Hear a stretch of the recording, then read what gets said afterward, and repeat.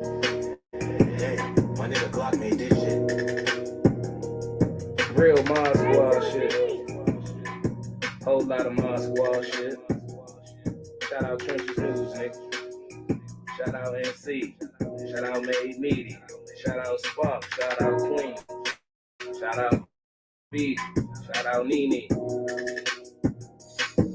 Black C hit my phone like Black make us a song. I hit YouTube, found a beat, 9 song. And see, you can go to her for the latest news. Like who told on who and who gave who the blues. Can't forget Queen Lotus, that's 126. Shorty smart as hell gon' have you thinking about shit. Now let's get on the easy on the down south shit. Shorty real as hell, she gon' tell you about your shit. And she dropping videos, go subscribe to her shit.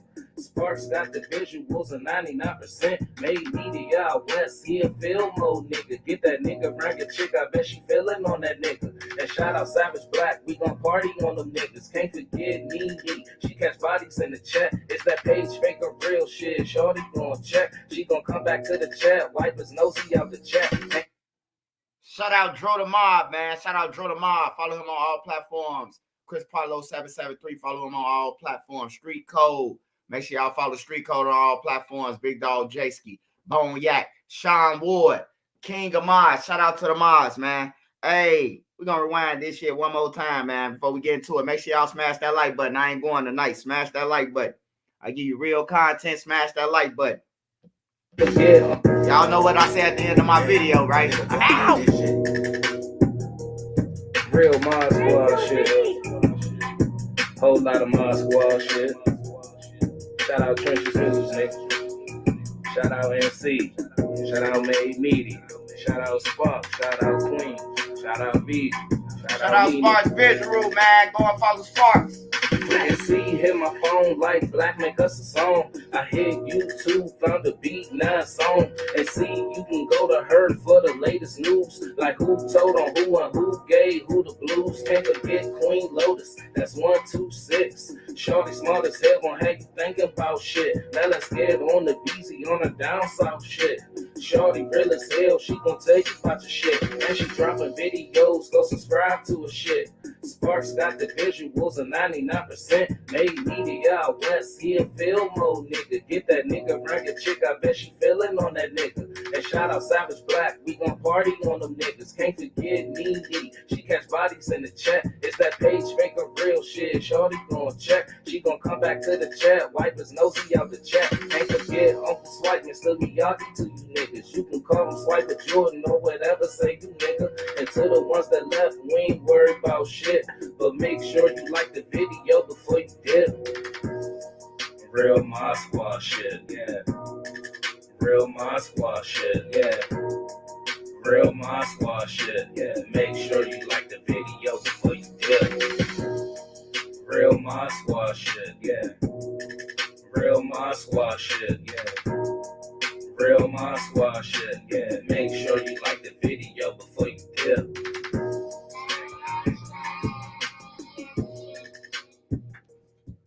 What's up, y'all? What's up? Happy Saturday night to everybody that's on this joint. Everybody that's on here tonight, man. Shout out to all y'all, man. Ronnie C, Mike and Bree Vlogs. Shout out ICT, Hunter, Trap University, Don Life, Artist View, Rock'em Folks, Speedo G, Grandson, Dab, Anthony Green. Shout out Quay, Shaq Spalding, Don, Adrian. Shout out to all y'all who on here, man. Hey, we got some topics tonight. We got 0078, man. 0078, man. He did some shit that I'm thinking he off some drugs, still from jail or some shit. I can't believe that 0078 did some shit. I can't believe that he even stood there and waited for the police to come and get him. And he got on a mask when they pull up, some motherfucking combat boots, all black, like he about to kill somebody. Who else the fuck you think they gonna grab in a Mexican neighborhood at that? We gonna talk about 0078, man. I think they love jail, man. I'm starting to think these dudes got boyfriends back there somewhere, man. On some real shit. I don't think they think about their kids or shit. We're gonna talk about 0078. We're gonna talk about little Davion, man, because people making excuses. I don't give a fuck if you got autism. I don't care if you got anything. My sister got it. If my sister killed my mama, she a op. Period. You took mama off the earth. Ain't no snapping back into reality and then be like, oh, I killed mama. Hey, your ass finna go with her. That's the only thing I could think about. So when you say a kid or my mama, like, nah, bro. Like, nah, ain't no forgiveness for that shit. I hope he get, belt to ass in the county, juvenile, and all that shit. You hear me? Belt to ass. Y'all talking about belt to ass. The gang members supposed to be whooping them, especially the gang members who ain't got their mamas, who missing their mamas, who wish their mamas was there to put a commissary on their books. Y'all should definitely be having a party with that motherfucker. Party, party, party. Let's all get wasted. But y'all ain't gonna do that. Y'all gonna kick it with him. Y'all gonna say he made a mistake. That nigga ain't make no mistake. I don't care if he got autism, Down syndrome. I don't care, bro. You killed your mama, bro. On everything. All that shit out the window. Don't nobody care if you on crutches in jail or none of that. If your op see you with the right op, he gonna get up with you. We're gonna talk about Bando KD. We're gonna talk about what else we talking about? Hold on, let me see all the topics.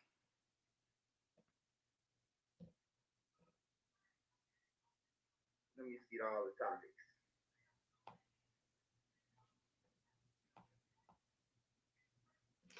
All right, and they caught the grown man that's on the interviews, man. Killer. His name Killer. He was on that little Baba TV interview. He in jail now, man.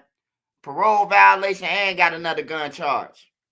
That man, 50 years old, on the block with these little kids, bro. Where you from? Shorty got baby teeth. I'm from 119th and Death Row. Them somebody kids, man. Y'all let y'all kids hang with a nigga with tattoos on his face. That should let you know he don't give a fuck already. He 50 years old. You done went to school with him. They mama done went to school with this dude. And y'all letting y'all, that's why I say, bro, I don't know, man. I don't know if it's the parents, the kids, like, did they have them too young? It's 50 years old and your son's 16 years old. You supposed to be on his ass, right? But we're going to get into 0078 first, man. We're going to get into 0078. I'm finna pull this shit up. Matter of fact, we could get into, we're going to get into 0078 first, man. I got to get into 0078, man.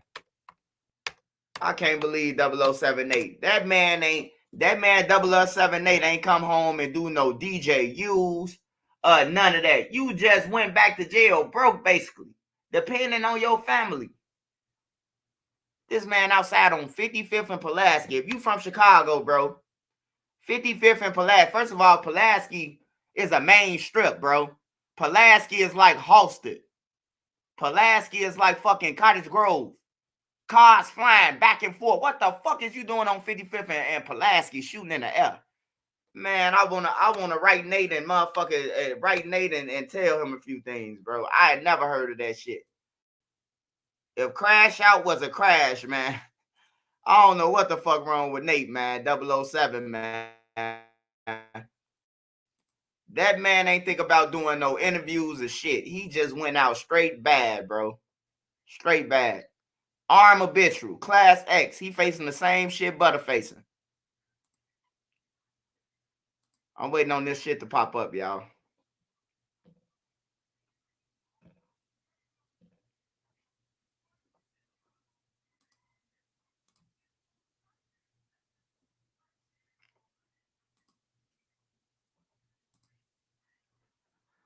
All right, so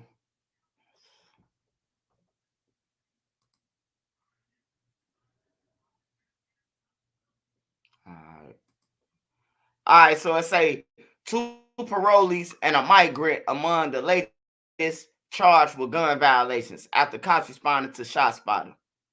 I'm just gonna read Nate's though.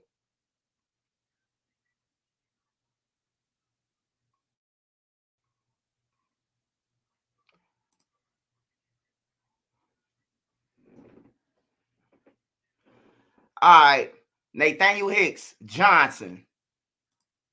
Nathaniel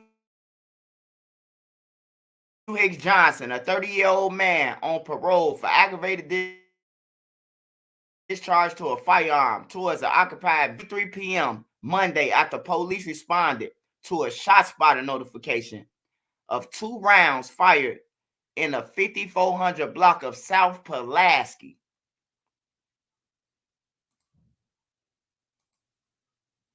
A Chicago police video surveillance officer pulled up a camera feed. So they let me know all these people that's dying, they bullshit. You know why they pulled this camera up? Because they finna get rid of ShotSpotter. So they trying to prove to the city that ShotSpotter work now. So now they pull up, they make an example out of 0078. This is what happened, y'all. Because if they weren't getting rid of ShotSpotter, 0078 would still be outside. He'll still be outside right now. But let's finish reading. A Chicago police video surveillance officer pulled up a camera feed and informed responding officers that he saw a man wearing a black face mask and black military boots. How the fuck hot is it? What wasn't it like 90 degrees on that day? Place a possible firearm in his waistband at the address provided by ShotSpotter. According to the report, officers found Hicks Johnson in the area and detained him because he matched the description. They allegedly found a loaded handgun in his waistband during a pat-down search.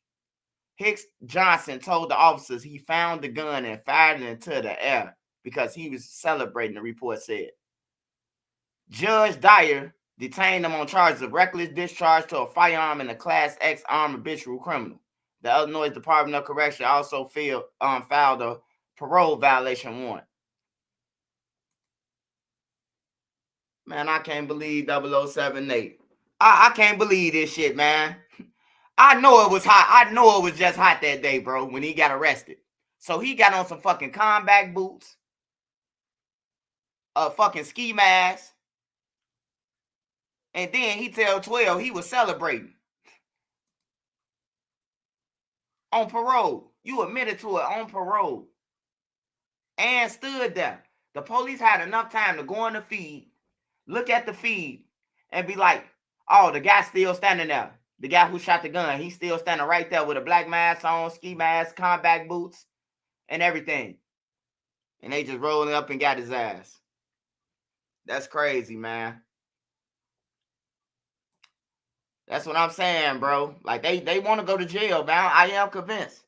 I am convinced, man. There's more than Diddy out here. There's more than Lil J.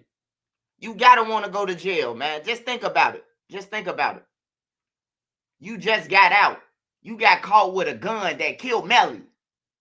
And you got out. You was able to walk out of the jail. Man, I would have flew my ass to Peru after that.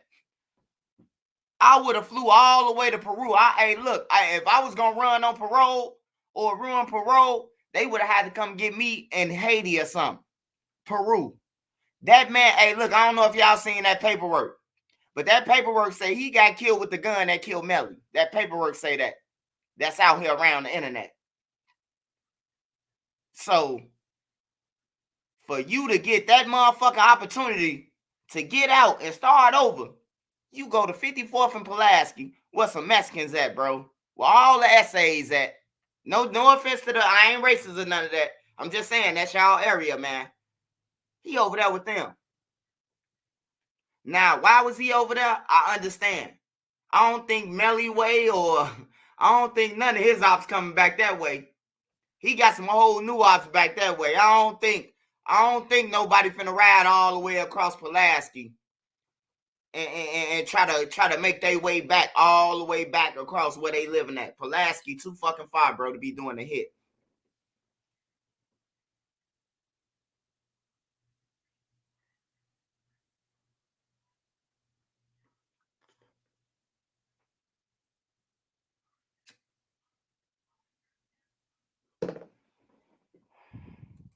Yeah, 0078, man, he go on the crash out list with Cairo and them. He go on that list. That man ain't do one interview. I inboxed him and told him. I was like, hey, bro, Vlad got 10 for you. Man, I'm good. I really don't even be on that type of shit. Like, what? You don't be on that type of shit. Nigga, every day rapping about that you did the shit. You might as well come out like, goddamn it, I'm coming out and start interviewing. Shit. Hey, if your homie saying you did it, you best believe Melly them homie them think you did that shit. You might as well start doing interviews, bro. Hey, right or wrong though, which one you rather do? Sit broke and let Young Money come get you, or be up and be running from Young Money. Make Young Money come and chase you. Hey, which one though? Keep it real though. I don't like violence. I don't want no violence. But I'm just saying, which one to be smarter, bro? Which one to be smarter, bro?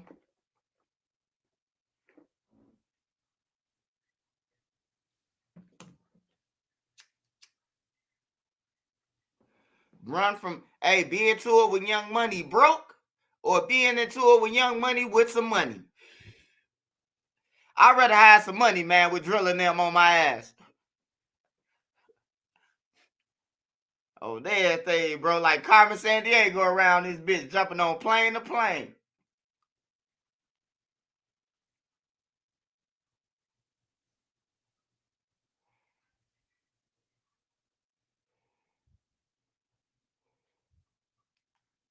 That nigga Nate looked like he was going to look for Melly them. I mean, drilling them shit. Comeback boots. Like, how far was you gonna run in some comeback boots though? Like, how far was you gonna get in some comeback boots, man? Like, hey, he gotta be. I'm a fast motherfucker on my feet. I got some sprints. I could run my ass off. I could run a 4-4, a 4-5. I could run that quarterback shit for real, bro. You might think I'm lying, but I could run a 4-4 on everything. Right now, we're smoking on some real shit, especially if I'm getting chased. Shit, I probably do a 4-2 getting chased.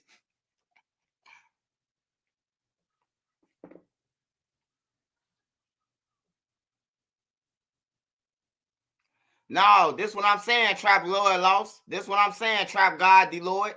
Hey, look, I know it ain't no smart way, but what I'm saying is, now that your homies now put you out there when you been in jail all this time, they been saying they did this shit. Which one would you rather do now? Would you rather get money or just sit around broke and wait on them to come? I'm getting some money. I'm doing some interviews, goddammit. So when they ask me about Melly, I'm a curveball that shit. I don't know what you're talking about, man. On everything. That's all he had to do.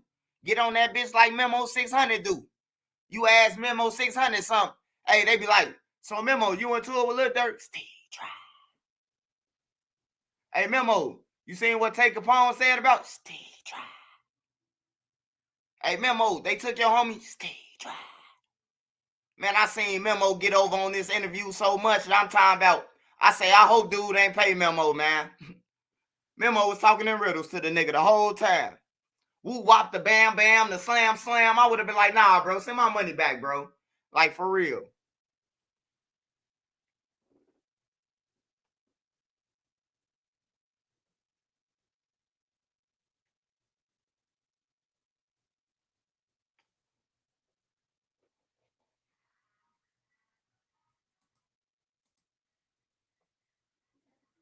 Hey, I appreciate you for that. Like my boy Mo Bowser. I appreciate you. I get paid to talk though, bro. I get paid the real bucks to talk though. Just in case you ain't know, Mo, bro. Go back to work though. It's okay though.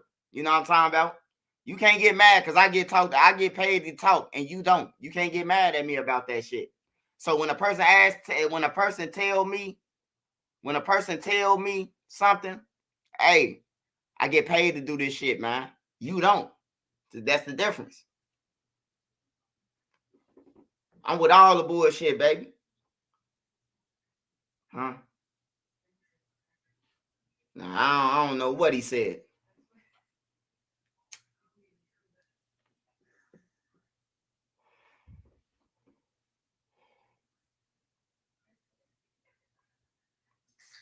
Bring Mo back.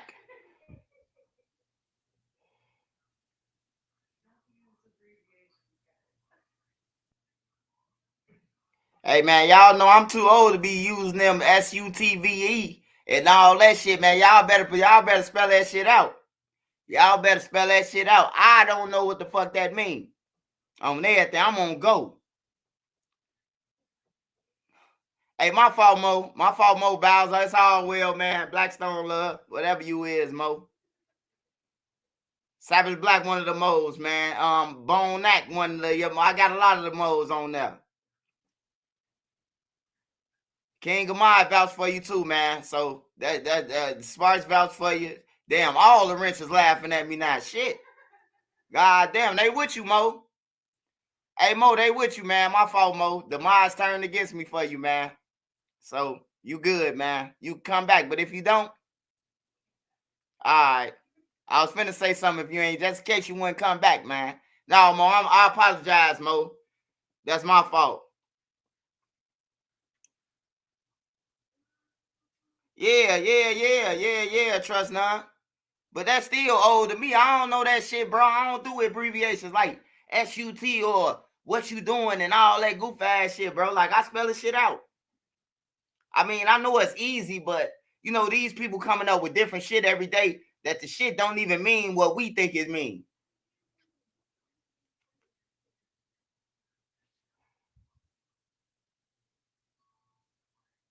That's Ashley Corbin. Mo. Oh. All right, let's finish though. Let's get into this video. My fault, Bo Bowser, though. It's all well, Bo. As my father used to say.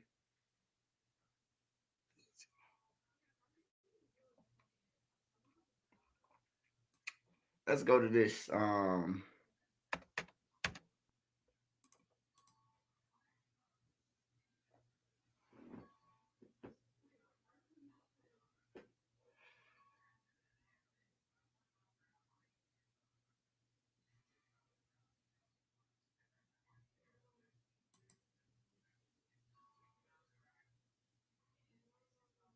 I'm glad I got some eyes and shit on here to tell me that shit, man. Cause I'll be blocking motherfuckers. I be thinking motherfuckers talking shit whole time. Motherfuckers laughing with me, man. That's crazy. Hey, my fault again, bro. My fault again, bro. On everything. That's why I feel bad, man. I feel bad to the motherfucker, man. That swipe ain't get that. See, I don't know everything. I ain't gonna lie to you and say I know some shit. I was the one in class raising my hand. Teacher say some shit I don't know. I'm raising motherfucker. Be like, man, we trying to go home. Hey, look, bro. I'm trying to make the honor roll so I can get me a motherfucker BMX bike or a mongoose, nigga.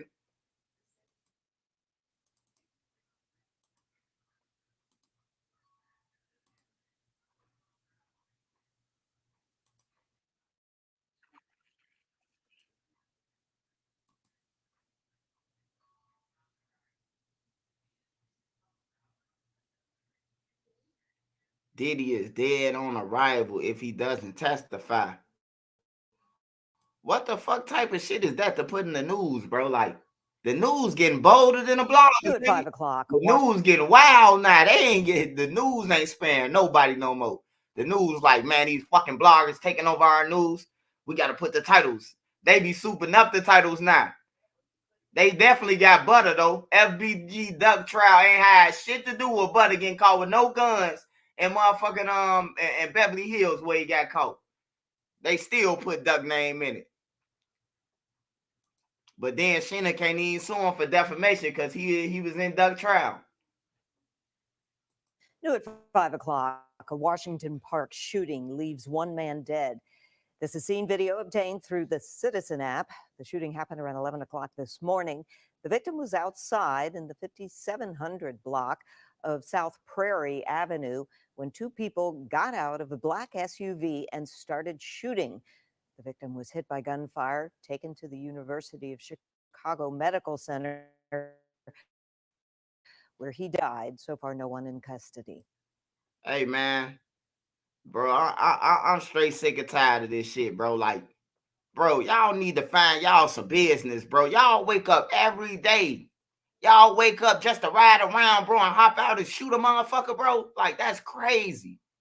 That's crazy, bro. Just imagine if you put that time in the morning that you woke up and didn't brush your teeth and threw on them clothes and went to a temp service or a job interview. That shit crazy, bro. Like, y'all don't, no days off, man. No days off.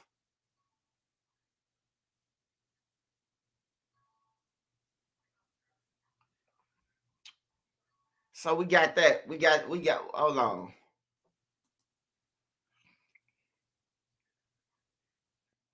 Look, they stealing the video of Citizens app. They need views. Yeah, they be stealing all crime chaser shit. They steal all crime chaser shit. Don't even give them no props. They take his video and put it on the news. Now I say they ain't shit. The news ain't nothing, man.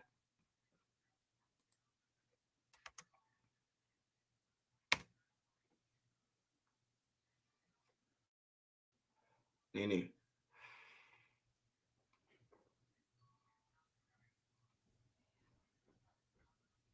Come on, man. What the fuck? I'm trying to find this.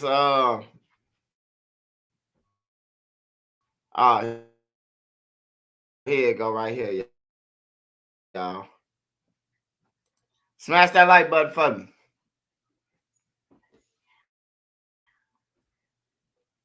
Yeah, it's crazy, bro. New details. Ain't put his face. Why y'all ain't put his face on the news? This what I'm saying, bro. Like, you gotta embarrass some motherfucker. Why y'all ain't put his face on the news? Y'all supposed to put Shorty face up there. He killed his mama, bro.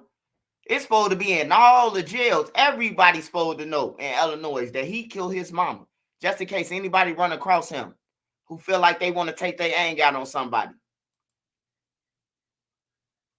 His face supposed to be on the news, man. I don't know what's wrong with the news, bro. They got special pics, bro.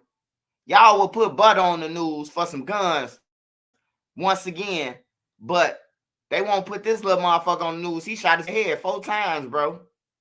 New details tonight in the murder of a South Shore mother. Her 17-year-old son is in custody and charged as an adult. Asal Razai joins us from Cook County Courthouse, where he appeared in front of a judge this afternoon. The judge visibly emotional here today as he took on this case. He called it a tragedy.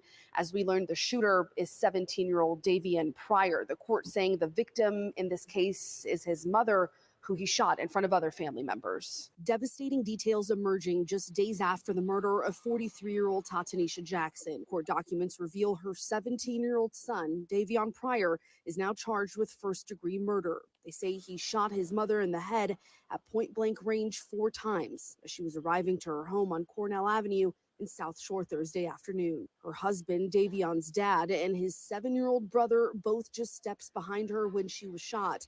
His father telling detectives as he was calling 911, he heard several more gunshots before Pryor ran out of the back door. First responders finding Jackson with multiple gunshots to the head and body.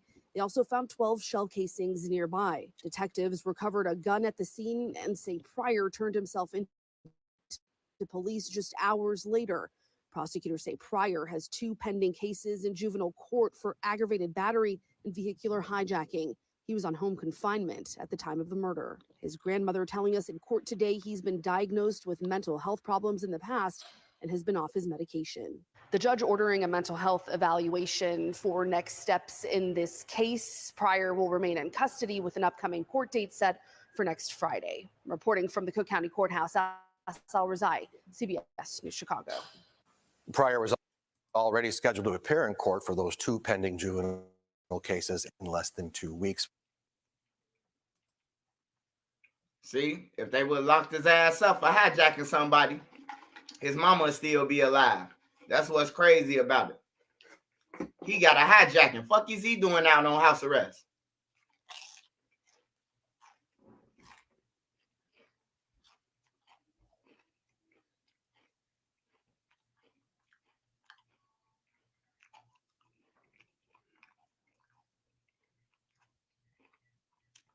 No, you know who your mama is. I don't care who. I don't care what type of illness you got. You know who the fuck mama is. That's the lady who had you. If you don't go to nobody, you going to mama. That nigga ain't want to follow the rules. That's what the fuck happened. They trying to use his mental illness as a fucking excuse. You shot your mama, but you ain't shoot your daddy though. Like, come on, man. He knew he had the problem with. He shot his mama, but he ain't shoot his brother or his daddy. He said then when his daddy on the phone with 911, he study pumping bullets into his mama. Man, get that nigga the check. Nah, he ain't getting no juvenile life, bro. He charged as an adult. They just said he charged here in the Cook County Court, bro. Ain't no juvenile, bro. Ain't no juvenile, bro. He's an adult. Yeah, yo, mama though. That's crazy.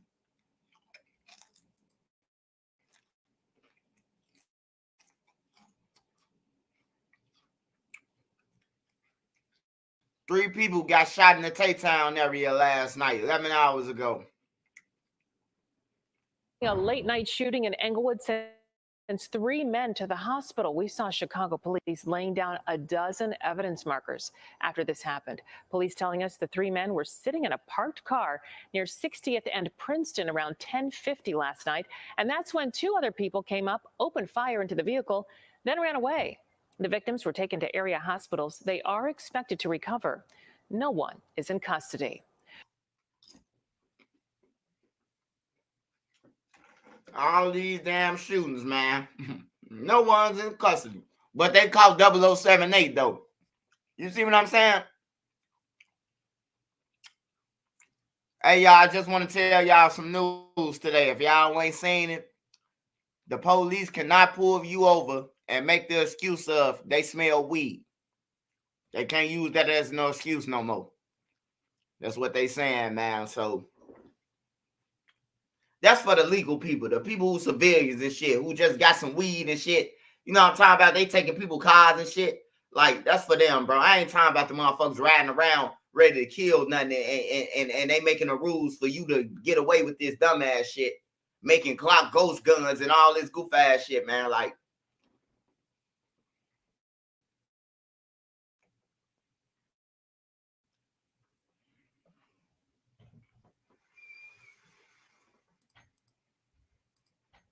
hold on, I gotta go back some, y'all. New details tonight.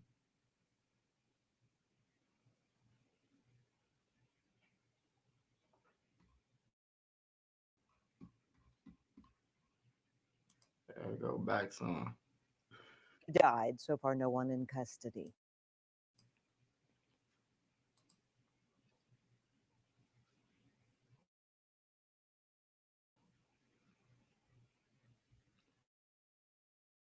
Yeah, they said it can't. Claypool, a criminal You defense. can't do that shit. Tell them call the white shirt. Call your lawyer. If you got a lawyer, but call the white shirt. That's all I can tell you. Because that's what I'm doing. Me and my wife smoking, they try to pull us over. Hey, what you doing? Hey, look, first of all, we got our license to smoke. What's that shit called, Nene? We got medical cards and some more shit. You ain't getting shit. We can carry as long as it's in the glove compartment. What, 4 ounces, 5 ounces, 2.5 a piece? Yeah, 2.5 a piece. We carry 5 ounces in the glove compartment, bro. Beat it. On everything. Beat it, sir. I got all that shit just in case, bro. And if you're on probation, go and get your medical card, bro. They can't make you take no drug tests or none of that shit, bro. Because they'll make you take a drug test, the regular. But if, like for marijuana, I'm saying. But if you on probation, hey, just pay that little $125, bro. Get your medical card, bro. You ain't got to take no drops, bro. You ain't got to take one. You ain't got to take one. Trust me. Just give you a little game, man, for the people who struggling on probation and shit. I know you want to make probation, but you smoke too much weed or you're on parole and you keep smoking weed, get your medical card. They can't violate you. They can't violate you. It's against the law. It's double jeopardy. It's like contradicting themselves. How can you be selling this shit and make it legal? I could go and buy it, but you arresting me for it. Or you telling me I can't smoke, but they sell it to me. I can go and take my ID and buy this shit. You know what I'm saying? Like, for real. Joining me now, Brian Claypool, a criminal defense attorney. So, Brian, what Matt was just talking about, these so-called freak-offs, these were no secret. So he'd been openly bragging about these wild parties. You know, there's like sex parties, and it looks like, you know, there were probably lots of other things going on there too. But he was bragging about this for, what, a couple of decades. Watch. This is what you need to do. Women, beautiful women. We need alcohol. I ain't gonna lie, bro. When you got the news, this Fox News too. This the channel that hate Trump. I really don't even like them. But anyways, like I was saying, when you got Fox News doing shit like this, like a YouTuber, man, Diddy ain't never coming home, bro. His kids finna go up in there with him. I promise y'all, bro. Diddy kids, them, all them people who was at that party, especially his immediate family, they finna get RICO, bro. They finna get RICO charges, bro. His family, his kids. Watch, see what I tell you. Right, alcohols. Right. Not just one alcohol. Alcohols. Right, just different Plurals. blend. You need the Blends. ladies, you need the booze. Right. Gotta right. keep them there. Right. You need locks on the doors. Oh my So God. this is sounding kind of dangerous. He ain't never say that on Fox News, bro. I mean, he ain't say that on Conan. Conan a big platform. Conan bigger than Vlad and No Jumper. That's like a... Yeah, that's Conan. What's his name? Yeah, Conan O'Brien. This in May 2022. I mean, 2002 too. I was in high school. Now. It's a little kinky, but Yeah, yeah. Brian, that was creepy, but what took the Fed so long?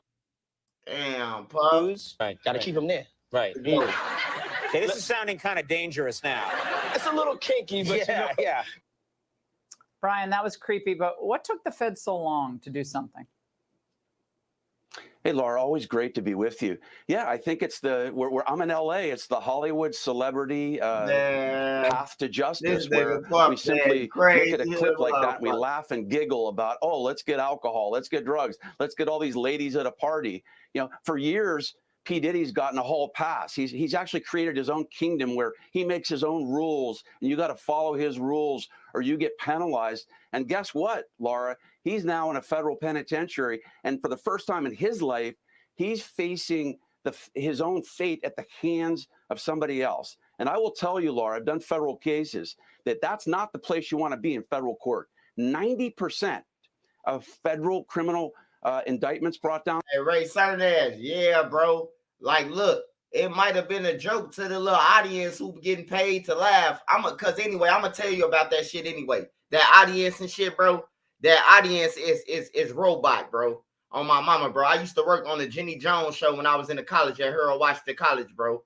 I used to get free tickets, all that shit to the Jenny Jones show. I don't know if y'all remember what Jenny Jones is, bro.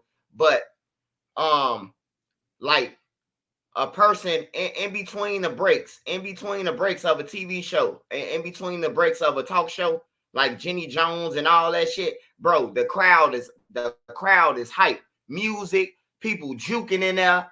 Jerry Springer, motherfuckers showing they titties, and it's going down, bro. It's like a party. And then when they say, oh, we coming back on there, everybody clear up, get back in the aisle and shit like that, and all type of shit, bro. It'd be wild, bro. It used to be wild on Jenny Jones.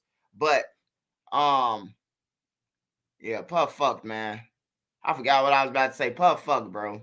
He fucked, man. This dude, hey, I just want to see Biggie murder, bro. I just want to see that Puff has something to do with it. If Puff has something to do with Biggie murder, bro, he fooled everybody. He got everybody.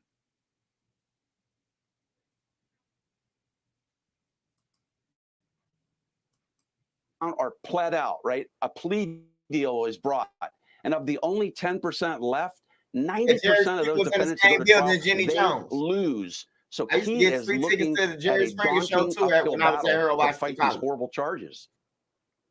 Now, Brian, one of the DHS agents involved in this raid on his Miami mansion described what he saw inside the house, saying that, in my opinion, he's as bad as Epstein. These women are young, either barely legal or barely illegal. Brian, this sounds like he was a monster. Yeah, Laura, I will tell you that this indictment was very detailed, by the way, too. Your viewers should know there were over 300 subpoenas served, over 50 witnesses interviewed. Why is that important? Because the federal prosecutors aren't going to be leveling an indictment like this unless they have ammunition and they have cause to bring it. And the core issue at this case, which the feds have to prove, which it's looking like they can, is that P. Diddy essentially controlled these women, that he threatened them with stopping that money that he was paying them, that he spiked. I ain't gonna lie. Fuck that. I want to hear from this guy.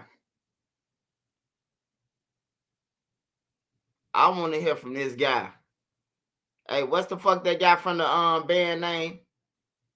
What's his name, man? I seen some shit with the guy from the band, man. making a band. What the fuck is his name is, bro? Did somebody say it in the comments?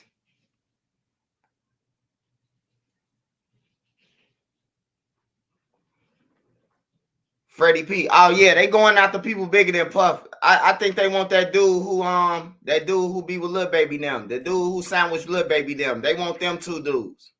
They want them two dudes. I know they want dude who be making Meek Mill and them jump in the air and shit. That's too much power to the government, man. You got a gang member doing bunny hops in the air and all that shit. A white man, jump up and down. Stop.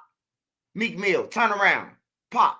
You know, that's too much power to the government. They like, nah, bro. If he got him like that, he got a million more sex slaves.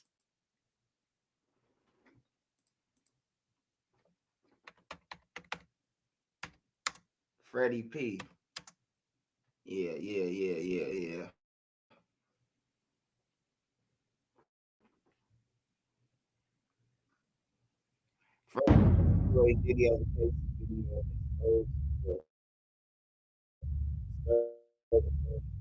Freddy P, happy to have you back on the platform, my man. Man, I'm happy to be back, brother. Appreciate it. You can imagine being propositioned by Puffy like that, though, right? Like, you fucked up. And he could fly you to a private island and get rid of the security and give you wire you $1 million or 20 or make sure that you get this endorsement deal. That's how easy it is for him to gain leverage over people. Come on, man, you got 1,000 bottles waiting. Thought what, 10,000, 5,000, something like that. My boy, that's a lot of back busting. You hear me? That's too much. I was like, well.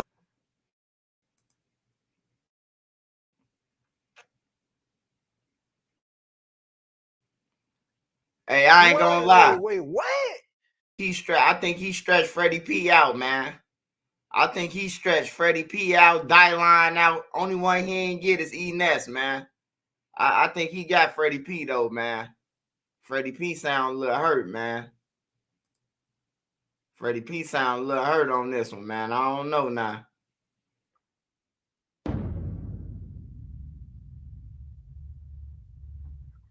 My guy, Freddy P, man. Let's get right into it. Diddy, he got indicted. How you feel about that? It was a surprise to me, bro. I ain't even gonna lie to you. Like, when you see Puff, it's kind of a surprise. But like I told my brother, man, you know, he was telling me he don't think Puff gonna get locked up. I say, bitch, they got Chapo. You know what I'm saying? Like I was telling you earlier, they got Chapo. They could put Chapo under the ground. They can hire Puff. But it's just long overdue. Like for a while, it made me kind of question, like, damn, you know, it's to the point where it felt like they forced the feds to do their job. He forced the feds to do their job because if they didn't do it, everybody looking at them like, what? Do you motherfuckers exist? You know what I'm saying? Like, he done got away with too much, but you got to understand this, right? A lot of stuff Puffy going through, and I don't wish bad on him. Like, before this transpired, I had a lot of hatred toward him, but it was about financial reasons.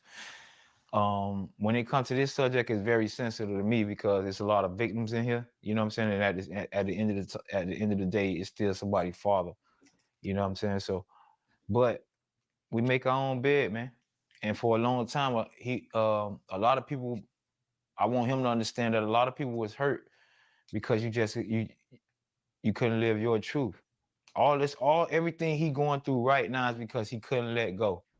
He couldn't let go having a position of power over street niggas and also being who he is. The more who he.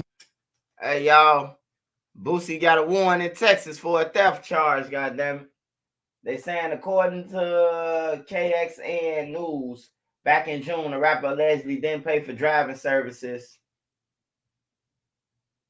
The rapper allegedly didn't pay for driving services. Officials say Boosie complimented the chauffeur service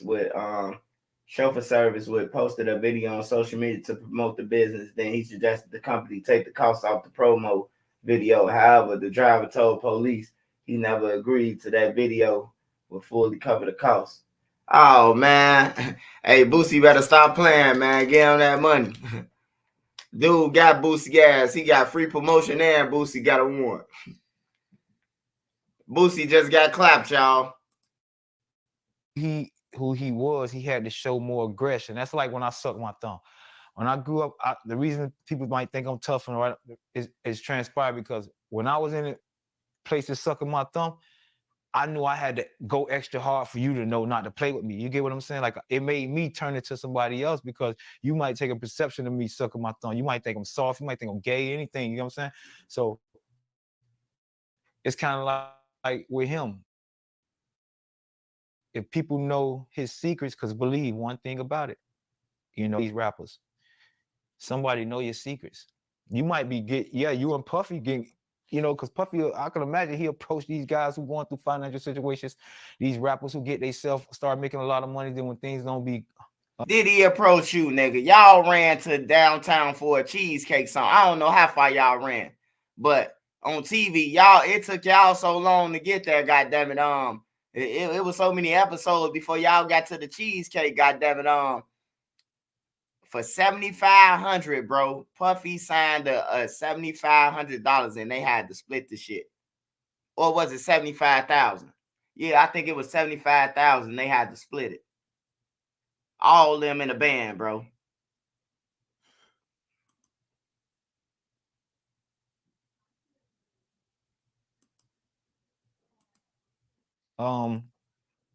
Hot no more. You fall back on people like him. He prey on you. Man, say and what he do is he offer you things to keep up a lifestyle.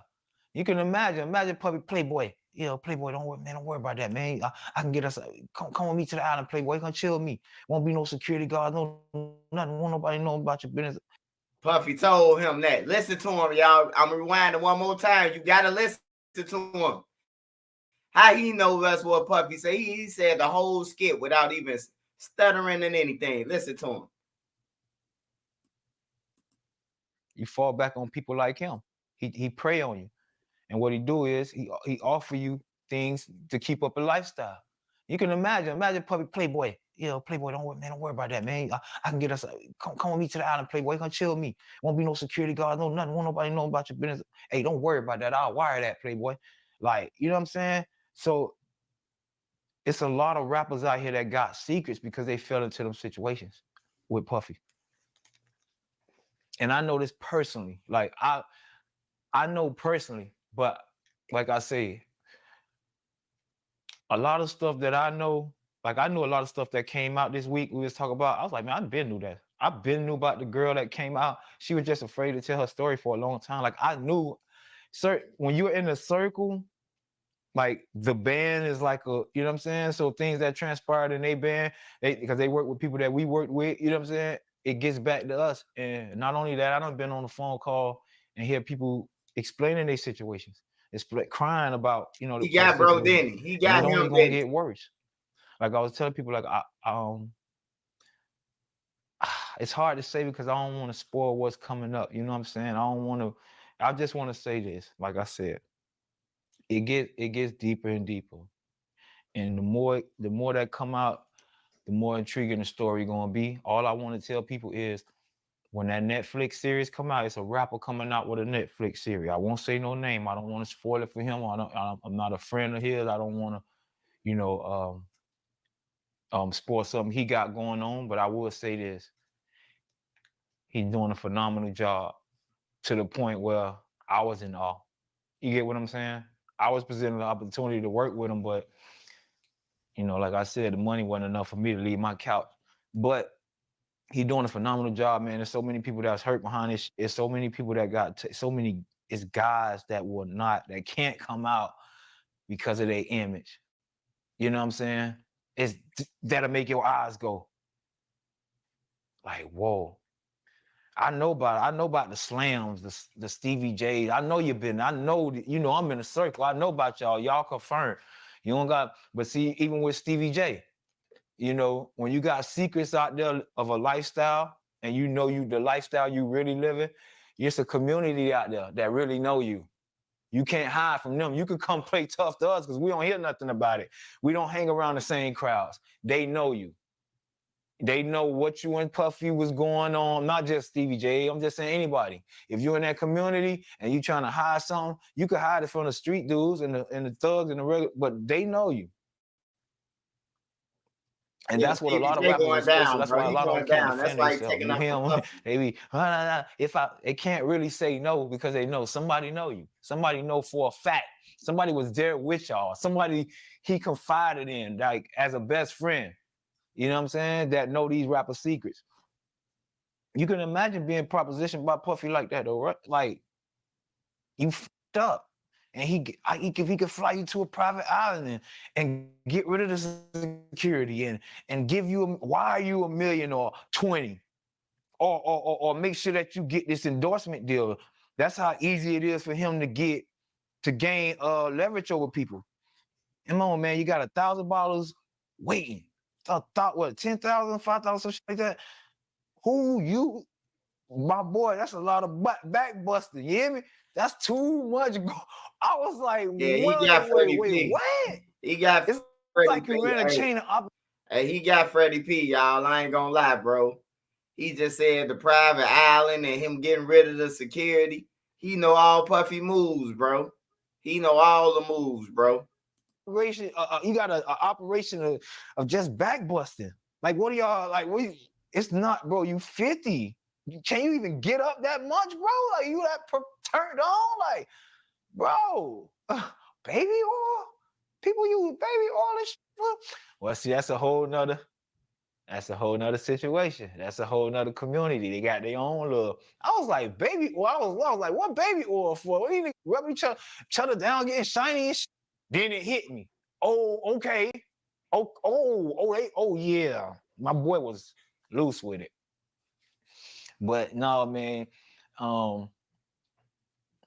Prayers to Diddy, man. Prayers to him, man. You know, I don't want to kick him out. I'm just ain't that kind of dude. I'm getting mine. Like I say, vengeance is mine, said the Lord. It's a lot of Bible passages that pass through this dude life that was it whatever in the dark shall come to the light. That's one we living out right now. It's one he living out more than us.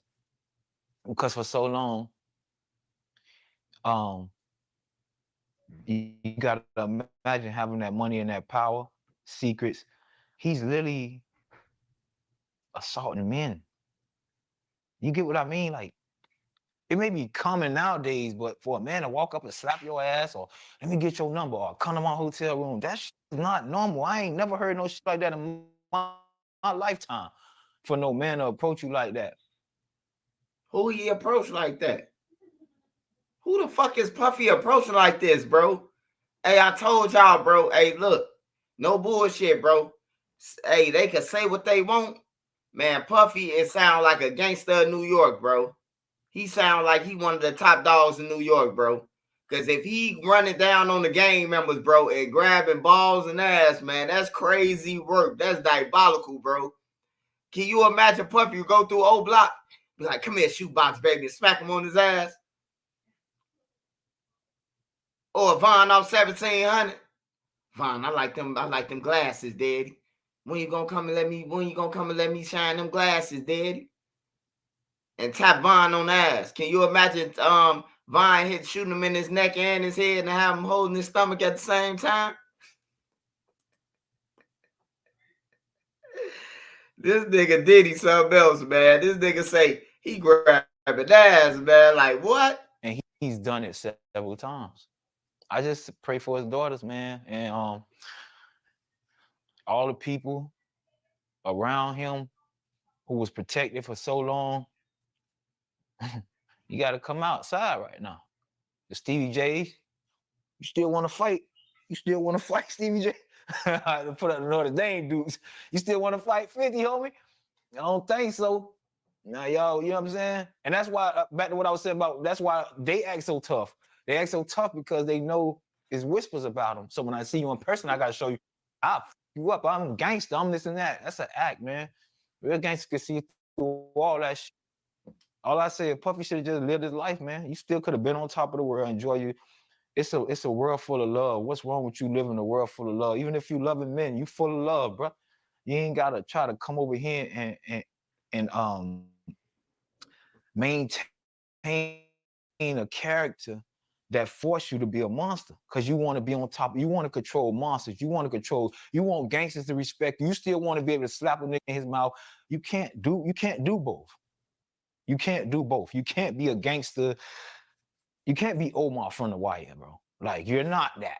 He is that. And bro, man, I seen a video, bro, where Puff Daddy ran up on this actor, bro, ran up on him with the Joker face on, with the paint in his suit. Did anybody see this video? Diddy ran up on him, bro, and then Diddy told him, dude, like, yeah, what's that you been talking about me? Yeah, you been sneak dissing me, ninja. Yeah. And then he started laughing like the Joker, like, ha! I'm like, what the fuck? What's wrong with Diddy? Diddy was running down on people though with the Joker mask on. They told Diddy he couldn't play Joker no more. He couldn't wear the outfit no more. On my mama, bro, they told Diddy he can't wear the outfit no more, bro. Cause after he did that shit, bro, he ran down on the dude, bro. What's that shit you been talking, pussy? I'm like, damn. Like, dude ain't wolf at him. Yeah, it was a Halloween in Los Angeles. Yeah. See, she know what I'm talking about. They know what I'm talking about, bro. Like, this shit crazy. He talking about Diddy ain't no gangster. He made you niggas run for a cheesecake. Nigga from the trenches would have been like, man, what we getting out this shit? Oh, man, I'm just getting y'all $7,500. Man, we quit. We don't give a fuck about no Puff. We quit. It backfired on my boy. Like I say, it's a lot coming out, boy. Check out, it's a rapper coming out with a documentary, and when it come out, everybody gonna be surprised. I think it's, man, that's gonna be the shocker, right? Yeah. I heard I was hearing and as it was being presented to me. A UFC fighter? Hold on. Man, he said that was a UFC fighter he ran up on. See, that's what I'm talking about, bro. He 7'7" said dude was a UFC fighter. Man, Diddy ran up on him like, yeah, what's that shit you been talking about me? I'm like, damn, Diddy ain't never just get wild like that, bro. And Diddy was all up in his face, bro. And Diddy bodyguards looked like they was gonna whoop dude. Push come to shove, they was gonna jump on dude, bro. I don't know how to feel sorry for people all the time, but he talking about 50 at that Cent. moment, I was like, damn, bro, because I was in the same situation. And what if he, ever would have came at me like that? I'd probably be dead or, anything. You know what I'm saying? Because I ain't no telling how I would have reacted. That was old, yeah. That was old boy from Power. I pray. Yeah, that is old boy You don't have from to say Power. the guy's name, but it's kind of hard to explain. No, not Ghost. It's hard. I ain't talking about Ghost. I'm talking about another dude. I think he was on Power. But I was also on the phone with somebody, right? And we was discussing, and he was telling me, I was like, that nigga don't like you. He hated your guts, and y'all became friends. He said, man, I want to tell you something, man. He said, I never told nobody this because it ain't my motherfucking business. He was like, I'm just trying to feed my motherfucking kids. And he was like,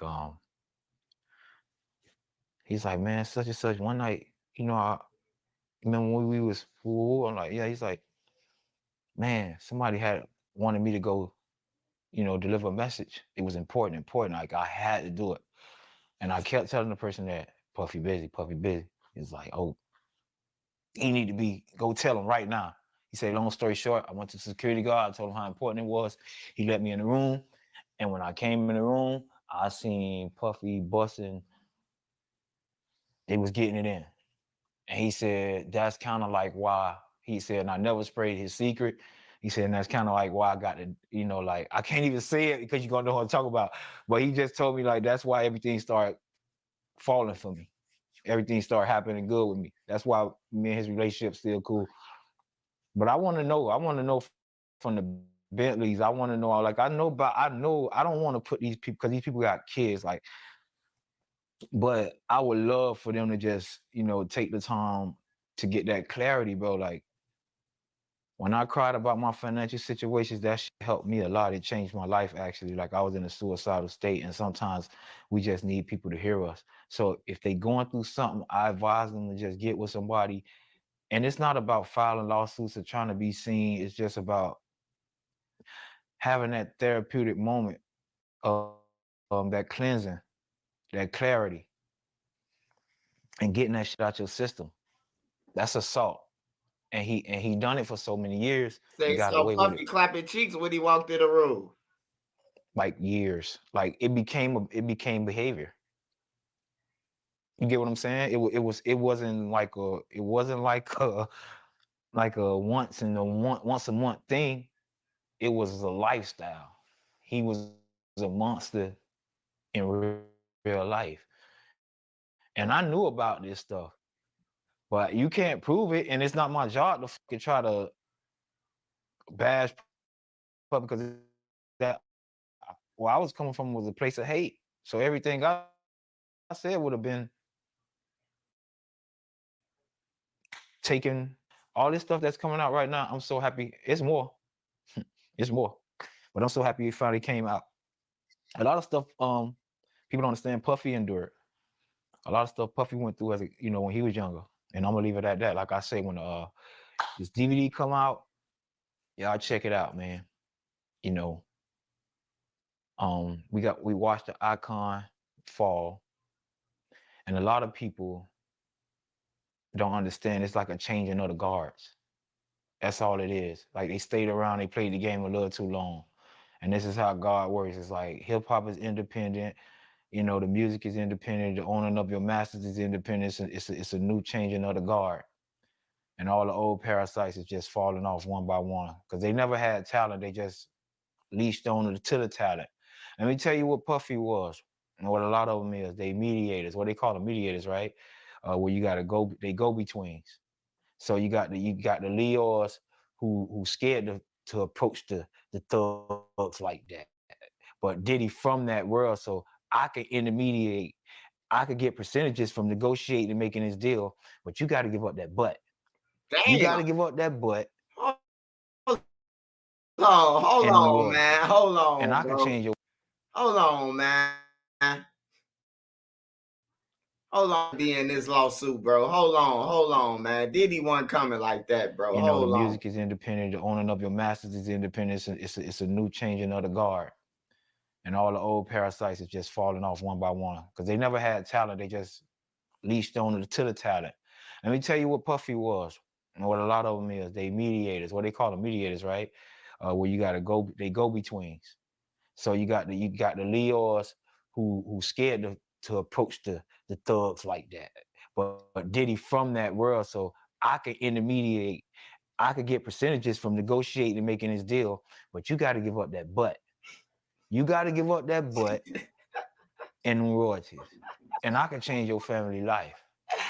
Oh, shit. You know why? Because he had to give up that butt. Hey, bro, these rappers getting these deals, man. Hey, bond 1700.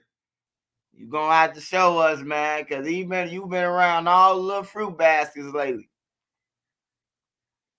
I seen Vine in the straight 8, goddamn it, with Shema, goddamn it. I'm like, yeah, it gotta be something going on. The thugs hanging with Shema now.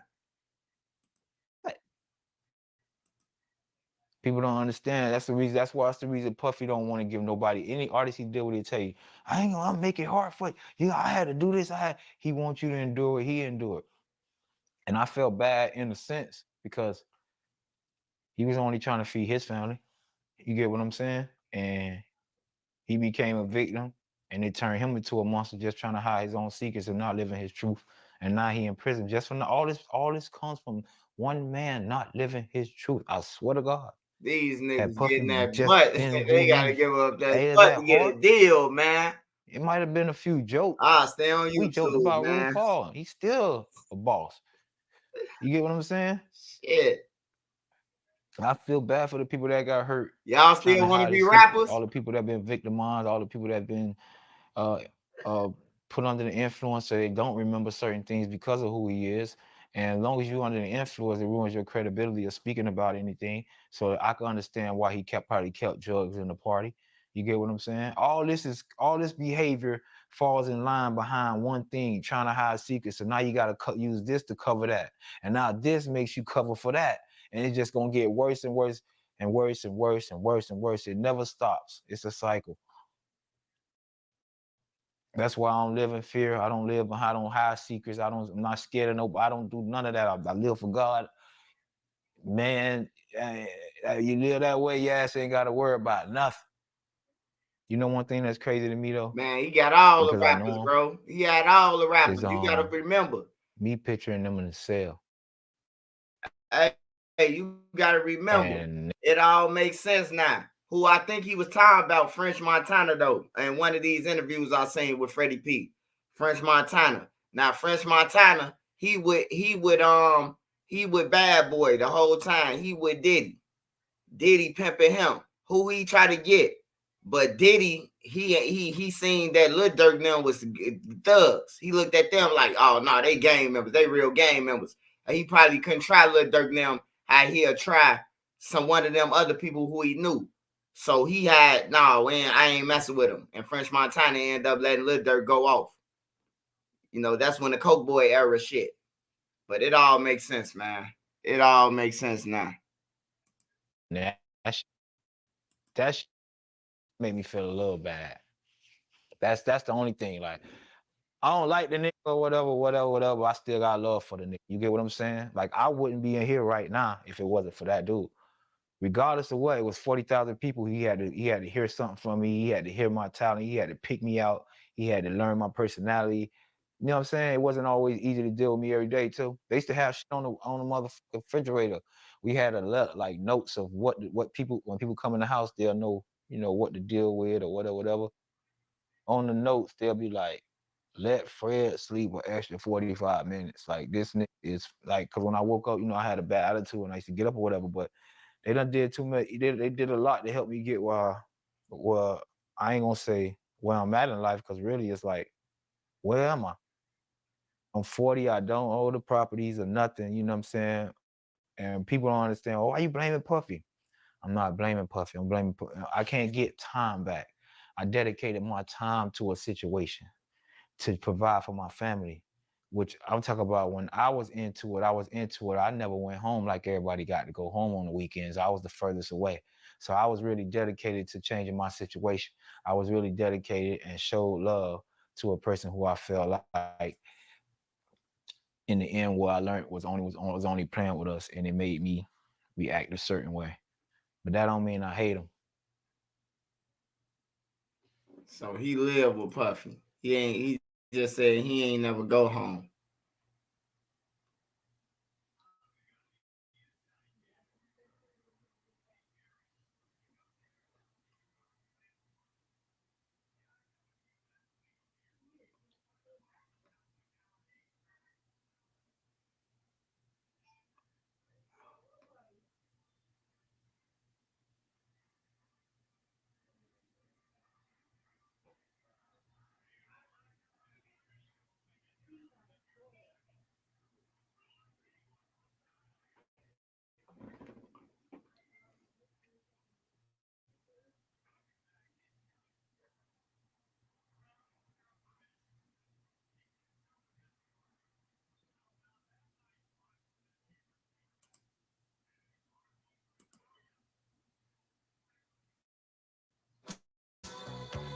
Did you just pay with PayPal? So much to learn, Chad. I want to pay with you everywhere.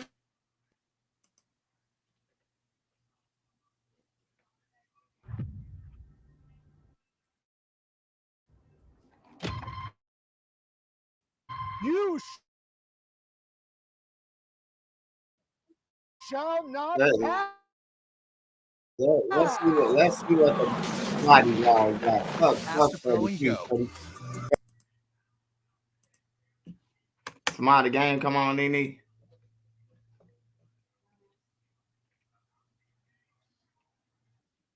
Was like 2-8.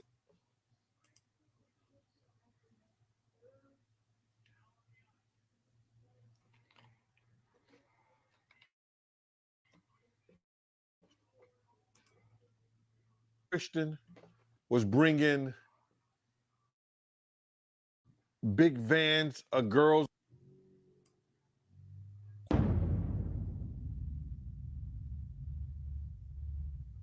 Yeah, that's crazy. But the feds, they also revealed that they got photos and videos of Diddy freak-offs. When they did that raid, you understand? What they did was, prior to the raid, they reviewed that civil lawsuit. And that civil lawsuit told, Cassie's civil lawsuit was LeRod had already did it. LeRod hadn't did his yet, did he? Did LeRod do his lawsuit before the raid or after the raid? Oh, before. Yeah. So what they did was they reviewed both of those civil lawsuits and found that there was some criminal activity in those lawsuits. We spoke that on Art of Dialogue. We spoke about that on your show. I said if they really wanted him, all they had to do was review those civil lawsuits. And once they find the criminal activity in those, they could bring him in. Now, did the Federal Bureau of Investigation in Miami do it? No, they didn't. Did California do it? No, they did not. The Southern District of New York, they took it upon themselves and put on that raid and everything based on the information they found in Cassie lawsuit and the information they found in Little Rod lawsuit. But all this is bigger than Diddy. It's bigger than Diddy, bro. Because you know who else they was doing investigation on during that whole time period? It was the mayor and the politicians in New York City. They turn around and give him the key to the city. Damn. All the mayor people that he brought on here in New York City are all resigning. They all resigning. People ain't gonna tie this together, but if you look at it, you have to say, because of Mayor Adams and his relationship with Diddy, it brought on the Southern District of New York to start investigating Diddy on civil lawsuits that was put against him. Because the feds is going after all these politicians in New York City. Yeah, the feds revealed that, anybody that, participated in any, criminal behavior at his freak-offs, they're going to pursue. Listen here.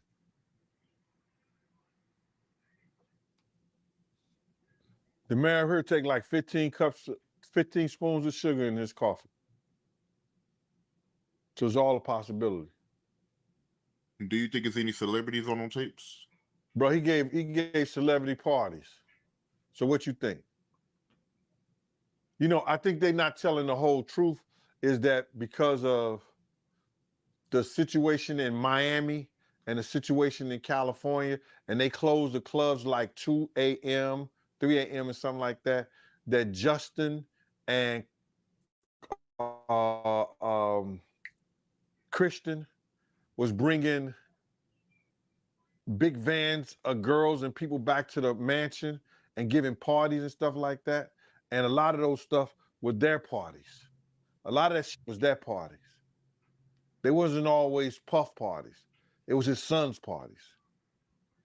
Good point. They said some of these freak-offs will last for days. That's where they're going to get him on the sex trafficking thing. Especially like if he was traveling and doing it. That's where the sex trafficking come at. That you hiring sex workers to come and have sex with your girl. That's crazy. That's some Hollywood shit that I don't even know, bro. That's crazy. Yeah, that is crazy. But they also claiming that, Diddy, he'll give ecstasy to his victims to keep them obedient. Then they have to bring those witnesses in there. That's going to be something hard to prove. Unless Lil Rob or Cassie state that was something that happened, that's how the prosecutor is going to prove that. They got a ton of evidence that they got to try to prove, bro. A lot of that that if you read it, it could be circumstantial. You know what I'm saying? But they got to have witness to back it up. You just can't say that happened based on somebody's lawsuit and I ain't what the gonna lie. words that they're saying. I asked Nene today, what's the difference between Hugh Hefner and fucking Diddy? But she explained to me like how I was thinking, like Hugh Hefner was a business. His shit was out in the open. Diddy shit was in the closet. When your shit in the closet and the government ain't getting paid or ain't no money coming in for them, they finna investigate your ass. That in the dark shit. But Hugh was up in the front, and the president was at his motherfucking mansion. Yeah, I think if they would have investigated Hugh, they would have had to lock up the whole United States government. Goddamn it, JFK, everybody was in his crib.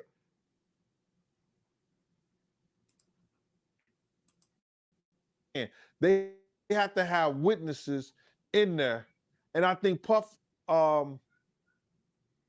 lawyers is going to be smart enough to attack that. Right. And they claiming that Diddy, he was blackmailing his victims because he had videos from old freak offs and he was using those videos to get his victims to do another freak off. So if he was blackmailing people, especially people that work for him, see, this is what it's going to get him at. See, people think that, those people work for him, or those people, if they was artists and they worked for him, or they were engineers, or anybody that worked for them and stuff like that, your boss cannot blackmail you to do nothing. If you do a sexual act or you doing anything, your boss, if he have you doing those things like that, then he could be liable for suit because you're not doing it willingly, because that individual is your boss. So psychologically, you know what I'm saying? I don't care what nobody say, that when somebody has something over you, could determine your job, your career, your livelihood, that's somewhat of a blackmail if they holding stuff that they've done, that you've done in the past, over your head to make you continually doing that stuff. Now, that's where he loses at. Because some of those people work for him, or he was a part of doing something. They was part of doing something for their career with him. That's why he.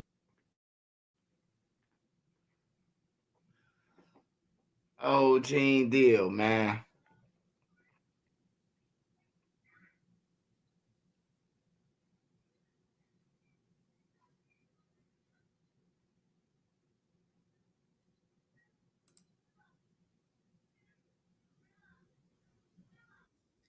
This is Florence Pugh, and she plays Almut.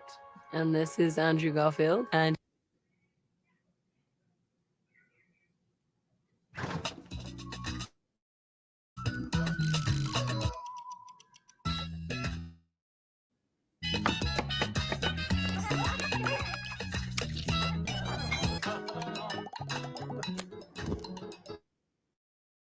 happiness is just a freezer away.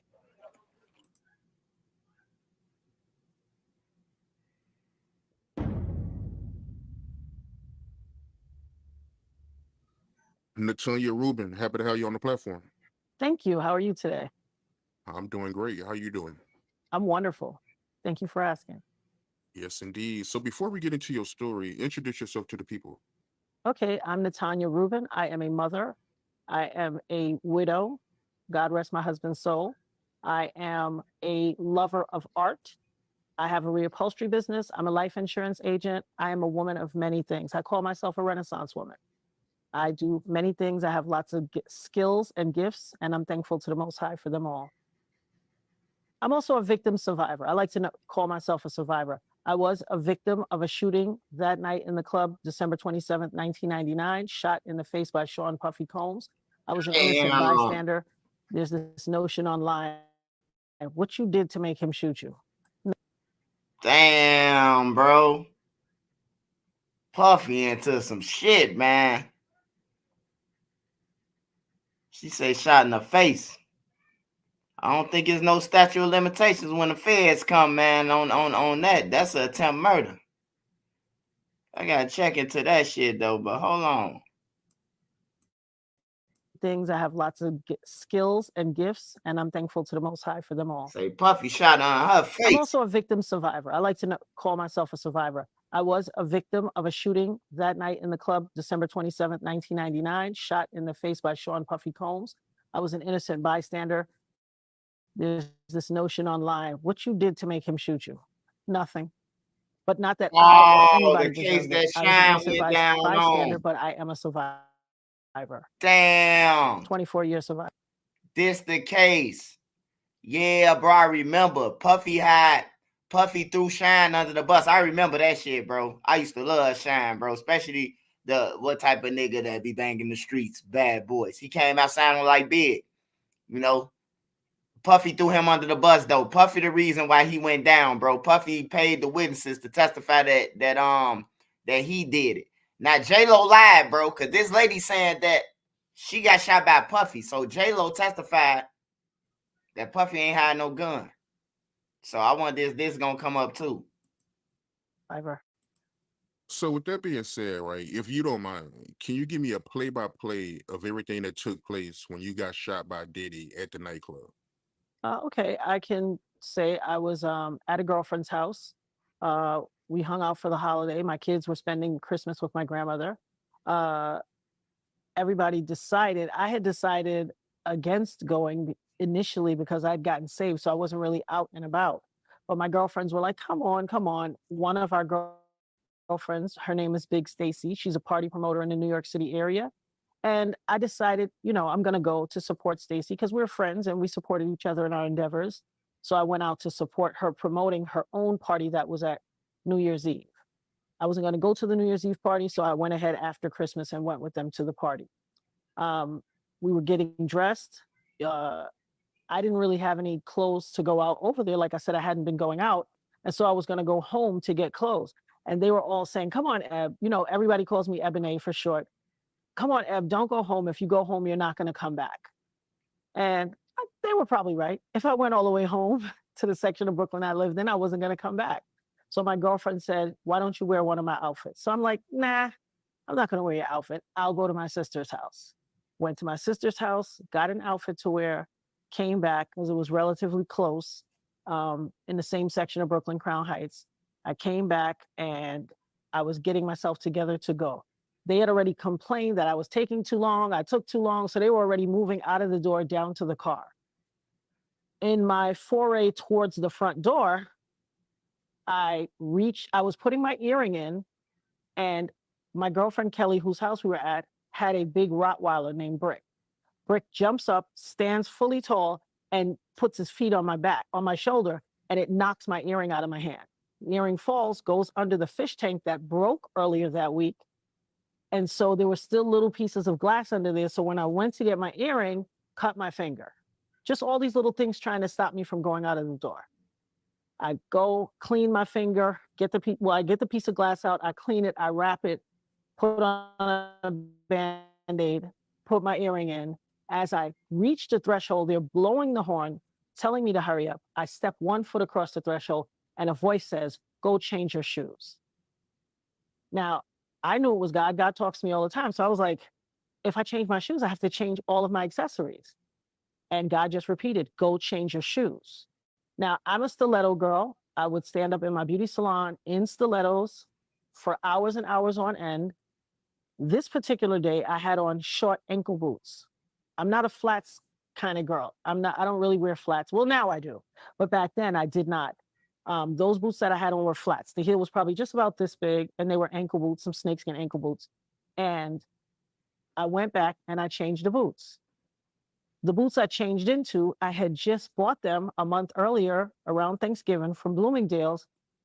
And there's a story behind it. But what I had a girlfriend named Pat, whose sons were like the neighborhood guys that watch your back and all of that, and kind of there on the block. She asked me for a favor. I did her hair. She came back and paid card to Bloomingdale's.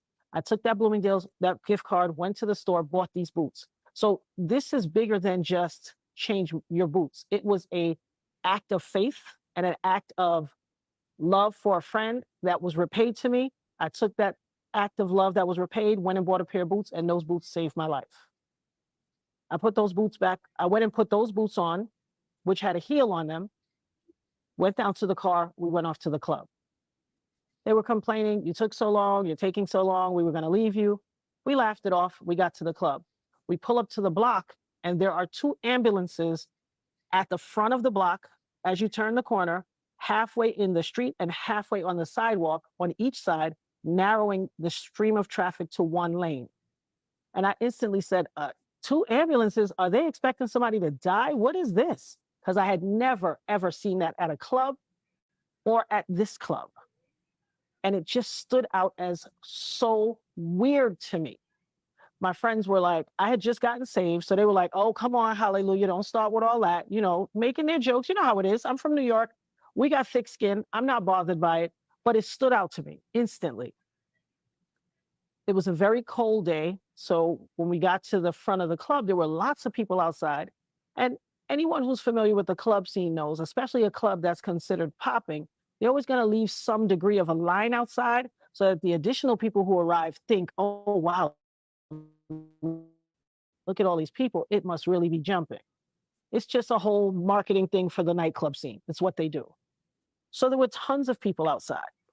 We pulled up to the, we got out, we went in front of the club, and so many people, I can say that I was relatively popular, and I knew so many people out there. And everybody kept saying, Ab, what you doing here? I thought you was in the church. I thought you, what you coming to preach a sermon? People were making jokes and stuff like that. And I thought it was funny. We laughed. And I was like, no, I'm just out here chilling, helping Stacey promote. And everybody kept calling my name. People were just, because people had kind of steered away from me for a while. You know how it is when you first get saved and you swing the pendulum all the way to the far left. Now, everybody that comes in your presence, you're like, let me lay hands on you, girl. The Father God told me to tell you this. And everybody was like, stay clear of Ev. She got the Holy Ghost in her. Steer clear of her. So eventually you kind of swing your pendulum back and settle somewhere in the middle that's comfortable. But at that time, like I said, I was freshly saved. So I was a holy roller. But in being a friend, I'm loyal. I promised Stacey that I would be there for her. And so I was. Instantly when I walked in, I felt, well, let me back that up. So the owner of the club, he has like brothers or something. They all look alike. There's this group of people, the Burgos family. They all look alike. He came to the door and said, how many are you guys? How many's with you, Stacey? She counted us out and we all went in. So they made us come in. When I was approaching the security guard, this particular one security guard, a female security named Sharice Myers, who was found out that she lied and committed fraud and all this stuff. When I was walking in, she checked my bag and she's like, you can't bring this in here. This is a weapon. It was a comb, a hair comb, a rat tail comb. She made such a big to-do about this comb, took it out of my bag, yet you allow 4 people or 3 people to come in with guns. Like, make it make sense. So we get in the club. She takes my comb. She makes this big scene. We get in the club, and I'm really, the entire time I'm in this frame of mind, like, why did I come? Why did I come? So everybody, it's active. It's, as they say, the club was jumping, and everybody's trying to, they see people they know, and everybody's heading off somewhere. So I was like the designated driver homegirl. I just held a little corner in the front. I didn't go deep into the club because I wasn't in a party state of mind. I didn't feel like I should have been there. And I just held my little corner across from the bar. I stood in this little area by this half a metal wrought iron gate. And I just stood there. My friends would go off, do their thing, come back and check on me. You good, Ab? You want something to drink? You good? I just was like, I'm good. Y'all go ahead. I was only in the club an hour and 15 minutes before I got shot. While I was standing there, right across from me at the other side, which is where the bar was, I saw Scar.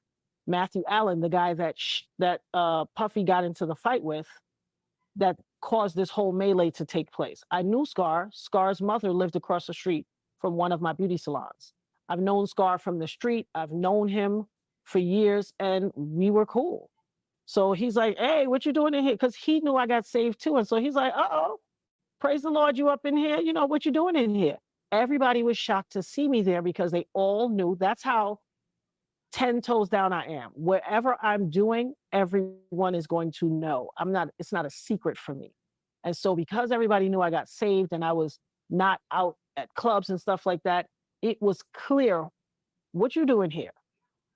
And so I was like, oh, you know, Stacey's promoting her stuff and I'm just out here with her promoting, supporting her, and that's it. He said, what you drinking? Let me get you a drink.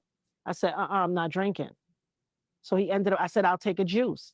So he ended up getting me a juice. He even laughed, like, you got me ordering juice? I said, I'm not drinking.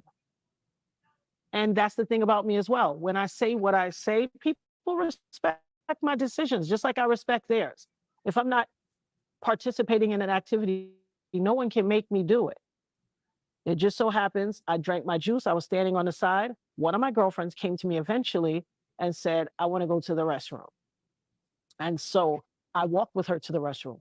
We went down, we descended the staircase, which was right beside where I was standing, and we went around the perimeter.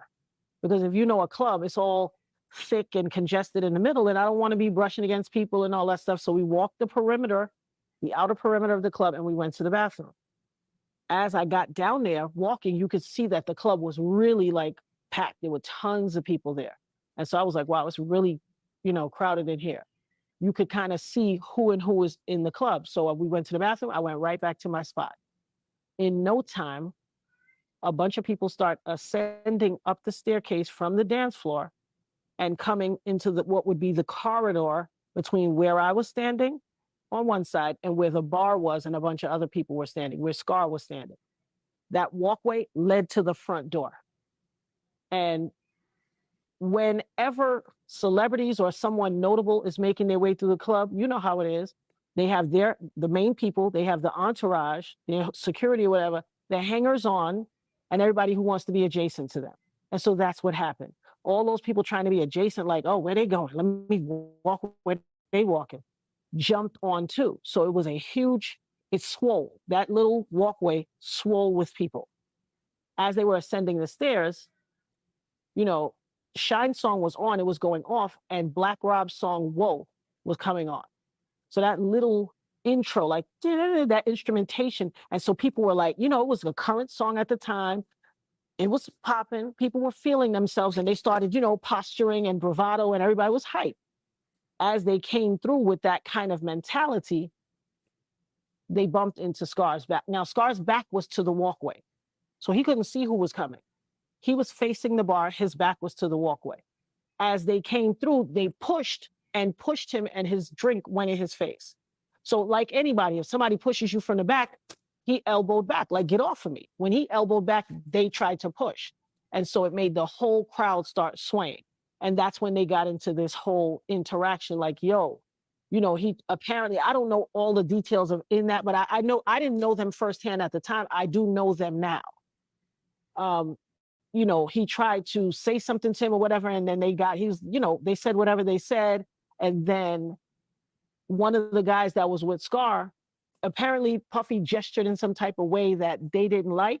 And one of the guys that was with Scar slapped him in the face with a wad of money. It was like the young guys are now on, doing that little phone brick thing. Well, he had this wad of money in his hand for whatever reason, because I wasn't standing near them. I was across. But all I know is I saw when he swung and slapped and money was raining through the sky and falling to the floor. Everybody started trying to run and pick up money, and it was just craziness. It was lights, action, camera, people scurrying for money, trying to catch money out of the sky, and that melee was still taking place. Now, when I saw that, I turned around to my friend and I was like, uh-oh, shit is getting crazy in here. You see this? And never in a million years did I think it would escalate to a shooting. I thought it was male bravado. It was cold as ice outside, so I had no reason to believe it would get to that. But in no time, One thing led to another. The money was falling down. And then I see Shyne. I hear the raised voices, and I see Shyne and Puffy start backing back. Now, we don't all watch the Hood movie or whatever. We know what it looks like when people are backing back and reaching from their hip to pull. So as they were backing back, they were drawing from their hip. And I turned to tell my friend, like, "Ooh, girl, watch out. Oh, my God." Because there was really nowhere for me to go. Where I was standing, there was a wrought iron metal rail to my back. I couldn't go. There was a drop over that. In fact, one of my friends fell over it onto the dance floor after everything happened. There was nowhere for me to go. And so as they were going back, they were backing back, like literally walking backwards towards the door, drawing from their hip. I told my friend, I said, "Oh my God, watch out." As I turned back to look at them, I watched them bow, bow. Both of them fired, and the muzzle flash was like, psh, psh. Shyne's muzzle flash was a little higher. He was on the side closest to the bar. Puffy's muzzle flash was a little lower, and he was on the side closest to where I was, straight ahead from me. I watched them both fire their guns. I watched them. I got hit right here in my nose, in between my eyes, which means I'm facing directly at you. Just like I'm looking at you, and I can tell you got on black shades. They kind of look like Cazelles and an Adidas shirt. That's exactly how I was looking at him. And I watched him shoot me. So not to digress, it always bugs me when people say, "How can you be sure?" The same way you're sure when your man is lying to you, or when your woman is lying to you, or the same way you're sure when you ask your kids a question and they do that little thing they do when they're not being honest and you know they're telling a story. I'm that sure. We know people that we love. We know people's tells or body language or whatever. The same way you're sure that I have on a green shirt, I'm certain that he shot me. Hey, you can't tell a motherfucker who been shot that she lying, man. She know the fuck shot her. Or she trying to get that money. Puffy Shyne ain't had no money. She knew Puff had it though. Yeah, I think Puff shot her, man. I believe it, bro. I believe Puff a gangster, bro. I ain't gonna lie. He going down though.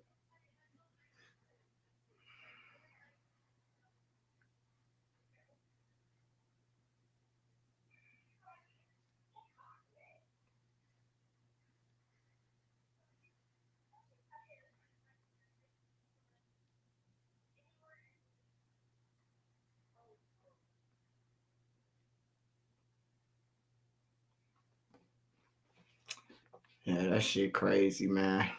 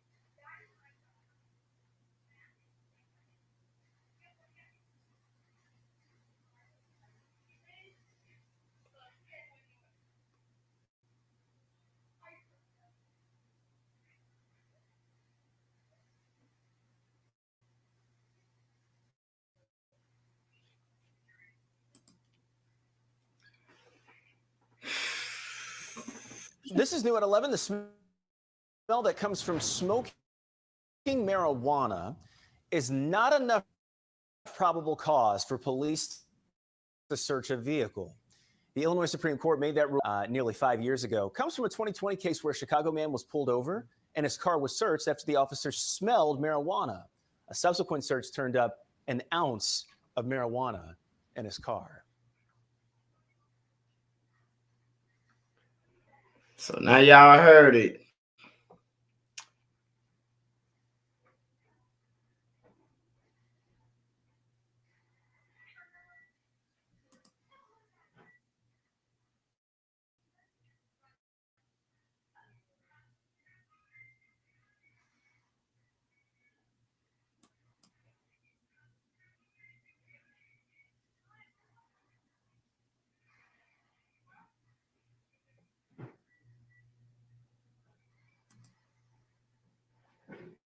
This is new at 11. The smell that.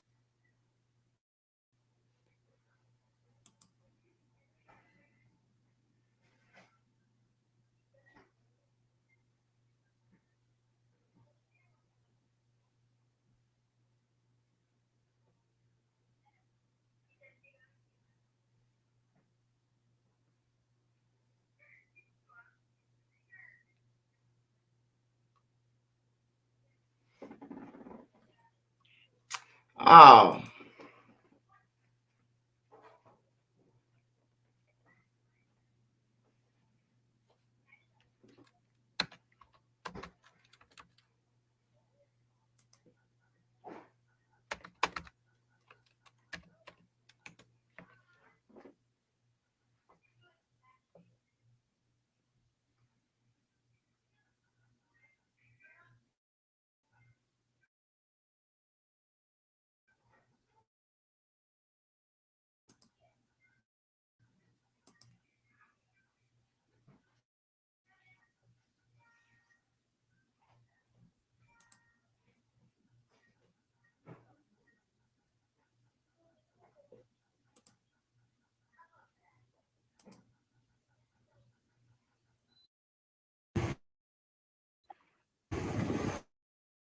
But about the hundreds, though, what year would y'all say the neighborhood was at its, like, you know, peak with violence? Hey, y'all. Hey, y'all. If y'all on parole, and all that shit, man, I wouldn't get on no interview, bro. Hey, they just, hey, Illinois Department of Corrections caught this guy right forever. here. Off the interview. Right after this interview. He's wanted. And they talking about this, bro, out here with the kids, bro. That's crazy. Oh, yes, state y'all names, though, for us, man. Y'all know who I am, man. You know, woo wop, man, from 119, man, NBA Young Death Row, man. I'm first grade, man. Well, I'm killing from hard time. This dude right here, 50 years old, man, bogus. Bogus than a motherfucker. Hold on, man. Let's look him up, man.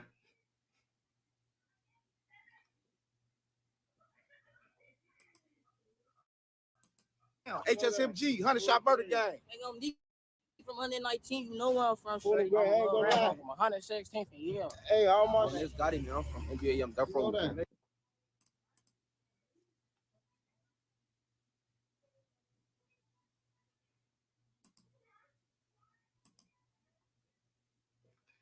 Hold on, y'all.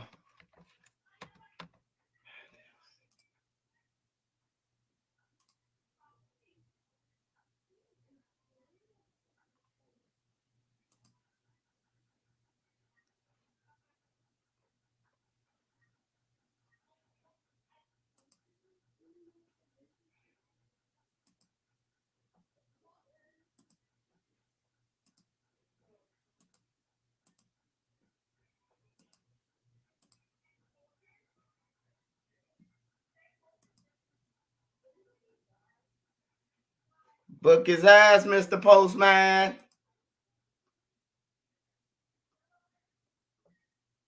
That video was just a couple of days ago, right? Admission date, 9/17/2024. Stop doing them interviews, thinking shit sweet. They watching them motherfuckers. He got all firearm charges, too. Discharge firearm, possession of firearm, felony possession of firearm, assault firearm. You got a aggravated assault with a firearm.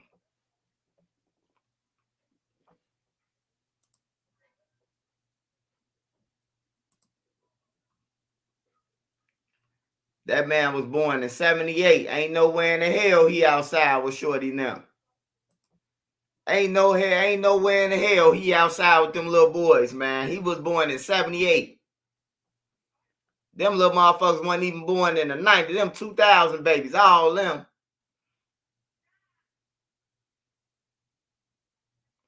Hey, He got all these tattoos in his face. It's safe to say he already fucked his life up. His life fucked up. So what do a person do when they life fucked up? Fucked up somebody else's, man. He's standing around talking about some hard mob from 123rd and Stewart. Big grown ass nigga, man. 1978, bro.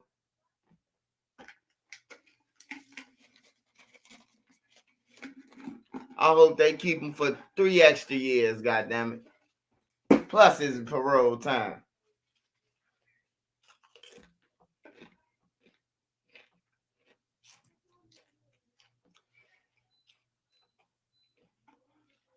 That nigga damn near older than everybody who on this channel right now.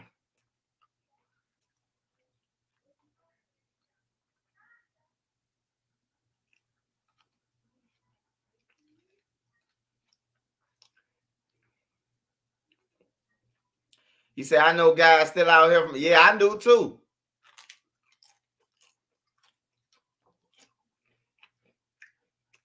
I know some guys out here still think they gang members, damn near in their 50s.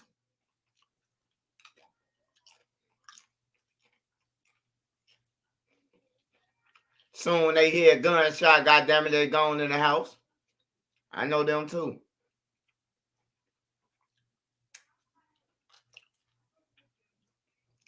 Yeah, but this the guy though, y'all. They got him from that interview. They was looking for him. A CPD seen him in the interview. They called IDOC, and that's how they got him. Kim Porter already said he killed Biggie. Sarah, who killed Biggie?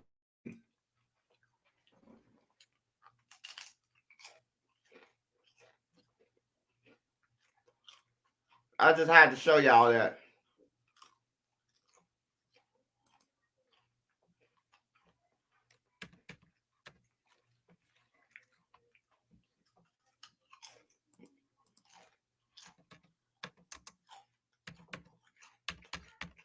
Puffy kids gonna turn on him if they found out that he killed their mama.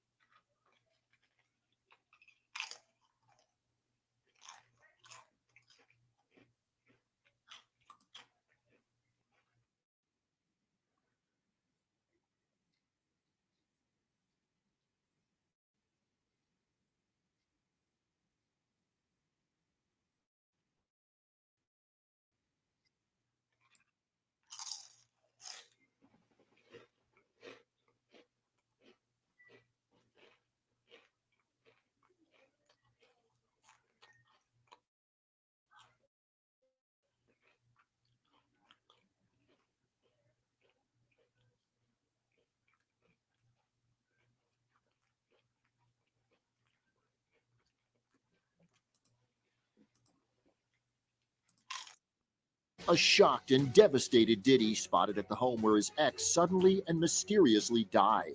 Her good friend Kimora Lee Simmons appearing inconsolable at the house. 47-year-old Porter's body found after a desperate call to 911. EMS 14, respond with engine 76 on scene of the cardiac arrest. Tonight, Kim's untimely death raising questions and sending shockwaves through Hollywood.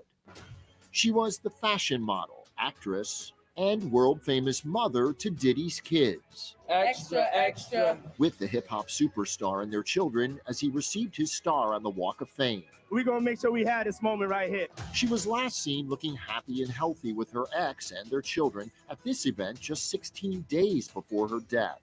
TMZ reporting she had been suffering from flu-like symptoms and possibly pneumonia, but an official cause has yet to be released. People reporting she and her longtime love, Sean Combs, remained close friends and co-parents. A source saying they were still a family. Kim posting this photo just weeks ago. Only Extra was with the couple at their New York baby shower for twins Delilah and Jesse. So do we have 2 future ballerinas possibly? Yes, of course. The happy parents-to-be kissing for our camera, Diddy telling AJ, I just take everything in as a blessing, you know. I got 3 sons and have these young ladies on the way is incredible. With us at the 2005 Oscars, where he accidentally stepped on her gown. Hey, watch that dress. Sorry. How are you? I'm good. How are you? I've just been giving kisses. A magnet for the camera every time she hit any Beverly Hills hotspot. Look at Today, Big her Red. close friends posting their last Look at Lil Jay. respects. Kevin. That's the real Big Red right there. I said my office hours are 9 to 5. Any Beverly Hills hotspot. That's the real Lil J right there.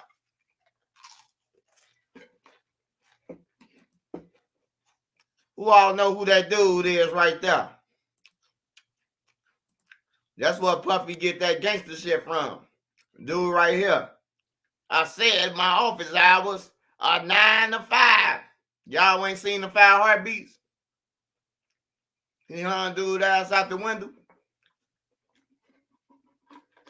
Big Red killed Jimmy and everything. That's who Puffy think he is, bro. Puffy think he dude, bro. Now that I think about all this shit that's going on, bro. Puffy acting like Big Red in the 5 heartbeats. Remember he killed Jimmy? He ran over Jimmy with the garbage truck and was laughing how Puffy was laughing with the Joker mask on. Then he hung dude out the window. They say Puffy supposed to slap Drake and hung him over the banister.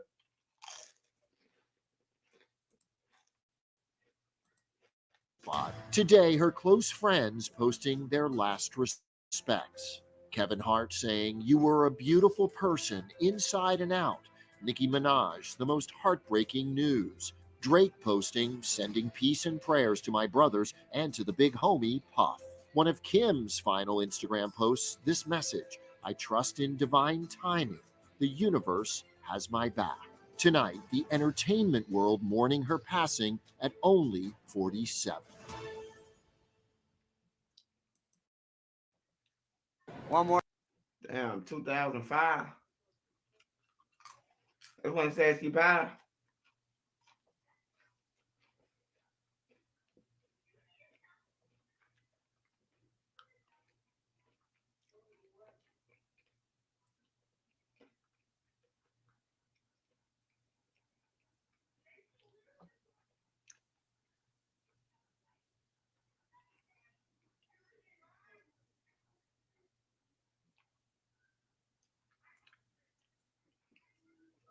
It's like every time about Jay-Z turned himself in, they funny as hell.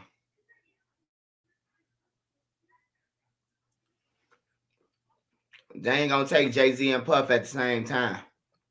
They coming back for Jay-Z though, if they is.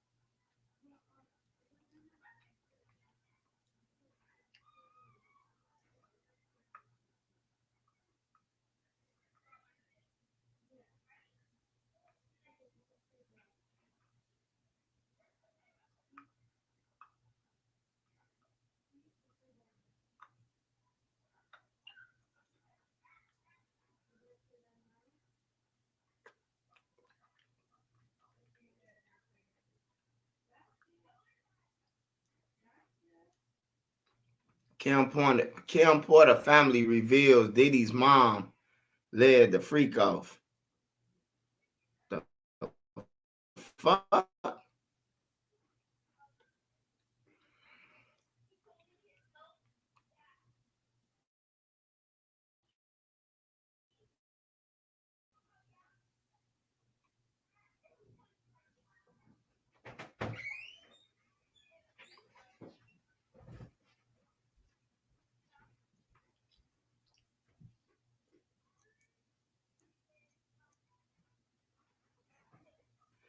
Why I keep on talking about Diddy mama, bro?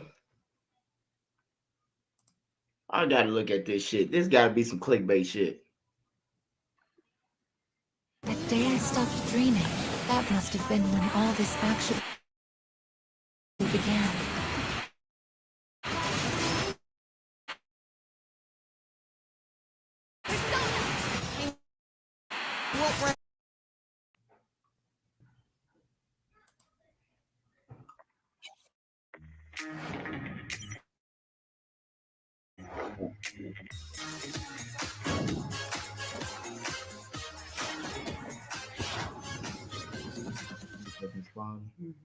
That's the message. Call Mom Duke. Hi. She's getting. Nah, I can't watch that shit.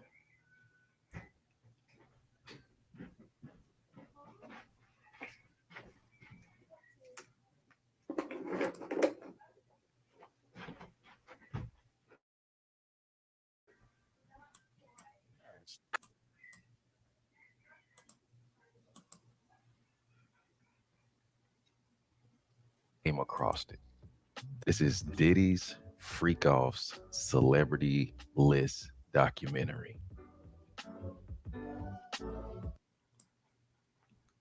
I remember this episode came out. I was like, what is he? It's a goal. Rick Ross would sign a gay rapper. Rick Ross knows he's gay, is what I said. Everybody know you paid me $2,000 to say that, right? Me? You only paid me $2,000 to say Rick Ross is gay? No, no, to say Meek Mill is. Okay, well, yeah, Meek Mills is gay. I've never told you to say that anyone is gay. For the record. So yeah, okay, so Meek Mills is gay. No, he seemed very unhappy with that characterization. All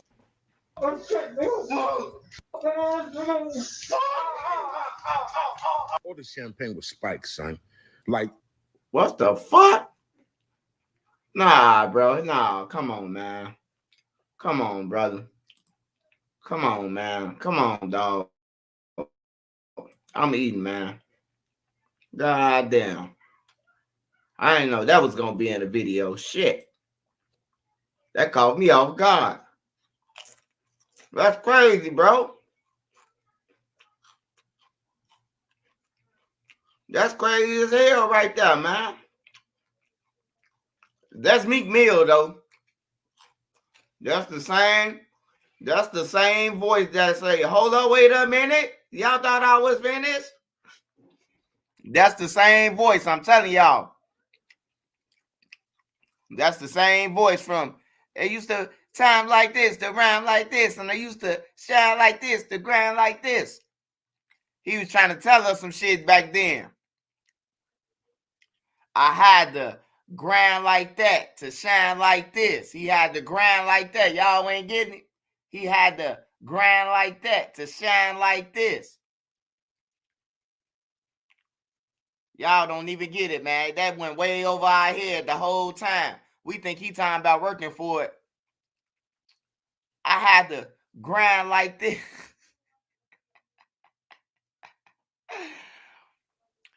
Yeah, scrambling and scraping, man. Scrambling and scraping.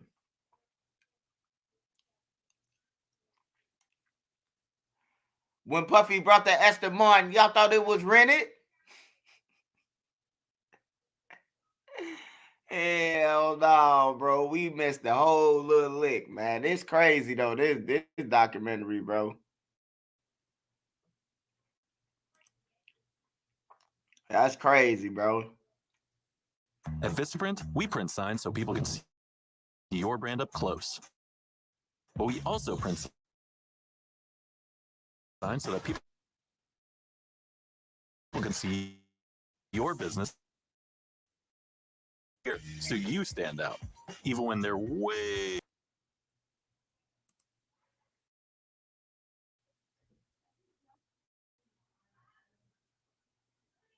Sweet, you know what I mean? Y'all want to squeeze the quarter to the eagle screen. You know what I mean? And that's that bullshit. If a bear shit in the woods, does it make a smell?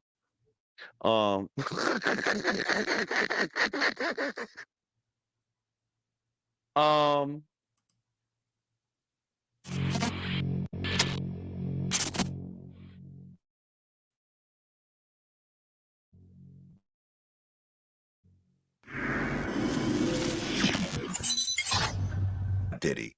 I remember when I interviewed Wendy Williams, she got fired from the radio in New York because she basically said she had seen some pictures of Puffy with some men, and he basically called the radio station and said, "You either fire her or Yeah, I'm gonna that was sue Meek you." Mill on So that she got tape. When fired. y'all heard that, that one trick to do. This Don't comedian even play with named me like the that. Fat Jew That who was said he fucking walked Meek. into a party on Star Island and he saw Diddy spooning with this one gay DJ named Felix the House Cat. Yes, my man Felix. You know yes. Felix? Yes. Okay. Yes. Was there a relationship of any sort between Felix and Diddy? I can't say yes and I can't say no. I've never seen them do anything, but he was one of the in crowds. He was one of the in people with Diddy, where you had like certain people that were just Diddy friends. You know, we got to know them throughout time, but they would pop up at the parties and say, Man, Diddy can't go to jail for no being around niggas like him. He sound like he ain't no worker. He sound like he just gay. I don't understand this. pop up in the parties at cans. He sound like a fruitcake, man. Yeah, you know, and Felix is openly gay, right? From what I understand, and I mean, this is where the gray area comes in. You don't know. You know, I've taken ecstasy before, and you get real like, yo, I love you, man. Like you touch on, you know, right. You're not touching on dudes sexually, but you hug them. I love you, man. You know, kiss Right. them. You know, like the forehead or something. You know, Right. and it's like at the time, it's just like, yo, man. You know, it's not a gay thing, right? But it's just like you just get into a certain mood. Is Diddy gay? Is he bisexual? I personally don't know. These stories circulate. Hard to tell. I don't know. I've never seen anything gay. You've never seen anything gay. I don't know. But people say that if he just came out as bisexual, it'd actually help him out at this point.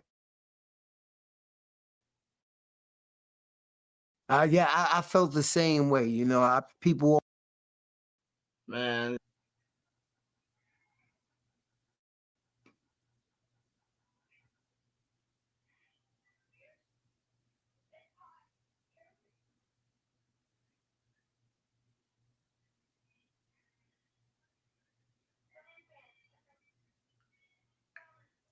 I think some of these motherfuckers just trying to I think some of these people is just coming out under the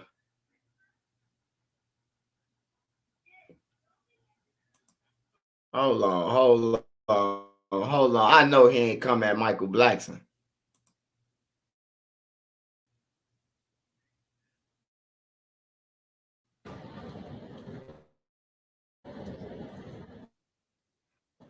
Do you feel the Constitution has any relevance?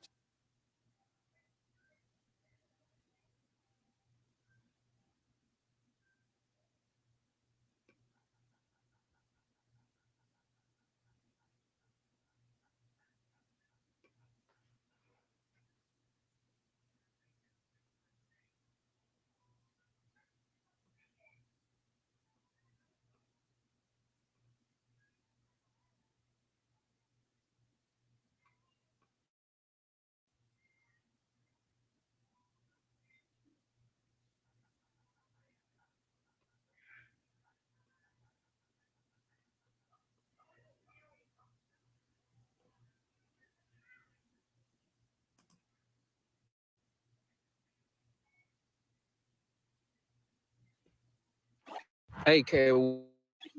Williams, what kind of advice you got for me, man? My goal was to get this far in Hollywood and still have a virgin asshole.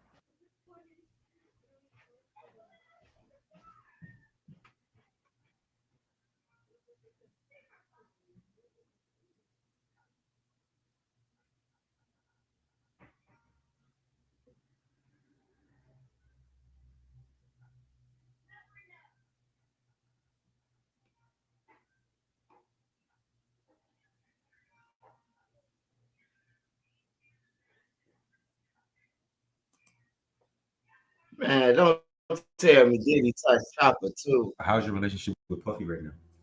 I ended up seeing Puffy in Vegas. So when I seen Diddy,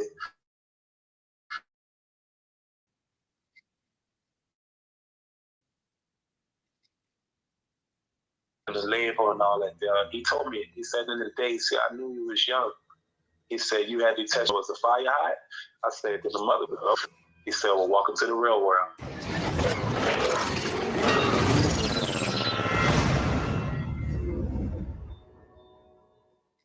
My mama really ain't want me like talking about it, truthfully. But because I really don't know my mama like that deep like that. She Jamaican. My daddy, my poly Haitian. My daddy was like my brother. Okay. Where your pops at now? He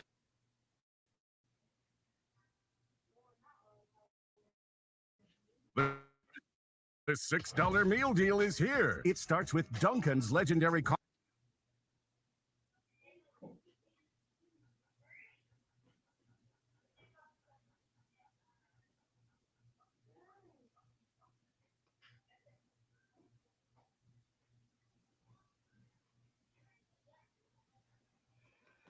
Hold on. Let me see if this real, bro. Hold on.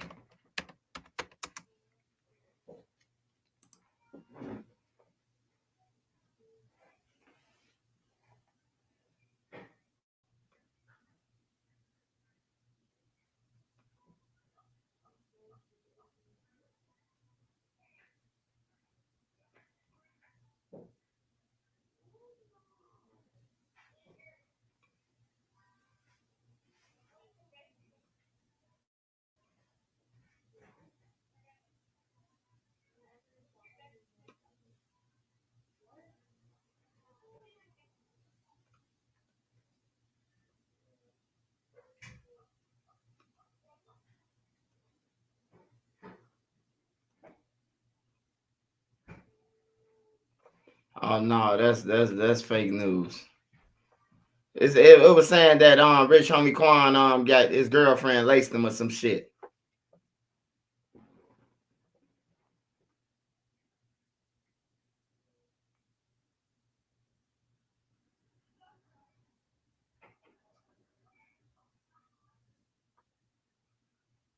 They're swallowing anything for the dollars. Yeah.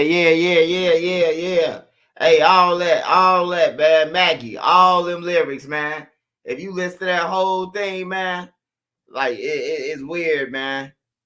Shout out Starball.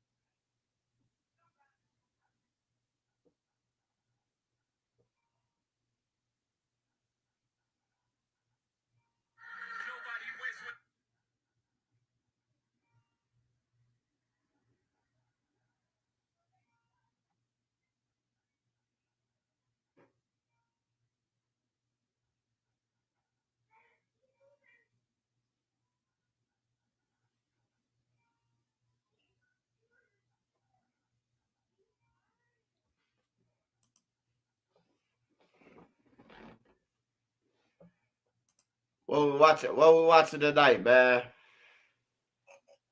What we watching tonight? 10:37. What we watching tonight, y'all?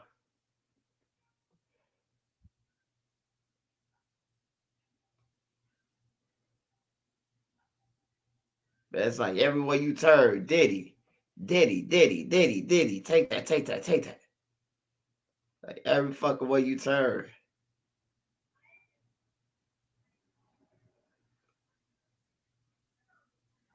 Something about this nigga. I don't want to watch them damn street vlogs, man. I see the damn bloggers, the street dudes who doing the interviews, they done ran out of motherfuckers that they got kids. It's an interviewer, he walking around with all the kids. Like, damn, bro, like, you that damn thirsty?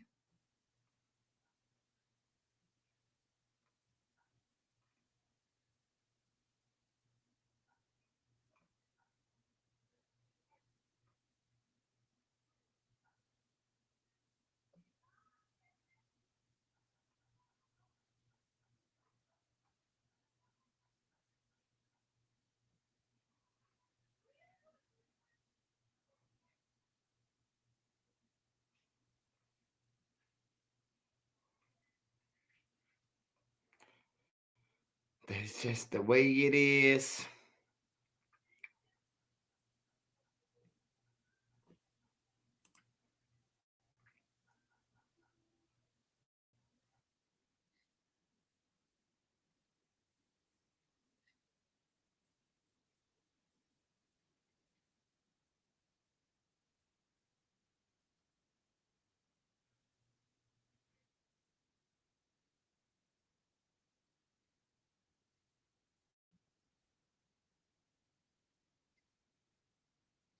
Yeah, that's what.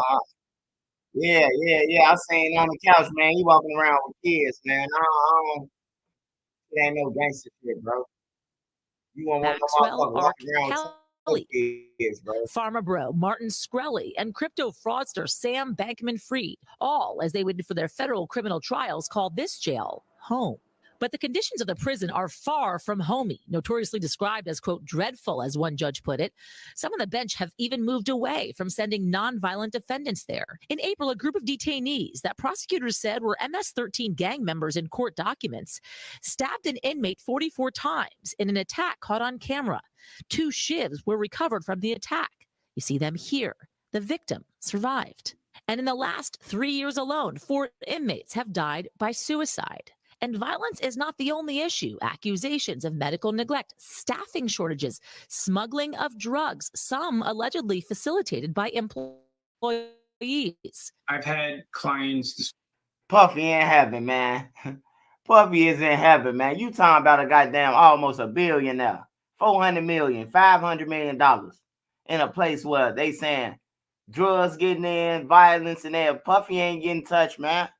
Puffy finna have the guards bringing the motherfucking steaks and everything up in there. Probably fuck around to pay the whole jail to eat steaks. Hey, buy everybody Jimmy John's, whatever. Describe NBC as hell, as the worst conditions they've been in. Lance A. Clark is a federal defense attorney who's been there many times. Now, if the government is going to mandate that they are responsible for your well-being, they have to ensure the safety of your well-being. The prison has about 1,200 detainees and is the only federal prison in the nation's largest city. The DOJ shut down New York City's other federal jail, the Metropolitan Correctional Center, back in 2021. 2 years after Jeffrey Epstein died by suicide there. A Bureau of Prisons spokesman telling NBC News they, quote, take seriously addressing the staffing and other challenges at MDC Brooklyn, adding the director appointed an urgent action team and they've increased staffing. The MDC has historically had tremendous problems and the problems aren't resolved. And Combs' attorneys are appealing for Combs to be released to his home on $50 million bail. In the meantime, they're asking to transfer Combs to a prison in New Jersey, but so far, his court appearance, guys, is October 9th. I mean, let's be honest. He's in jail. It's unpleasant.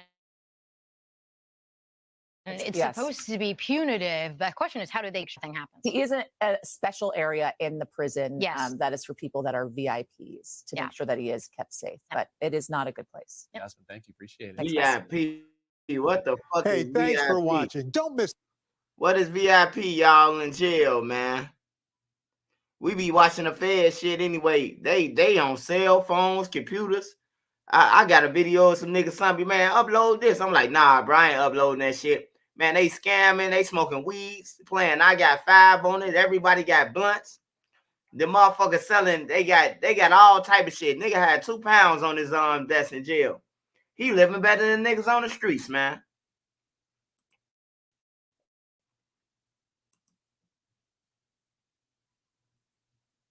This is someone who destroyed my life. Former rapper Moses Shyne Barrow is speaking out in the wake of Sean Diddy Combs' arrest and federal indictment. Once Diddy's bad boy protege, Moses served nearly a decade in prison for a 1999 nightclub shooting in New York, where 3 people were injured. Diddy attended a party at the club with his then-girlfriend Jennifer Lopez and had also been arrested and accused of being involved in the shooting. However, during his trial, he said he fired the gun in self-defense and was acquitted of all charges. J-Lo was also arrested at the scene, was held for about 14 hours, but was released without being charged. Moses, who is now the leader of the opposition in the Belize House of Representatives, claims he took the fall for Diddy and is now reflecting on his incarceration, calling Diddy someone who, quote, destroyed my life.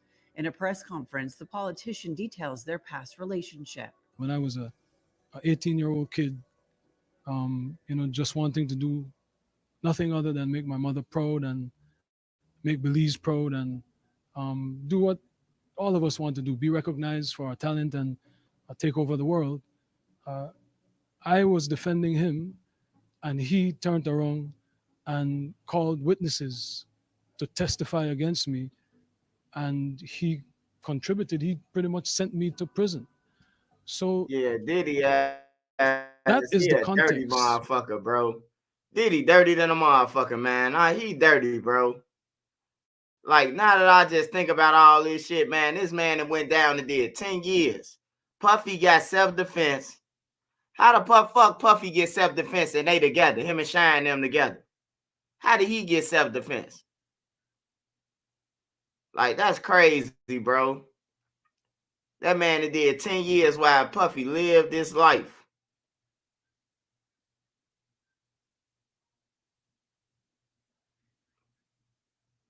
I'm trying to find that whole video. This ain't the whole video. By which you must always describe that relationship. Yes, I forgave. Let us not lose sight of what the cold hard facts are. He and I enjoyed this great intimate relationship of brotherhood. This is someone who destroyed my life. Moses, however, admits that in recent years, he only reunited with the bad boy mogul for investment purposes. And for the better interest of Belize, because he was in a position at that time Yeah, and to he give got scholarships, deported, bro. Like, to maybe that's invest. bogus. I would not deny attempting to bring the investment to Belize and to bring the contributions to education to Belize, but don't distort it as if, you know, he and I were bombale. This is someone that destroyed my life. E! News has reached out to Diddy's lawyer for comment about Shyne's accusations, but hasn't heard back. The former rapper come after Diddy was arrested on charges of racketeering, conspiracy, sex trafficking, and transportation to engage in prostitution. Diddy has pleaded not guilty to all the charges, with a judge denying bail ahead of his trial.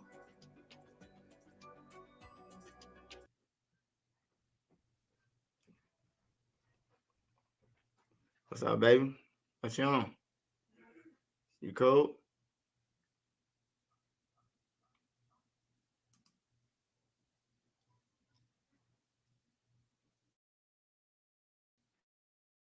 Almost 22 years after that life-changing night. Welcome to the show, the third House of Representatives. Said at the beginning, we're live, and you have been on my list for a very long time of people that I've wanted to talk with. I'm honored. You're fascinating. I'm honored. Thank you. Today's actually my grandmother's birthday, who passed away October 6th. It was a very special day. So he can still come over here? That's right. Yeah. Was she, so she was alive when all of this was happening with? He could still come over here, or did Tamron Hall have to go over there and put up a background? Because he got deported. He once you get deported, you can't come back, right? Yeah, Diddy, a dirty bastard. Fuck him.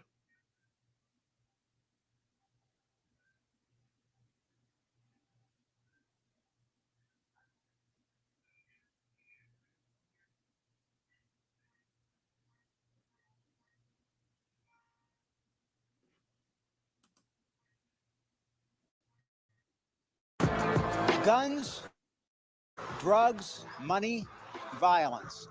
Shyne's new album touches on many familiar themes from the media standpoint. Like, you know, it was just terrible, man. To many, this trial that landed him here. Oh, man. You can't even watch no motherfucking no video without somebody putting some music or some goofy shit in there.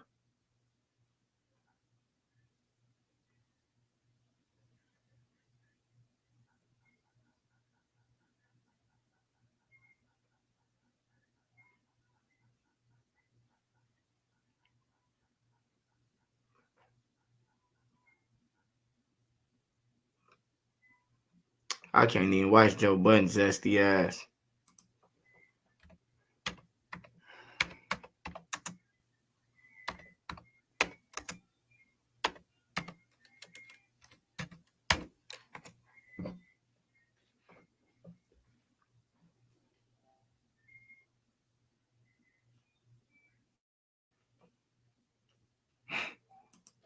A personal life, no interaction.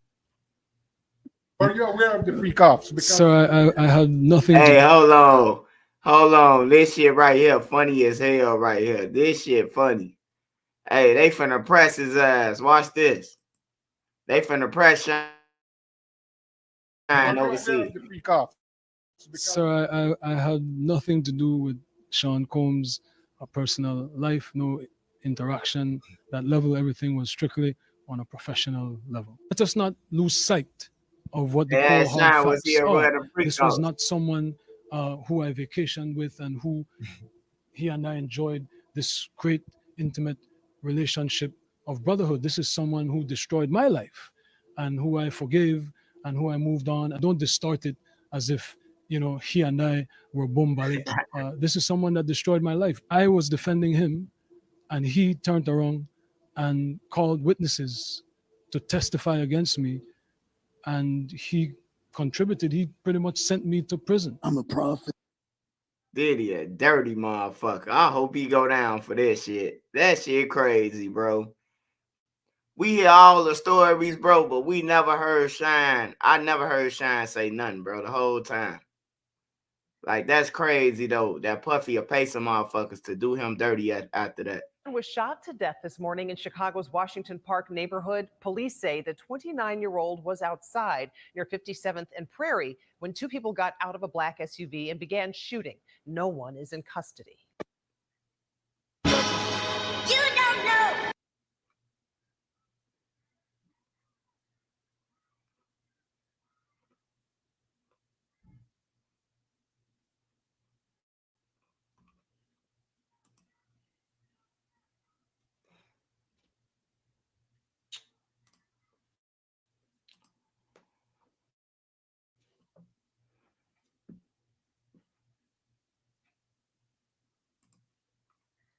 Big homie CC. Shout out to big homie CC and Duga.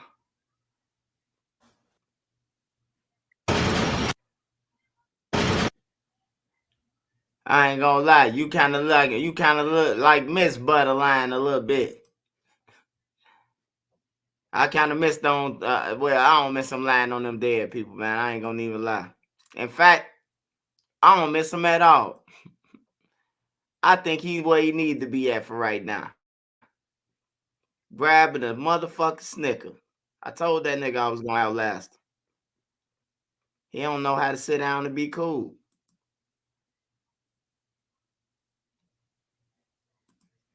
Well, B-World at? B-World on here. I refuse to even watch. Dude or...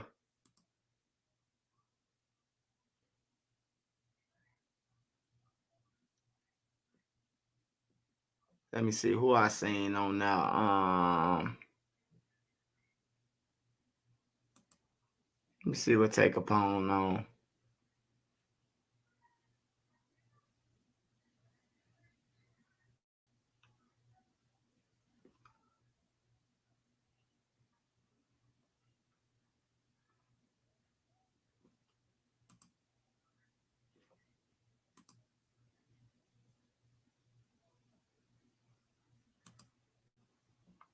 They keep on saying Rich Homie Quan baby mama laced them or some shit.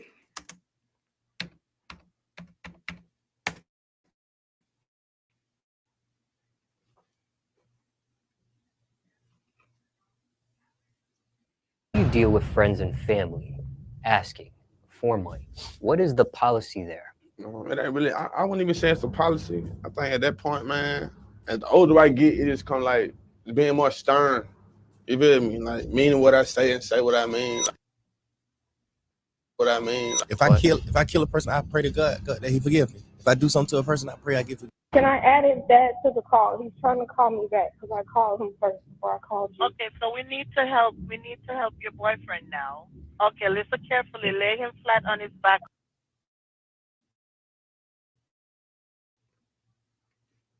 Damn, they got the audio of this shit. Yeah, I ain't know that. Hold on, let me see. Breaking news, rapper Rich Homie.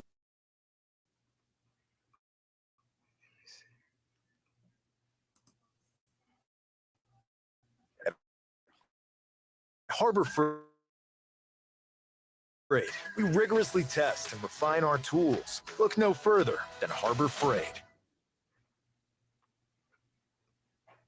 Mass shooting, 6 people shot.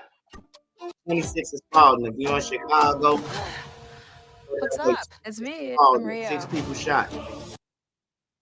Back on the floor and remove anything.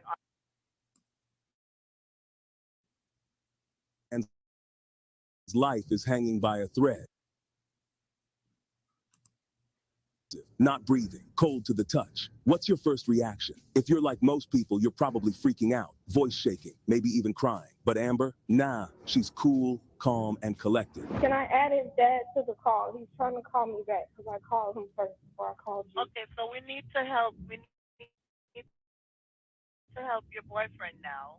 Okay, Hold on. Is she talking about 3 wearing a motherfucker and somebody dying right now? I think she had something to do with it too. Hold on, let me rewind it because we just jumped into it. Let me go ahead and listen to the whole thing before I be biased. But if I'm choking or dying or something, don't ask the 3-wear motherfucker, hey, God, let me come back. Let me come back and Homer Simpson, a motherfucker who talking about 3-wearing somebody or accepting an order from Pizza Hut while I'm choking or dying. Hey, God forbid. But if it happened, God, let me Homer Simpson somebody before I go out. I need to Homer Simpson some shit before I go out. I ain't gonna lie, bro. My last 30 seconds. Let me go ahead and Homer a motherfucker. She saying, let me 3-wear a person who I call first. Like, bitch, is you crazy? We're gonna play it though. We ain't gonna be biased, man. We don't know the type of stress that you is when you in front of dead people. Some people freak out. You know, some people need to hear somebody them. I don't know, man. Maybe even crying. But Amber, nah, she's cool, calm, and collected. Hold on, I got to listen to this shit now. Cold as ice. But instead of calling for help right away, she decides to take the kids to school first. By the time she gets back and makes the call, who knows how long Quan had been laying there. One fan hit the nail on the head saying he passes out on the floor and nobody heard him fall, but the brother placed him on the couch. Another one pointed out, yeah, she too calm, I would have been freaking out. And the brother should have called the ambulance when he found him on the floor at 3 a.m. But here's where it gets real interesting. These two stories don't line up at all. Andre saying he moved Quan to the couch at 3 a.m., but Amber's acting like she just found him there at 6:45 a.m. So what happened in those 3.5 hours? Did nobody check on him? Did they both forget how to tell time? Something's not adding up and people are starting to ask questions. The 911 call, cool as a cucumber or cold as ice. Now let's talk about that 911 call. Amber's out here sounding like she's ordering a pizza instead of trying to save her man's life. She even wanted to add Hold on, man, hold on. Who does that? Hey, look, I'm telling y'all, bro, I don't be merching on people. But look, though, that's what came to my mind when she said, hold on, when she told the operator, hold on, can I do something? Because I was talking to them first. That's what made me say the Homer Simpson shit. That's crazy, bro. That's crazy as fuck, bro. Hey, we don't know yet, though. I ain't going to judge you yet until after this 12 minutes. That when their man's life is hanging by a thread. I mean, you find your partner unresponsive, not breathing, cold to the touch. What's your first reaction? If you're like most people, you're probably freaking out, voice shaking, maybe even crying. But Amber, nah, she's cool, calm, and collected. Can I add his dad to the call? He's trying to call me back because I called him first before I called you. Okay, so we need to help. We need to help your boyfriend now. Okay, Oh, she said, can I call his dad? Back on the floor and remove anything under his head. He is not waking up. Quit.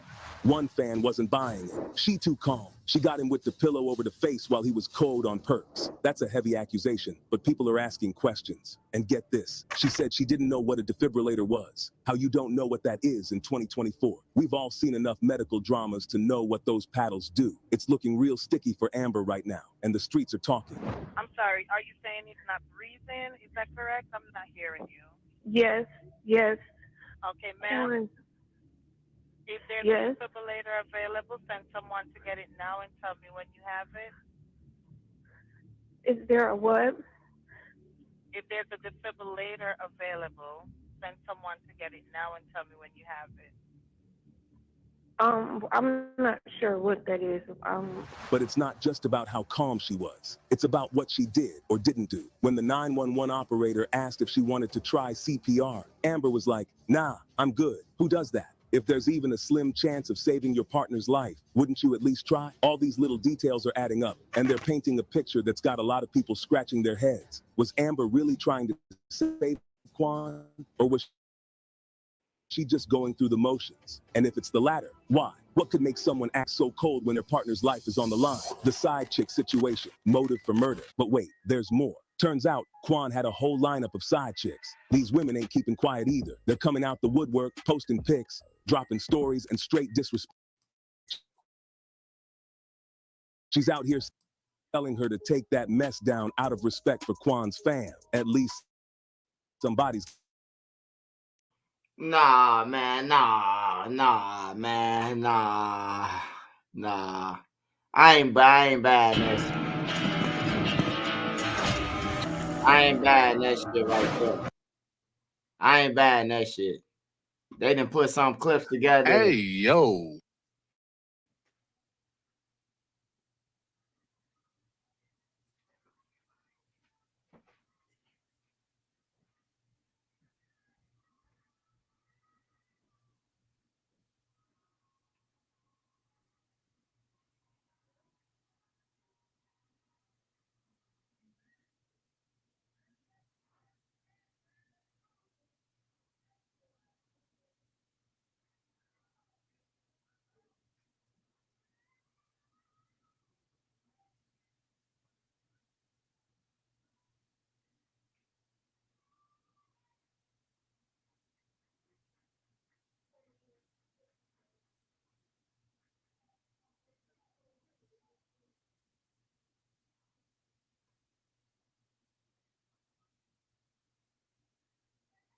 They be coming up with so much shit, bro. If you click on it, bro, you done got.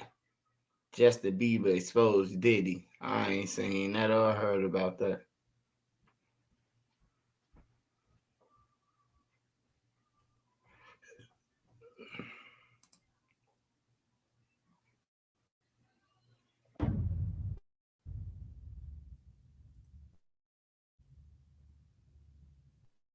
Freddy P, man. Let's get right in. Freddy P seemed like he broke than a motherfucker. Let me see. Parts of the dialogue.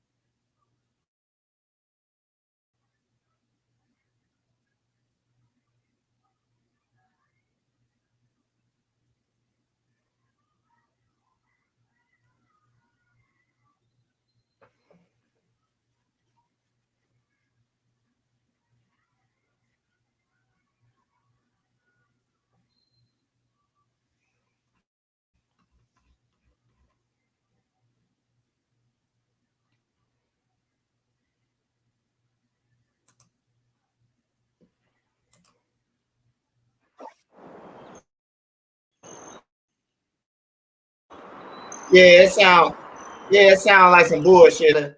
And then like he just said what he said and then didn't play the rest of the audio. Oh yeah, she ain't do this. I don't even know what a fucking defib is. I ain't gonna even sit here and lie to y'all. I just learned what it was right now. I don't know if they would have said, is it a defib around? Would have been like, what the fuck is you on? You know what I'm talking about? I would have been, probably cussing out the operator because I don't know what no defib is. The fuck is defib is? What? Narcan or what they talking about?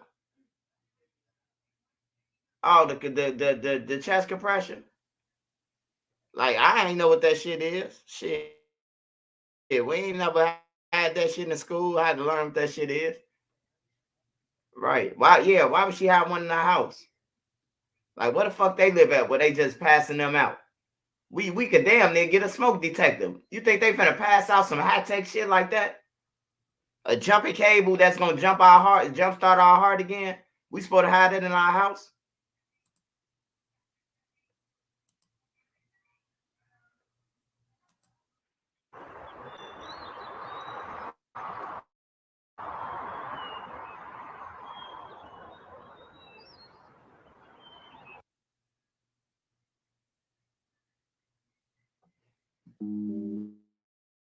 Life doesn't stop when you're getting an education.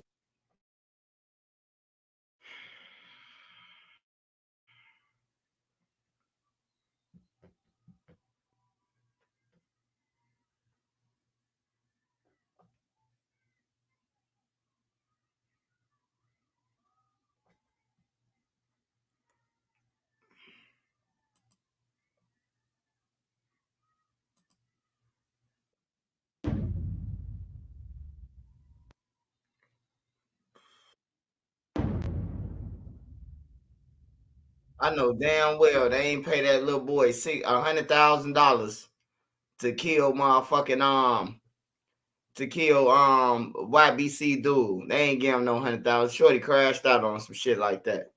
If motherfuckers be at, you gotta do what you gotta do, I guess, to get a view. I ain't You heard clicking about how on. the feds they found over 1,000 bottles of lubricant and baby oil at Diddy houses? What are you doing with it? I think Yeah, that's bro. weird, Like bro. what? A I 30K think chest compressor. I'm supposed to I'm gonna have be that shit in honest. my house. We all could sit back and have allegations or suspect a certain thing of us about a person, but until them feds show pictures, or until somebody come and actually show proof, we can't believe it. But when you got 1,000 bottles to add with all the stories, 1,000 bottles, my brother, you didn't even give a fuck enough to get rid of them. That's where his cockiness stood in at. See, when you're P. Diddy at 50, you never picture jail. Ever. I've gotten away with it for 30 years. I got this. I know how to slide them in and slide them out. I know how to move the drugs. They ain't gonna check no P. Diddy. Yeah. That's what I was looking for. Yeah, they Resuscitate. check, man. Who gonna That's have all. one of them That's in all their it house? was. He got too comfortable. It's only one king. It's a king of all kings. I don't care if you the king of your house. There's only one king, king of all kings. And he gonna remind you every time. Like, Puff, bro, your ass, wow. You niggas, like, freaky. Y'all freaky men. How they said in Chicago, freaky man? Freaky man. That Hell nigga, no. freaky man. Hey, I you look at see? his kids and everything. It's more deeper questions that I be wanting to know. Like, Hey, see? Hey, you see how the Chicago man, he like what they say in Chicago, freaky man. But they saying in Chicago because they freaky mans on everything. They with the Geechees for the belts. They ain't got Diddy. They got the Geechees in Chicago, the scammers. Anybody hanging around, any gang member that's scamming, hey, I bet you he getting all his paperwork from a Geechee. I guarantee. why were you so Or my infatuated with a child that wasn't yours? Were you grooming that little boy? I don't even want to start those conversations because that's not your child. You know what I'm saying? And for you to keep him that close, it's like you kept him that close because he might got your secrets because he's not your child. So if he's not your child and you that type of person with that type of character, you don't mind actually doing it to him when he finally reaches a certain age because he's not yours. And you know in your mind he's not yours. And now you keep him real close to you. You make sure he don't go to his daddy. Why? You make sure he's separated with him and you provide him with everything he wants. Why? You got one of them little Michael Jackson secrets. He got one of them secrets that he can't tell nobody because his legacy, his manhood gonna be, and not only that, his brother no gonna look at him crazy. Only Puffy know, only God and talking about Puffy. Quincy, right? I don't know. All I'm gonna say is, Hold on. Diddy's stepson. Who the fuck is Diddy's stepson? All them boys with Diddy ain't his kids. Who the fuck is Diddy's stepson?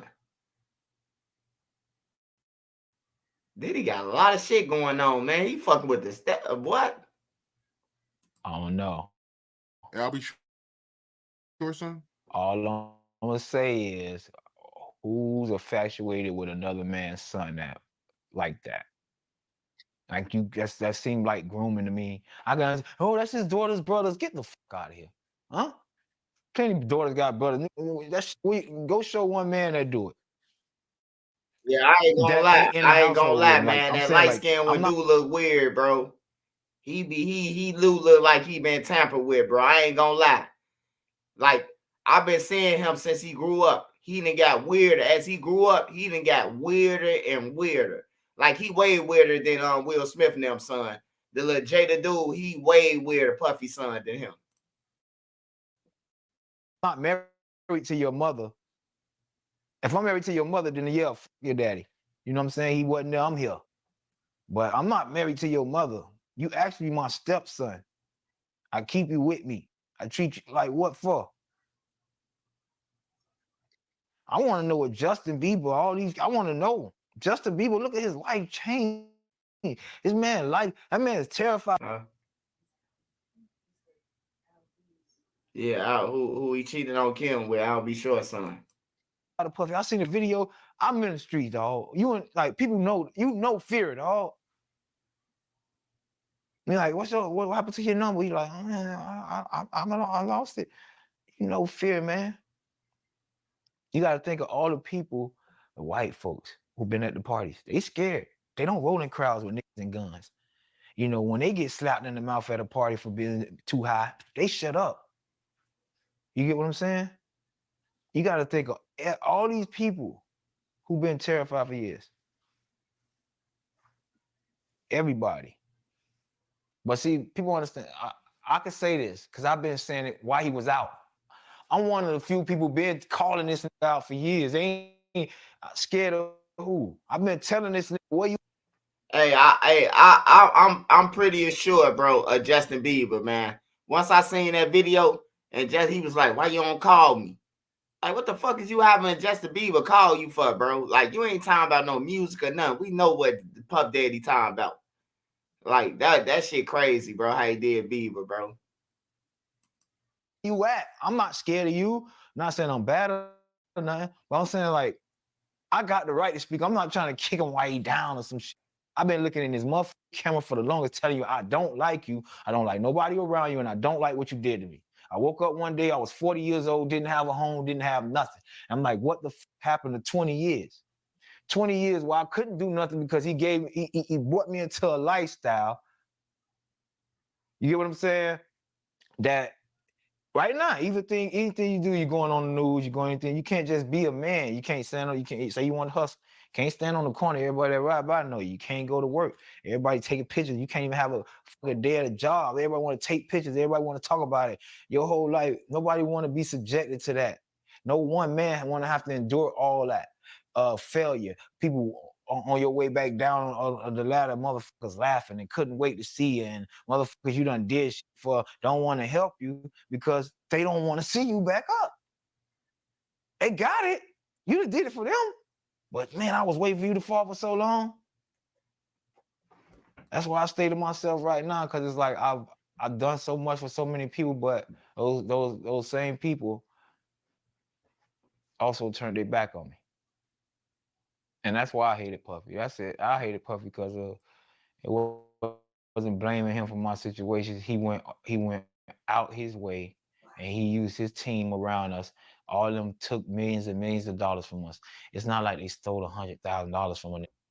And people don't get that. Like, that nigga took millions from us. We can never be cool. My life will be different. My life will be completely different.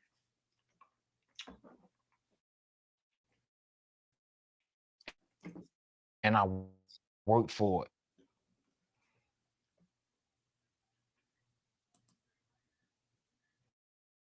To get some money. Freddy P sound like he trying to get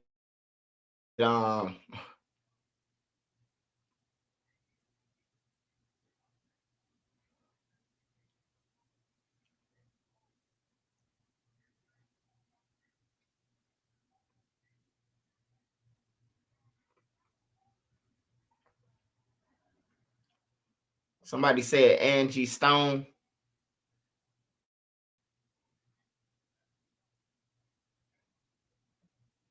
Hold on. Damn, I just burnt my fucking self.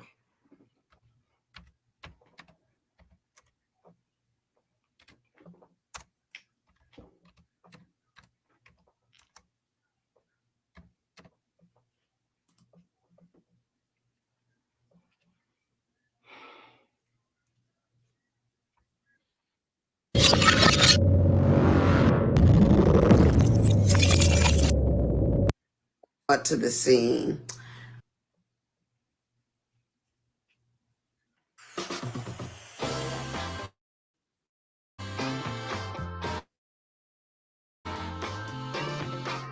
Cheers to love, laughter, and happily ever after.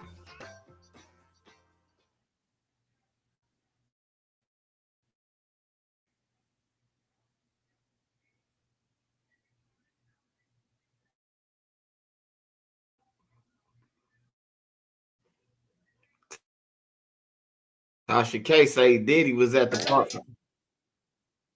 Kevin Hart was at the party. Feeling what I witnessed in that time period was a very young Sean Puffy Combs that had really been busting his chops. Man, hey, I ain't watching that shit, man. I ain't watching no more traps, man. He got to come out with it. It got to be somebody else with some more hats, man. Was getting At this point, he just putting hats on people, bro. Albie Shore was there. That was when Jodeci was there. That was when Mantronic was hot. They were up against, that kind of lineage. Mary J. Blige had just been brought to the scene. I just happened to be a fly on the wall at the time. Unlike so many other people that say they were there, I actually was on the ground floor of the groundbreaking P. Diddy as an intern, Mary J. Blige as a new artist, Total, and so many others that were coming through to the Uptown camp. I had never seen a hustle so intense as P. Diddy. He would run through MCA Records like he owned the place. I mean, he would dot. I'm like, who is that skinny little kid? He looks very much like his son. Looks, but it's almost identical. But he was running through that building like, I am the man, and if I'm not that man yet, I will be soon enough. Lo and behold, there was a writing room. I was an MCA songwriter at the time. I had just penned the song Seems You Much Too Busy by the group Vertical Hole. I know y'all remember that song. If you don't, go to YouTube, type in Vertical Hole and the song Seems You Much Too Busy. You will see a 3-member group there singing, and I'm in the dark. That was what they did because I was overweight and they didn't want anybody to know how overweight I was. So they shadowed me in the dark. So all you saw was my face. That was an attempt to cover me so that it wouldn't hurt the sales of the record.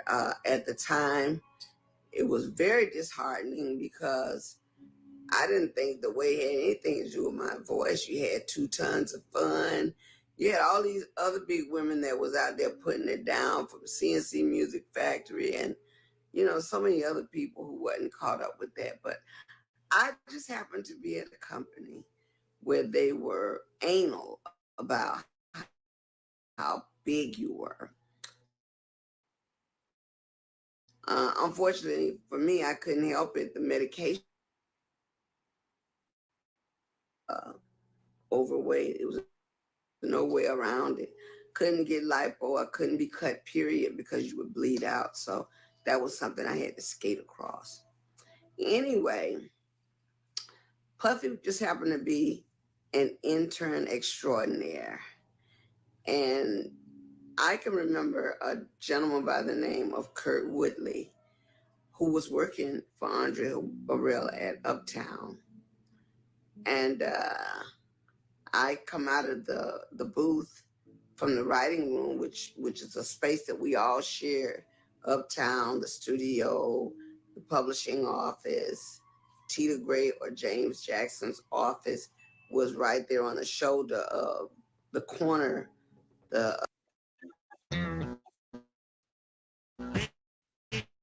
Case new fiery menu, 5 items, 5 levels, so you can do you. Level 1's like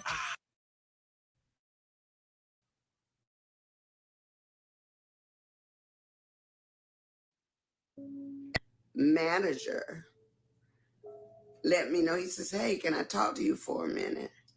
And he said, "My name is Kurt Woodley." I said, "Yeah." He said, "We found an artist and she kind of sounds like you. She reminds us of you, but she's not, polished. And we really think that if you can work with her for a little while, she has a possibility. I mean, she's not nowhere near ready right now, but I didn't know what he was talking about until he finished that sentence. And he said, "We found her at the mall. She was out there doing karaoke. She was doing Anita Baker's music on a karaoke, and they discovered her. It just happened to be Mary J. Blige. And so they said, can you think you can work with her?" And me, I could work with anybody at the time. I was what you call a goat back then. I was hungry. I was passionate about music. So I thought I could fix everything. And so I said, "Yeah, I'll work with her." So they told her, "Okay, you're going to work with Angie Stone. You're going to work with her." And so I took her to my house. At this particular time, I was living in Little Ferry, New Jersey. And I took her to my house. My then partner, Dave Bright, from the group Vertical Hole, was actually, all he was concerned about was trying to become the next big producer. He was infatuated with Teddy Riley. So everything was, how you like this, how you like this. Well, for me, it was cool because at that time, Prince, that's right, the Prince, had given me all of his equipment. I had a Juno 106 that that was my pride and joy, because Prince had used that to cut Jill Jones's material, his material. And he had moved out of his penthouse in New York, and he took a liking to me. He says, "Angie, do you want this equipment and this furniture?" Because he couldn't take it with him. And I said, "Yeah." I mean, he had zebra rugs, all purple leather furniture. It was awesome. And at the time, I couldn't fit it all in my house. So I said, "I'm still working a 9 to 5. It's been rough." I said, "But I'll find a storage place and put it into a storage place." I kept the keyboards and stuff in my house. The furniture and all that stuff went into a storage house near the west side. Lo and behold, I fell behind on the bill. This is very sickening because it should never have happened. And I went one day to settle my bill, and the building had sold all my furniture that Prince had given me.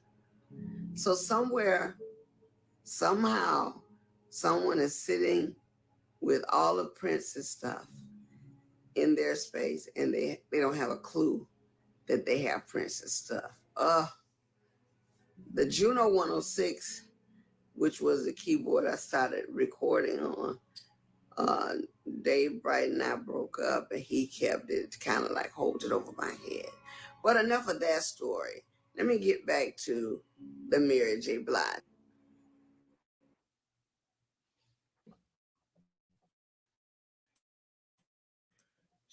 She gonna have to tell us something. Bedtime before you can rest. Now, we want to know what Diddy did.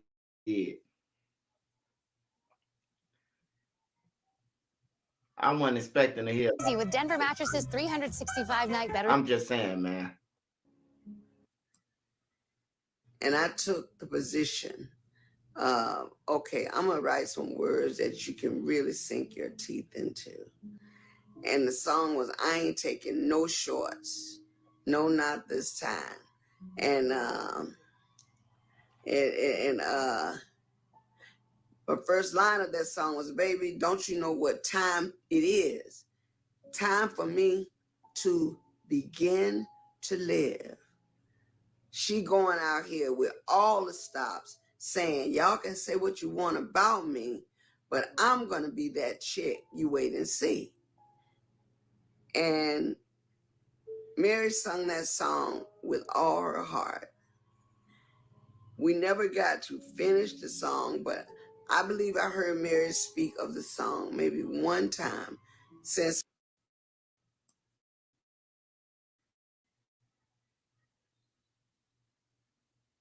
Every Day and Die was leaked on her project. I really thought you had a lot more respect for me than that. After all, my love and my hard work and perseverance with you was genuine. So that's my secret rendition of that whole Uptown scandal. Now, the other piece of the puzzle that you guys would want to know is, I know you recall back then when they had that big concert down at the college and all the stampedes and people were killed. Okay? Let me see if I can catch some of these questions. Something spoken to advise the godly woman you have been. Bullshit.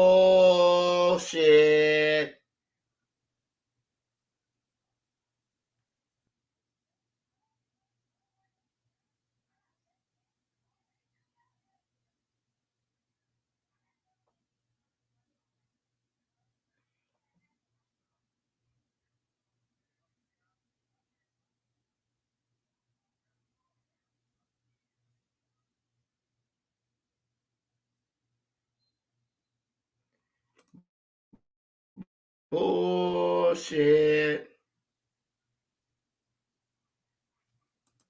Man, why I think Gene Deal, man. Gene Deal to play a deeper role in this shit than it is, man. I think Gene Deal bigger than what we think.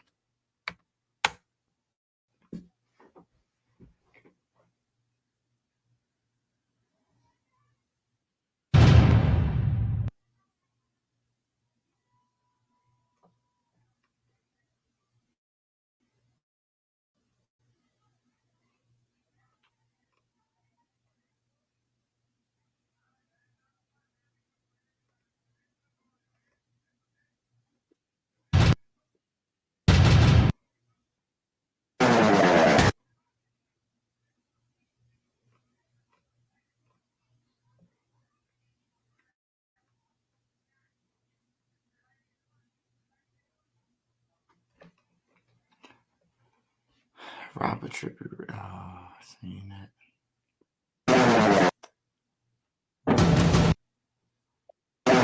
I think J-Lo finna be in. And it's Diddy.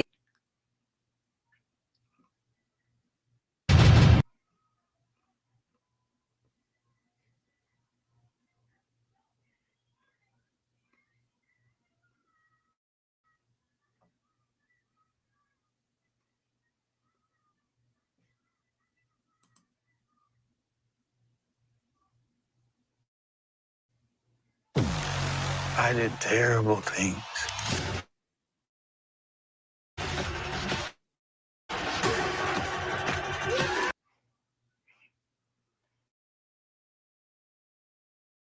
Hold on, y'all.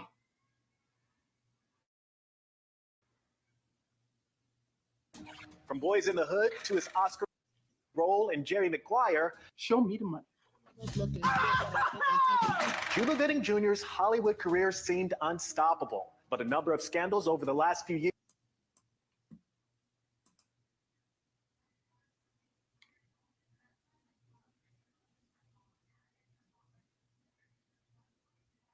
Yeah, Angie ain't getting to the point, man. Angie and her feelings, man. She done lost her friendship. Mary J done took us on. God damn it, they ain't help her pay her bills. Like, hey, we love Angie Stone though. She an OG, man. Hey, but I want to talk about Cuba Gooding Jr. right now, cause it makes sense why he jumped out that car now, man. I thought Trey jumped out the car, man, cause Trey didn't want to get in trouble, man.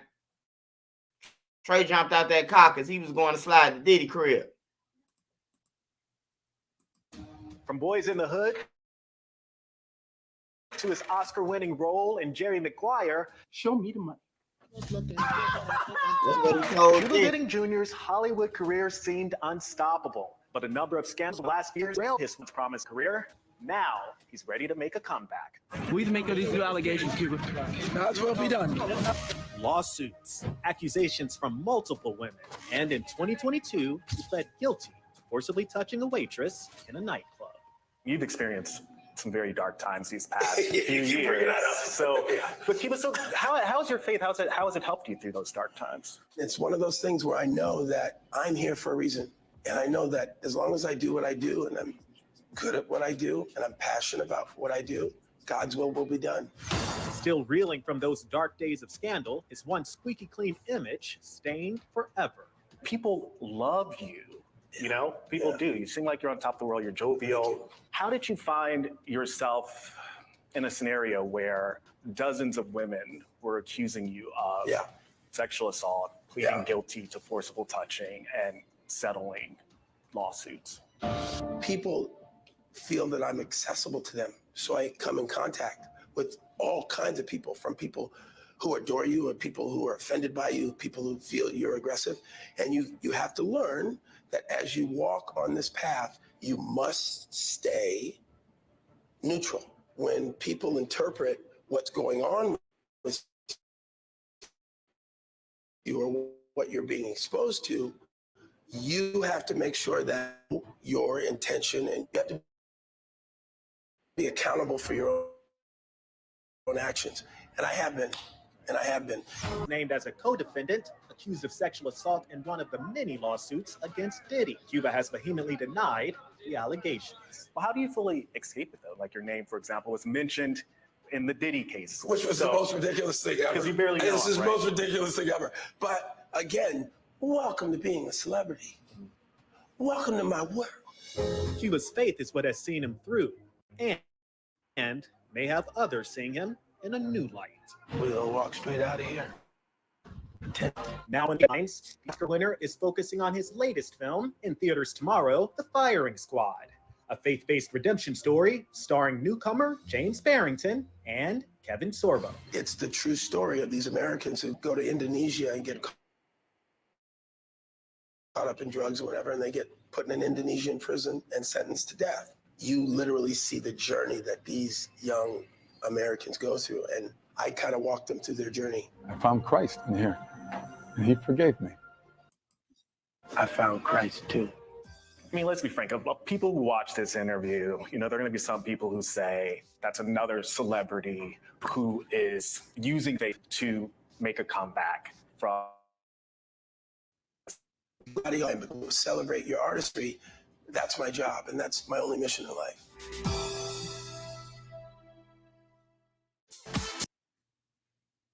They say he a co-defendant. That's crazy, bro. He a fucking co-defendant and assaulting a man, bro. That's crazy. That's crazy right there, bro.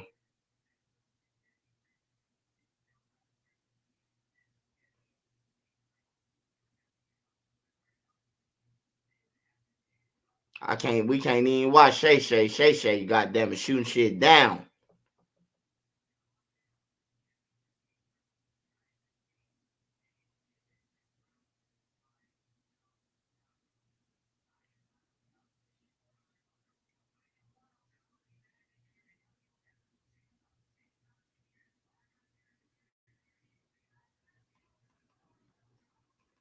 What that thing got?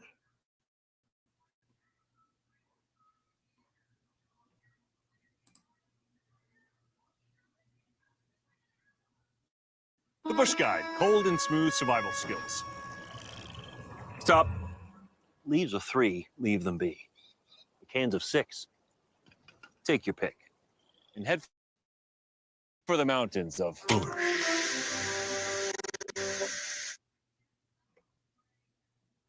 Now, with Diddy being denied that bail in the appeal yesterday, with Diddy being denied the bail in the appeal yesterday, he will be still housed. Like, he's going to be sitting down for some time. Hey, When she get home, that's sex trafficking. He don't know what the hell he talking about, bro.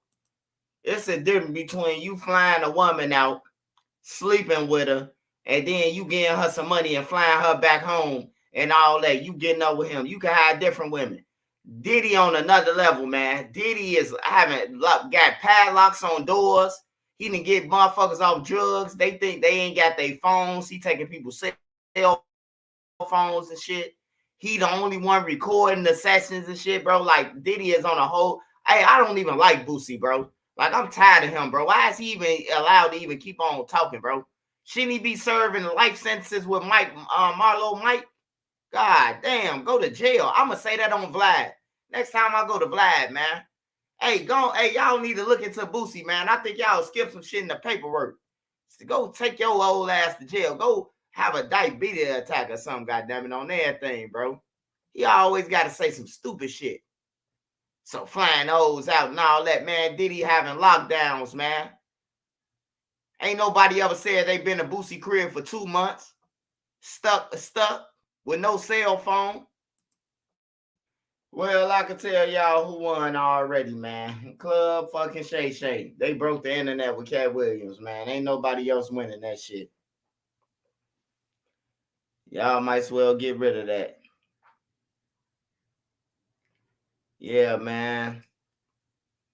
We just learning so much about this dude, bro.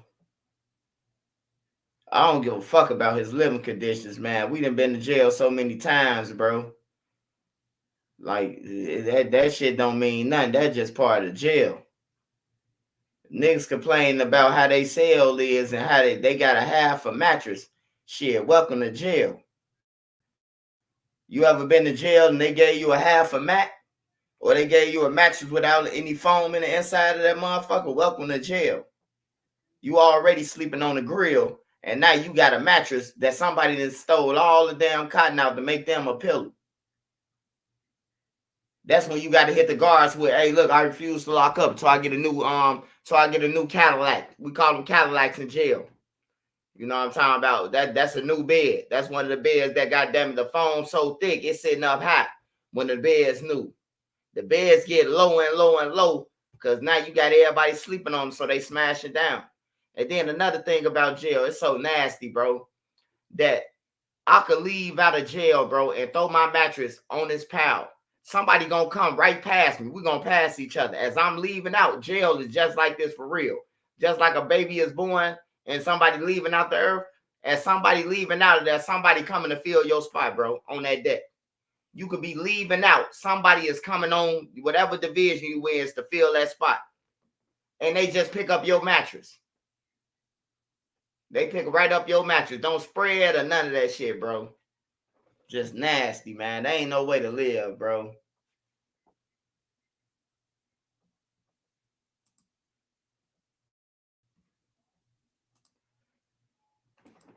You can't eat. What else? What we watching on? What we watching on here, y'all? I'm finna roll up my weed. What we watching, y'all?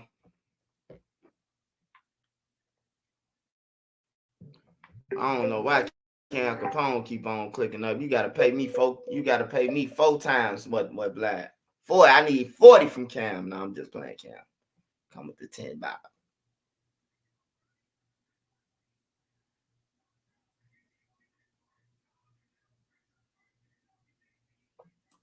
What y'all see out there?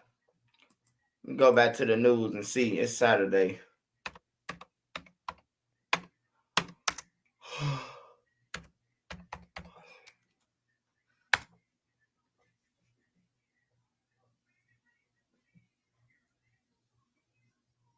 the second day in a row, a Southwest suburban. Chicago police are searching for a crew they believe to be responsible for 2 armed robberies at construction sites. WGN's Courtney Spinelli joins us live from police headquarters with the latest. Y'all gonna keep on robbing these civilians, bro, until they start putting belts to ass. I hope the civilians start striking back, bro. Motherfucker rob them. You gotta start fighting back now. The police can't save y'all, bro. You if you a civilian, you supposed to have a weapon. Video from Chicago. Mickey Krober's most dangerous Chicago gang. Man, who be making up this shit? Who is top viral report?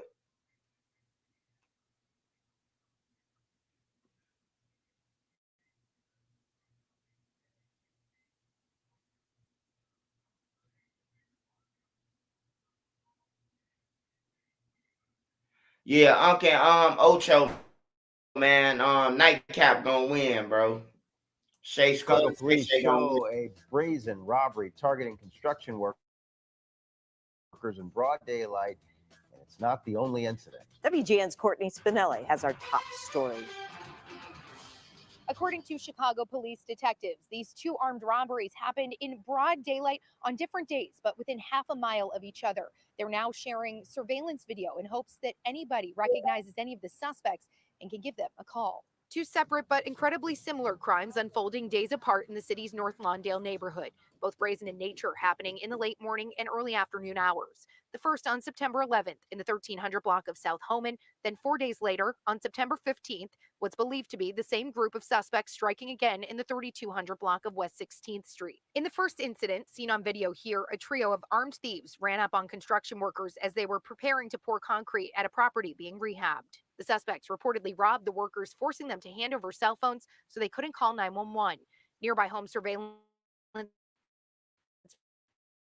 video captures at least one suspect ransacking the cab of the truck before the group of criminals off with tools, but they're glad nobody was injured during the incident.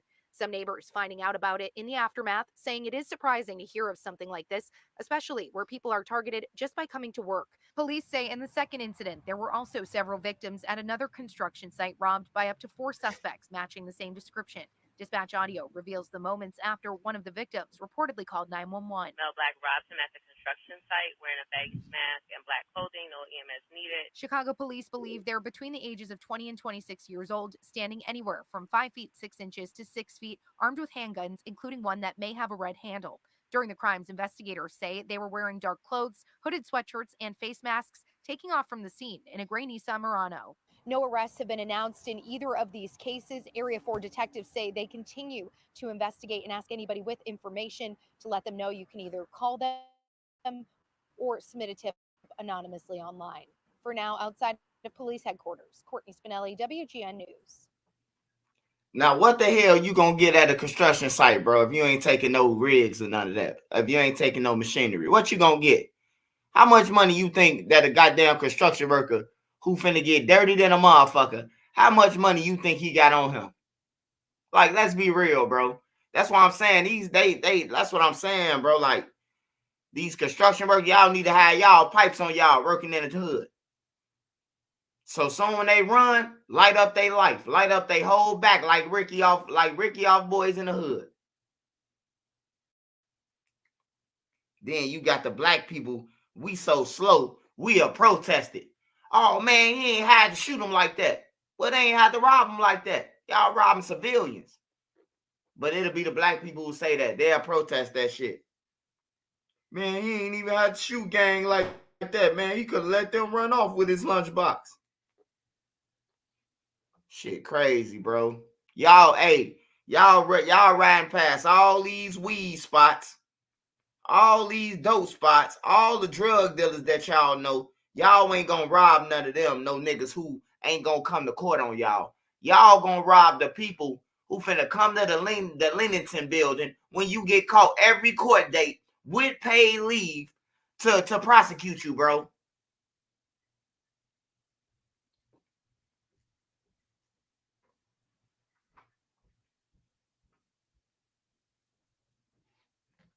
Yeah, that's crazy. I'm rolling up my weed, y'all. It's halftime like Young Thug, man. Smash that like button.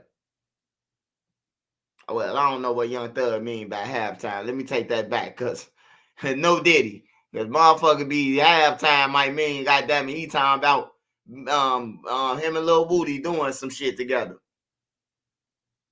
My nigga Glock made this shit.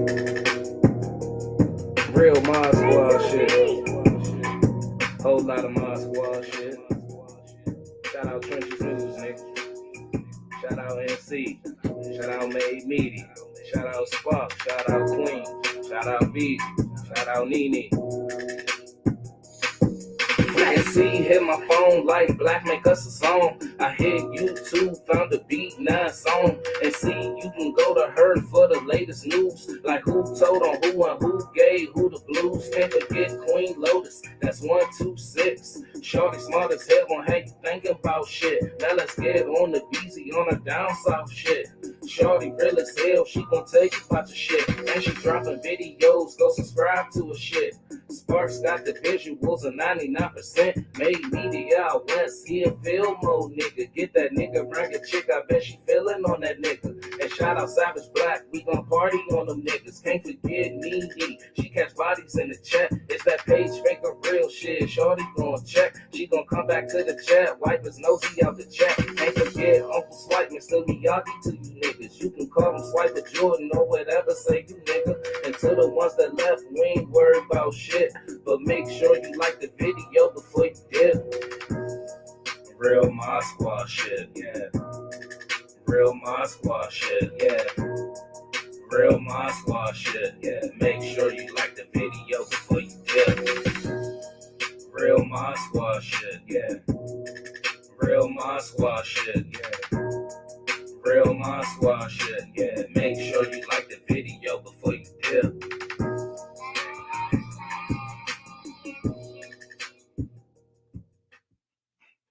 All right, y'all, we back. We back. Shout out to everybody who's still on here. Happy Saturday, man. We just going through shit right at this point. I don't even want to watch this, man. On the couch, man. On the couch, bro. Like, come on, man. Come on, dog, man. That's my nephew on the couch. That's one of my nephews right there on the couch. They minors on the couch. Come on, man. Come on the couch. Come on, man. I know you know some grown gang members out here, bro. Like, this crazy, bro. This shit gotta stop, bro. All y'all really doing is fucking passing messages, bro, to the next block over, bro. Like, come on, be real, bro. I know y'all niggas got kids, bro. Would you want somebody interviewing your kids? Like, sometimes you just put yourself in the position of another person, bro. Would you want that shit to happen to your kids? Like, it's crazy, bro. It's crazy. All them little kids, man. I ain't watching that shit.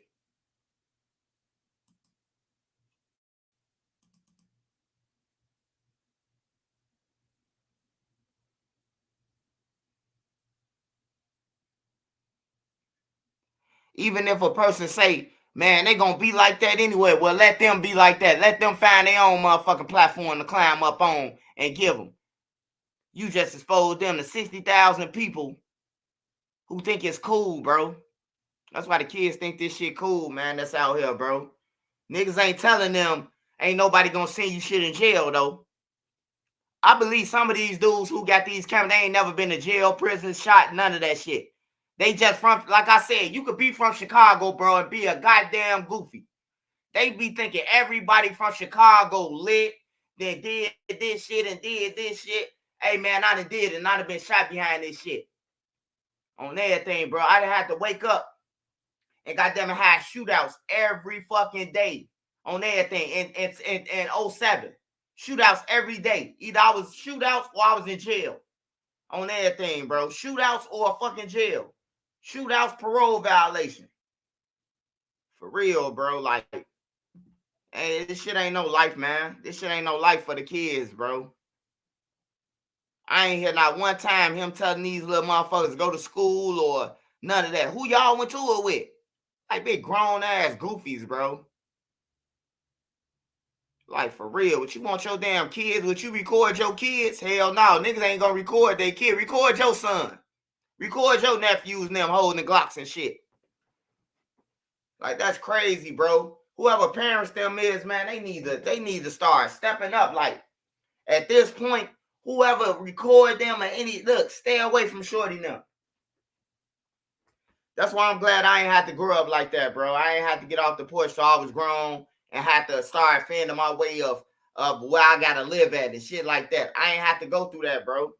I'm glad I ain't had to go through that shit. A lot of people be bragging. Oh man, I've been off the porch since 13, 14. That shit ain't cool. On everything. That mean your mama failed you, your daddy failed you, and every motherfucker else in your household failed you. If you outside at 15, bro, 14, every motherfucker failed you, bro. That's just real. On some real shit, bro. Like I said, man, at 13 years old, man, I ain't had no option where I was going or none of that. When my mama told us to put on our shoes, we gone, we gone. Grandma, auntie, anybody. We ain't even gotta want to go. I'm going to Blockbuster. I'm going over here. I'm going over there. We gotta go. We ain't got no say. Like for real, bro. That's when people cared about you, though. People don't give a fuck now. Everybody for self, bro. What you could do for me. Shit crazy, bro.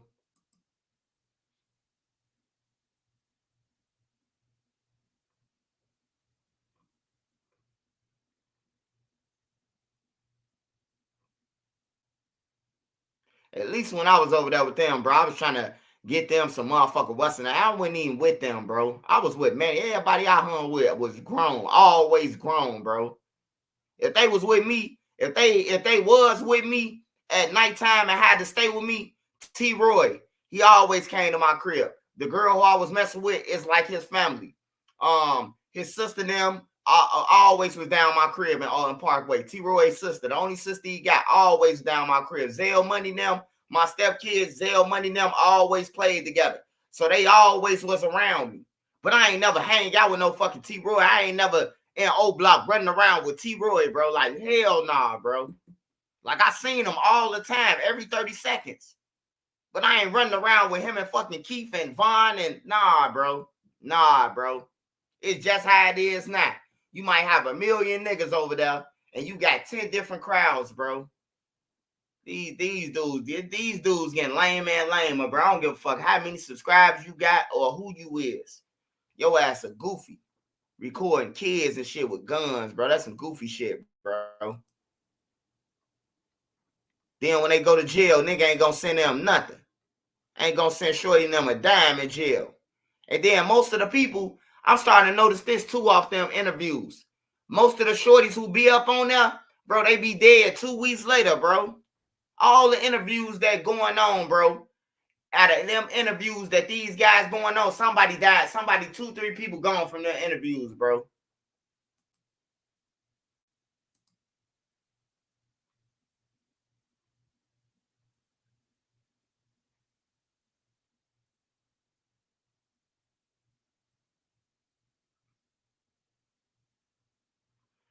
Let me see what we finna watch now.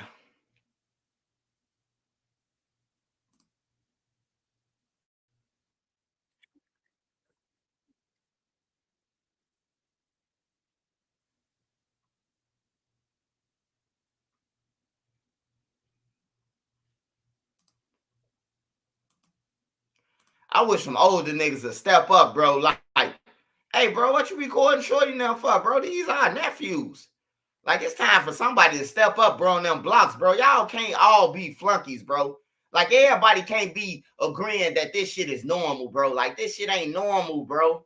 It ain't normal, bro. And it's a lot of people out there, bro, that don't like this shit, bro.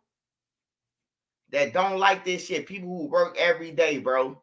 Why do they got to be traumatized of some motherfuckers standing outside, they on the blocks, and then most of the people don't even live on these blocks that they doing the interviews on, man. They don't own the crib over here, bro. I could point out 30 interviews why I know they don't live over there. Don't nobody in these interviews stay over there no more. But they on this block, making it seem like they own this block. So when the gang members come through, guess who they kill? A person who just moved over here, son.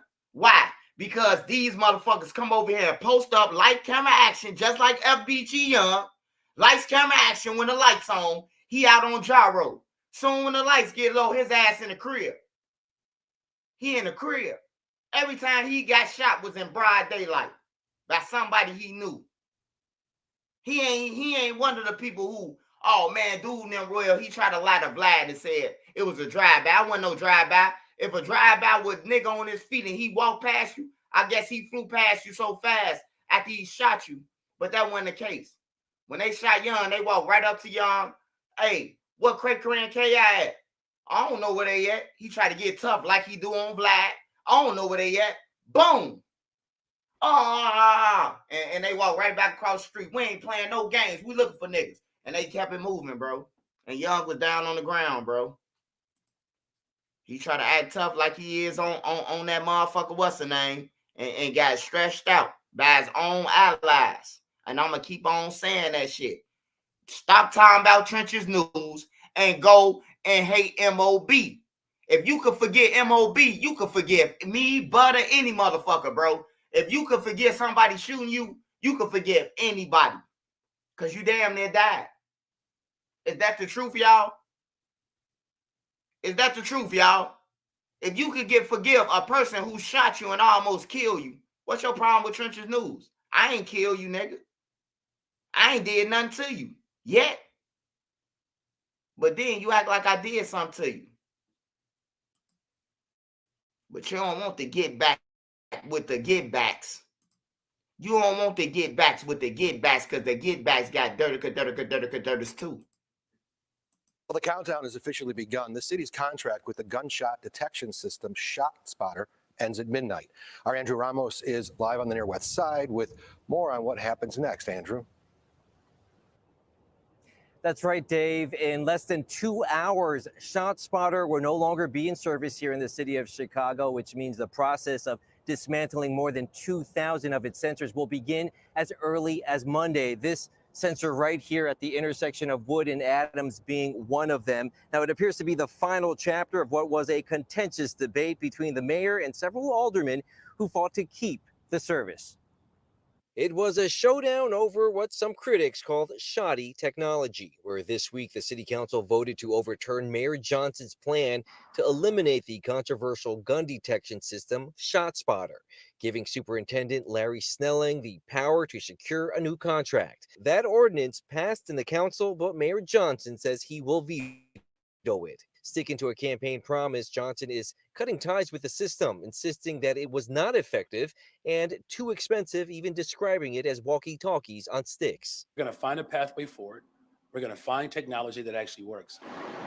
ShotSpotter technology alerts police to the sound of gunfire faster than a 911 call. It was just last week when the city released data on the effectiveness of the gunshot detection technology, showing that of the nearly 30,000 ShotSpotter alerts from January 1st to August 31st of this year, evidence of crimes were often detected, where shell casings were found in the majority of responses and 470 weapons were recovered.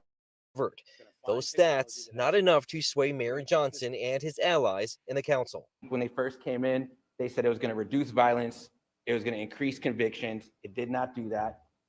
Studies show they did not do that. Meantime, Alderman Ray Lopez of the 15th Ward, among the many proponents of the technology, who says he is now concerned on what happens next. What will happen tomorrow or the next week or the rest of the year as the gunshots continue to reign in the city of Chicago and no one calls 911? How many lives are we going to? Hey, look, this is basically what it is, see, for the two. The ShotSpotter is a gun alert. That's what Nate got caught from. Nate shot in the air. The ShotSpotter caught the two shots. And the police went on the thing, on the computer, and looked and seen that 007 Nate was still standing there. Taekwon Real Nate. That's how he got caught, from the ShotSpotter. So the mayor of Chicago wants the ShotSpotter gone. He's saying that it don't work. What this Latino dude right here saying is something is better than nothing, bro. Like, if we don't have ShotSpotter, then nobody calls the police in Chicago. So that means now we really fucked. It's more murders and crimes and everything. The police can't pull you over. They can't chase you. They can't lock you up for weed in your car no more. They can't use that as no excuse. It's like shit. It's like it's gonna be the Wild Wild West in a couple more years. Shit. I'm telling y'all better build up y'all arsenal. You got the right to bear arms in your home too.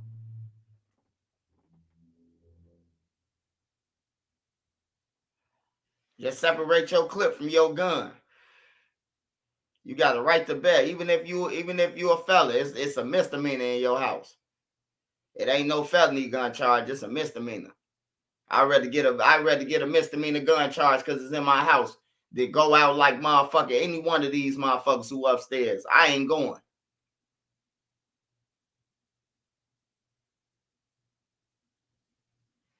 All right, so what we watching? Did he got into the gangster? Wait, he got into the gangster Mano story? All right, hold on. All right, I'm finna pull it up. I just had to. Let's finish this real quick. Jeopardy, just to keep this political promise.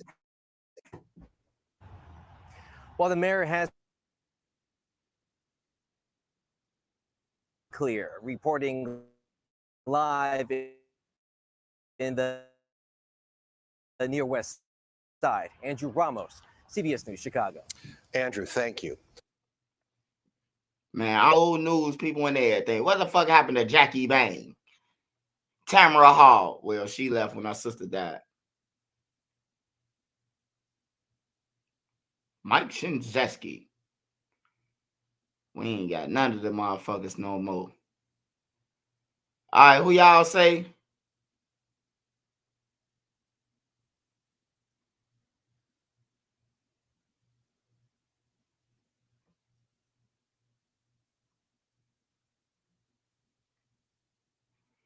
Hey, I want to speak on this Julio Fulio thing one time, man. I ain't talking about Julio Fulio since I squeezed it dry like a lemon. But Julio Fulio, man. Nah, this guy, well, I don't know if he knew, but his girl pregnant.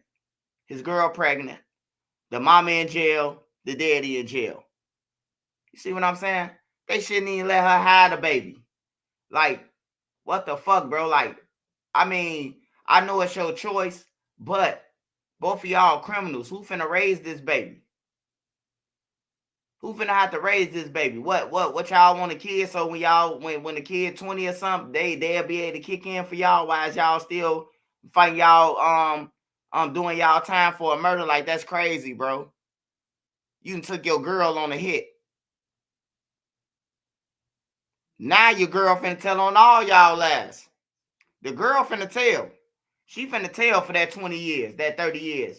But they said they still prosecuting her to the fullest. But if she got some information like who sent them or Julio Young and Nate's knew. Oh yeah, bro. She gonna get about a 20 piece. Yeah, you don't deserve to bring in no life, bro. Like, that's crazy, man. That's on the Julio Fulio case, man. The girl is pregnant. Her baby daddy in jail for the shit. And she on speedy trial. Yeah. She already did speedy trial. That let you know she told. She ain't going no fucking speedy trial just for no reason. She going to speedy trial to scare them. That's her lawyer tactic. Oh, she going to trial. They like, hell no, we ain't ready. They know they ain't ready. They ain't ready to go get sentenced like that damn fast, them boys in 4 months. They ain't ready to go get sentenced. They like, hell no. You got to know that she cooperating. She put in for a speedy trial on some shit where they got cameras, GPS phones. They got all this technology evidence against y'all. And she going speedy trial. Hell yeah, she cooperating. Shit. They dumb anyway. They dumbass drove all the way from Jacksonville. You got to gas up the car. You got to do all type of shit, bro. Even if y'all say, hey, swipe, you ain't got a gas, you can go to get another car. They're going to follow that car to that car. Even if you say they walk to the gas station to get the gas, they're going to follow whoever got that gas and follow him. Hey, all you got to do is watch murder tapes, bro. Real-time crime and murder tapes on Hulu, bro. It'll show you that you ain't getting nowhere. That's how I know Chicago police can solve these motherfucking crimes, bro. But they waiting on the feds to come and just grab everybody. Soon before you know it, shit, everybody gonna be in a fed joint. Ain't nobody gonna be in Cook County. Seems like the feds gotta come and pick up shit because Cook County letting them out.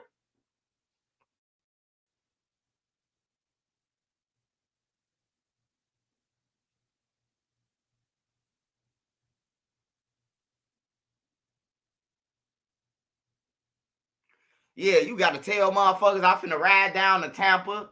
All type of shit, bro. And then there's 5 people. First of all, it's a female with y'all. Girl, we finna do this.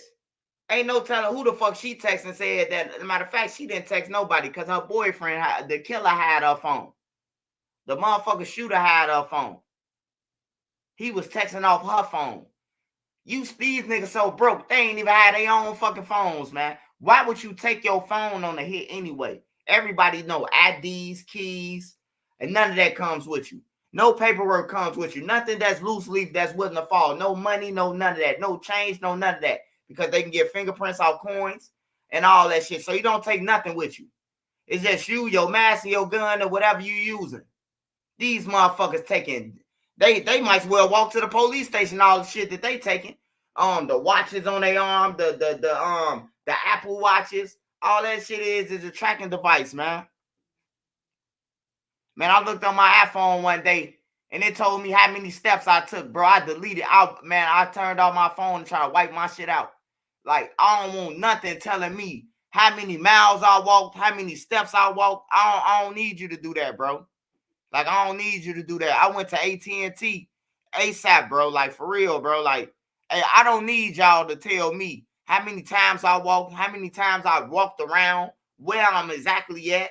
Like, I don't need y'all to do that, bro. All I need y'all to do is upload my videos. Let me get on Instagram, a couple of little apps that y'all got on y'all shit. I don't need you to do nothing else.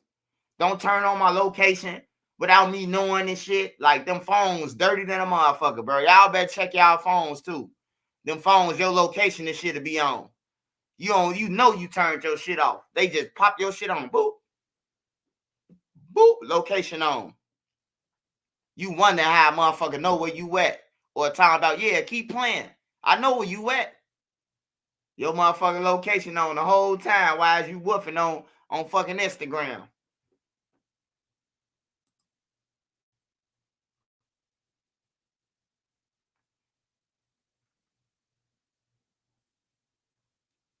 Yeah, I hate the shit. I hate the fuck out of our mayor, man.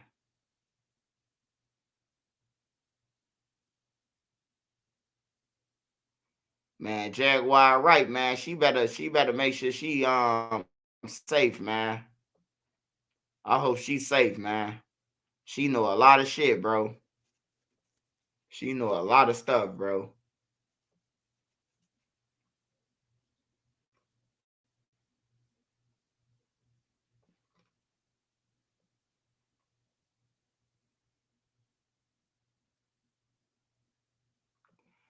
Hey, y'all, I did not know Stevie J.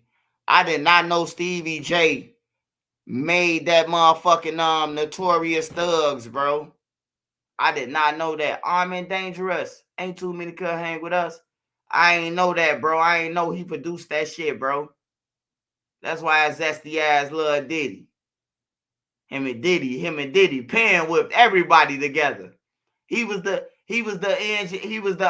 engineer, the producer, and then Diddy the motherfucking they was beating motherfuckers out. Him and Stevie J. I see how they relationship, how he take up for Diddy. Oh, that's a good friend of mine. Hell yeah, you own all that shit. That nigga own, like, he made Armed and Dangerous. He made that shit. That's his shit, bro. On my mama, bro. That's his shit, bro. He produced that. I was wondering, like, why the fuck Stevie J Why the fuck Stevie J all up in, like, why is he up in Puffy ass? Like, why is he running, holding his sack? Man, I looked it up, bro, and I seen it. I'm like, damn. Stevie J, hold on. I'm finna show y'all, bro. I'm finna show y'all, bro.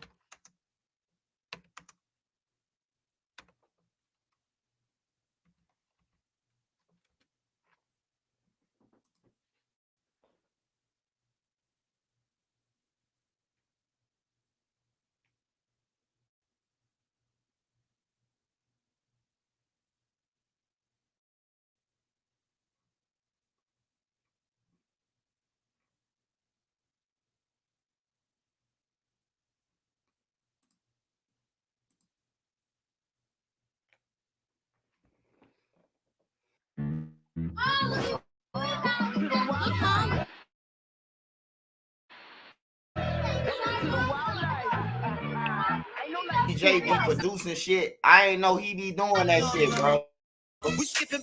I'm thinking he just a zest master who went with Faith and all that shit, bro. Like I ain't never know. Our store to your door in about an hour. Come on, man. Y'all don't never have.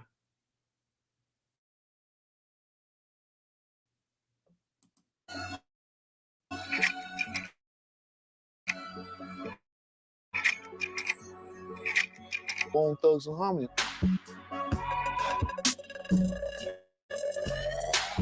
Come on, so, you know, I'm from upstate. I'm kind of green. I drink a little bit. I was drinking when I was with Jodeci and all that.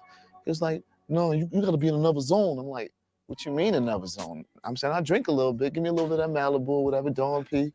No, smoke this. So he gave me a blunt to smoke. And after I smoked that blunt, you know, I came up with this beat to Notorious Thugs. He heard the track that night. He was like, oh my God, this is crazy. I'm about to rip this. So we. Hey, bro, it's a lot of shit we don't be knowing, bro. That's one of my favorite songs, bro, by Biggie. That's one of my favorite songs, period, bro. I still play that shit now. On my mama, I ain't know Stevie J's zesty ass was behind it. Took the track to LA to meet with Bone Thugs. So when we got to LA, Puffy kept playing different beats. Not the beat I created. I guess, you know, he had, and so he's trying to, you know what I'm saying? Bone went crazy. So after Bone laid their part down, Big was like, I can't do mine right now. I got to think about mine. I got to come, you know what I'm saying? So when we went back to New York, I believe it was like 8 o'clock that night, he went to the studio and laid it down. So everybody called me and was like, yo, you got to get over here and hear this. When I heard his verse to Notorious Thugs, I almost collapsed, man. You know what I'm saying? Like, this dude from Brooklyn took their style of music and their style of rapping and took it to a whole nother level. So that had to be my favorite track on live. Killed that shit. He stepped on that shit, bro. He stepped on that shit, bro.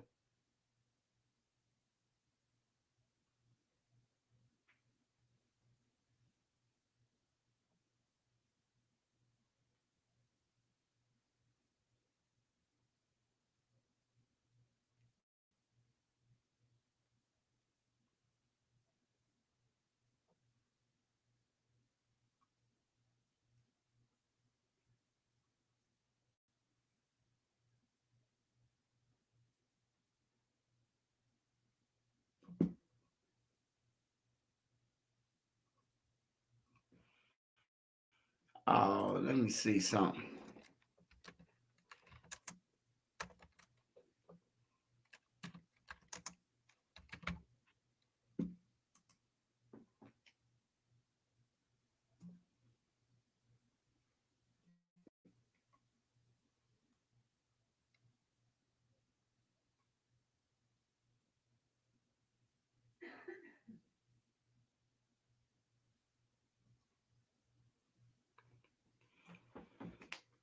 Yeah, Jay-Z, I think he going down for Foxy.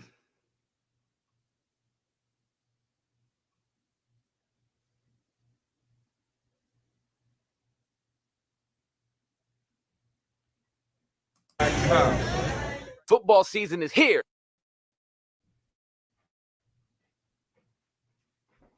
He already tried to do it. it failed. Zip was smart enough. God was on his side that day or whatever, not to do anything so they can get Zip implicated on a crime where they were just trying to get Zip implicated.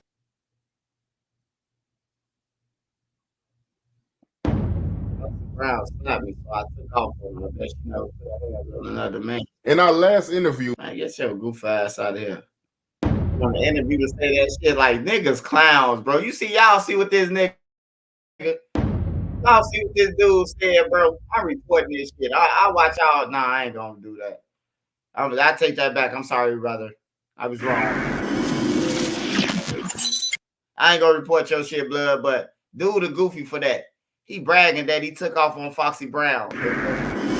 Did you take off on a man before, though? That's the question, though. If you ain't never took off on no man, don't be touching no woman. On some real shit. I would say Lil Reese, but Lil Reese choked Dirk, so that count as a put your hands on a man, right? Well, Lil Durk was young at the time then. Lil Durk was trying to find his way in the game then. So that don't count. I don't think Lil Reese could fuck with Smirky now, though. I'll put my money up on Smirk right now. Hey Cassie, how are you? How do you I think Smirk right now, or that Lil Durk right now. Oh man, Lil Durk could step on Lil Reese right now. Lil Reese would be like, let me go. Let me go, Durk. Let me go, Durk. You know I was just playing on Lil Mo. Let me go, Durk. I got my money on Lil Durk right now. Lil Reese 8-0 against the females right now. I gotta go with Lil Durk. That choke was when Lil Reese was strong, man. That was way before the next shot. Facts.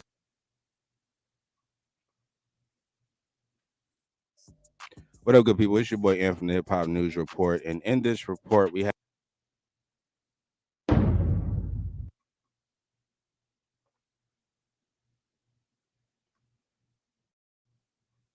See, you be seeing so much shit on here. Oh, snap. Now testifies against Jay-Z. Oh, snap.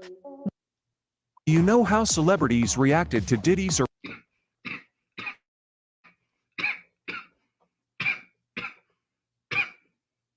Nah, this iconic girl, bro. Again? It's called Infrasounds, 33,000. It's out right now. Okay, I'm gonna go look it up. I think you'll get a kick out of it. I talk about my whole life. We kind of went through the same thing. We don't talk about it though. Dang. Yeah. Being young and being in the spotlight's not easy for anybody. So I'm telling you, JB all these years been giving us hints, but a lot of people are sleeping. You know, I'm not. Hey, yeah, man, them titles clickbait. Hey, but Raven Simone, right? We all know that she got touched, right? And they were saying that, you know, a couple more people touched, you know. So she just said Justin Bieber went through the same shit she went through. We know that she got touched for sure.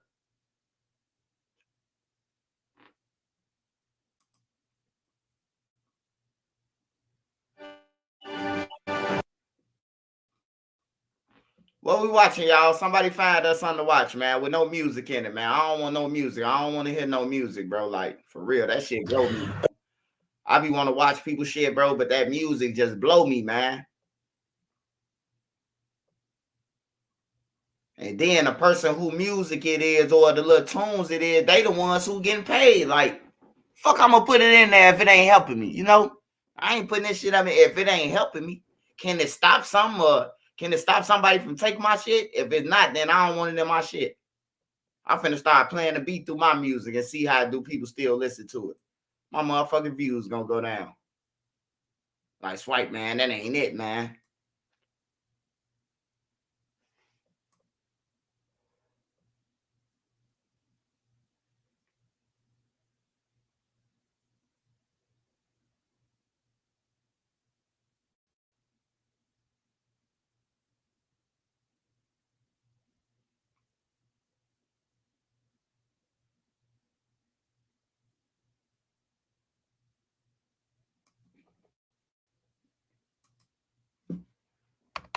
Let me see. I gotta go back real quick. Aaliyah.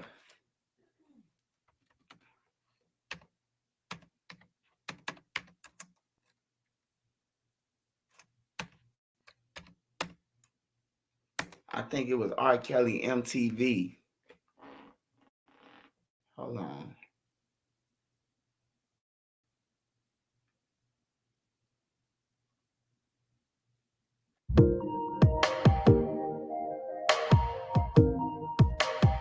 Yeah, R. Kelly had enough room.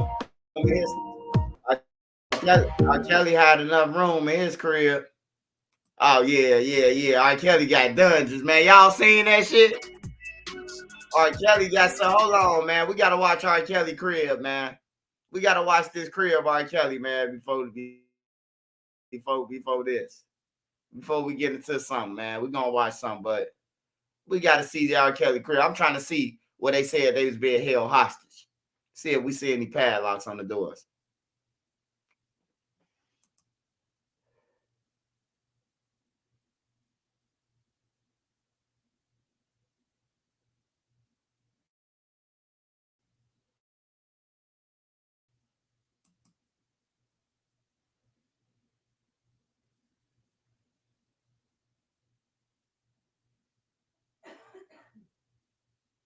Yeah, R. Kelly, that motherfucker had a lot of room.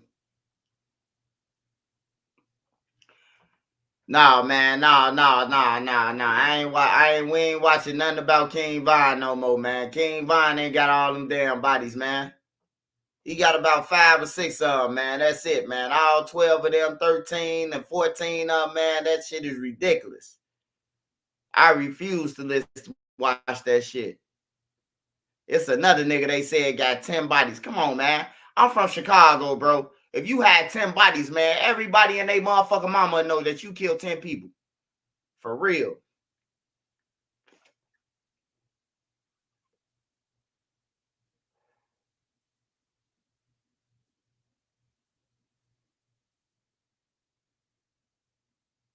Yeah, Lil Jeff jumped off the porch and then Lil Jeff jumped off the porch, got killed a year later, but he got 10 bodies. Come on, man. Stop it, bro. He was working overtime, man.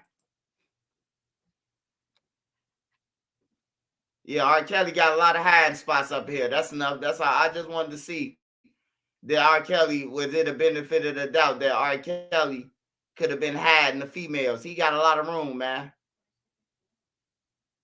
He got a lot of rooms, bro.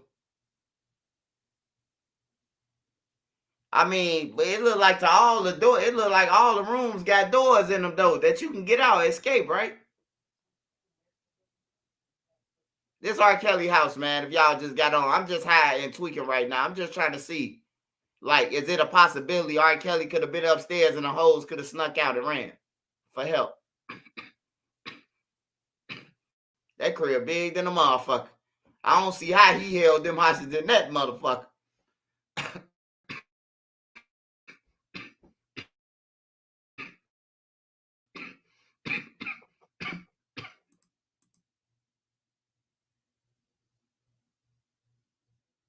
Yeah, they slapping bodies on people at this point, man. Hey, they just finding people and putting people together, bro. Like, some of them people probably died in a car accident, man.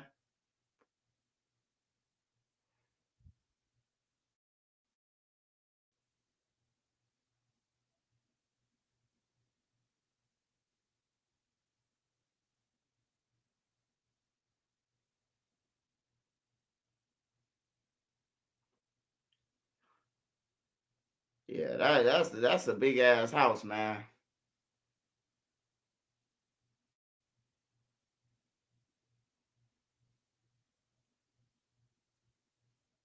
You could live in something that big. I don't like it either. I couldn't live in shit that big. That's too fucking big, man.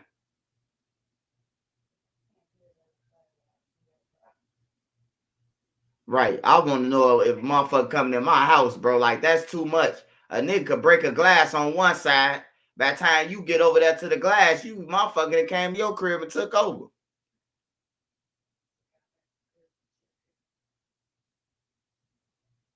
For 1, 2, 3, 4 car garage, 5 car garage.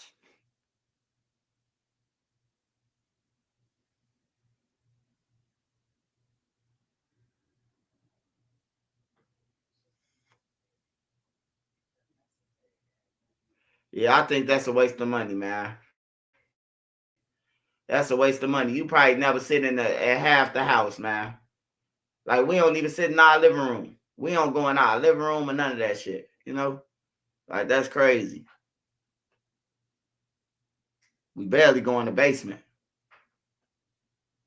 I probably went down there, like, to watch a movie.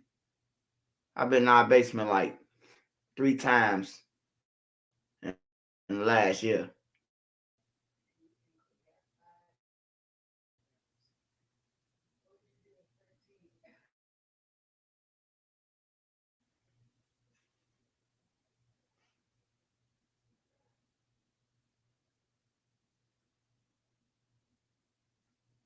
Right, I don't need to go up my basement. It is full furnished.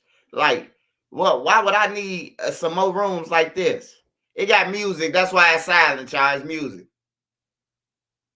Yeah, motherfucker, move in your crib. You wouldn't even know it, bro.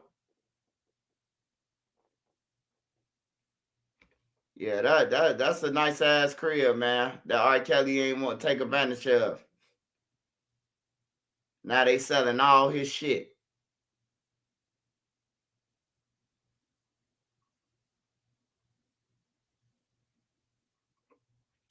What y'all say we watching, man? I ain't watching Trap Lord, bro. I ain't gonna need a lot, man. I fuck with Trap Lord Ross, but nah, man. Yeah, nah, man.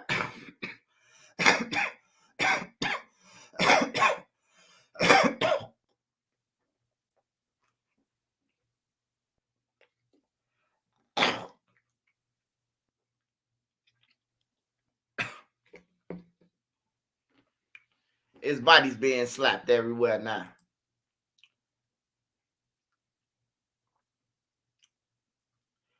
Hey, no, Quay, man, he got kids on that, man. I fuck with on the couch, though. I be fucking with his interviews when he interviewing the crash outs, but when he interviewing kids, I can't get jiggy with that shit, bro. I got kids they age, bro, who's on that porch, bro.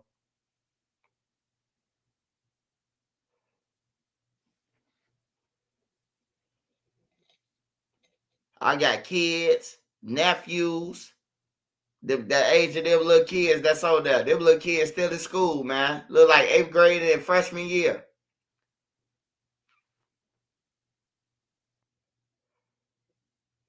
Ohio State won at Cleveland Indians.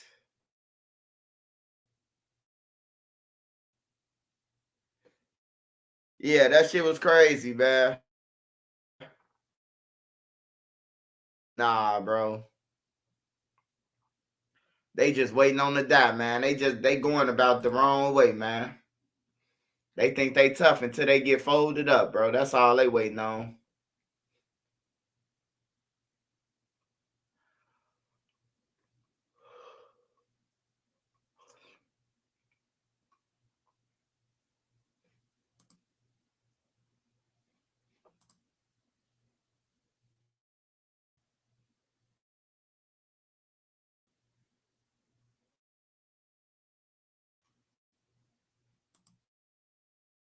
Singer Aaliyah Houghton. Kelly stated the Budweiser company dropped her from its Superfest tour because it felt she was too young to be on the road, and most convinced. My sister wasn't lying when my sister told me that shit. I'd never forget. I'll never forget, man. My sister came home from school, man, and this before the R. Kelly. This right before the R. Kelly tape drops. I don't know if y'all was in Chicago when the R. Kelly tape dropped, but R. Kelly them a bag had came up missing out the gym, out the gym, and it's this guy named it's this OG named Yada. He had retrieved the bag. The bag ended up getting to Yada. And they was trying to get R. Kelly to get him some millions of dollars for the bag back. R. Kelly said that he ain't got that type of money. Well, they copied all the tapes. They made millions of copies of the tapes, and they was selling them bitches like hotcakes. I know they made some millions off them. But yeah, my little sister told me motherfucking R. Kelly used to be at her school at Kenwood Academy, bro. And Aaliyah was in 10th grade the whole time, bro. It's crazy. Love man, hip-hop star R. Kelly did indeed marry his protege, the 15-year-old singer Aaliyah Houghton. Kelly stated his age is 27, 2 years older than he previously claimed to be, and Aaliyah produced 2 pieces of ID that appeared to show her to be 18. But Aaliyah's publicists continue to insist that she's 15. The Budweiser company dropped her from its Superfest tour because it felt she was too young to be on the road. And most convincingly, the Detroit High School of the Performing Arts acknowledged that Aaliyah is, in fact, a 10th grade student there. Whether or not she's in legal trouble for passing off fake ID remains to be seen. R. Kelly should have went to jail that day. He should have went to jail that day, shouldn't he? He should have went to jail that day. When MTV made this video, he was supposed to be his ass in jail. She in 10th grade, he 27. He lied on, they forged documents and lied about his age, first of all. He got her shit forged. It shouldn't even be no surviving R. Kelly right now. His ass would have been gone for what? At least about 10 years. There wouldn't have been no surviving R. Kelly. Then he would have been a registered sex offender. We will keep you posted. That's crazy, bro.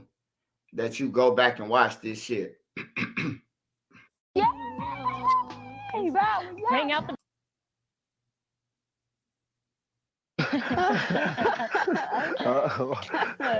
Well, no, we're not related at all. No, we're not. We're just very close. He's my best friend. Yeah, cool. Now, who found her? In the whole wide world. I found Leah. As a matter of fact, Barry Hankerson, my manager, who's her uncle, told me to go up to Detroit and hear her sing. Hold on, y'all. Hold on.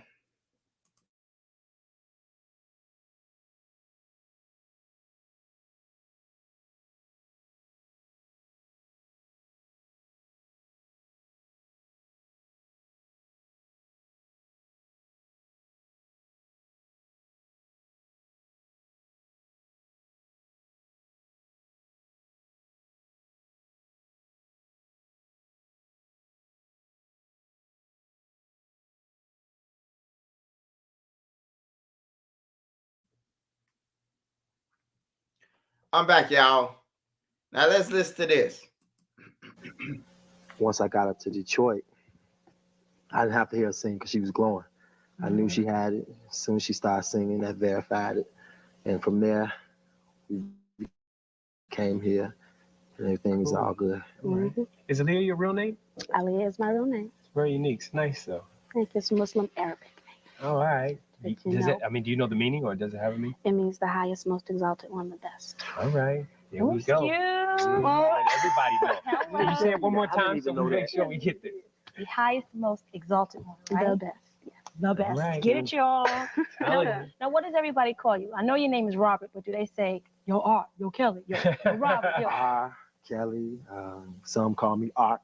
Mm-hmm. You know, call making him a Art. mistake. Right, Art.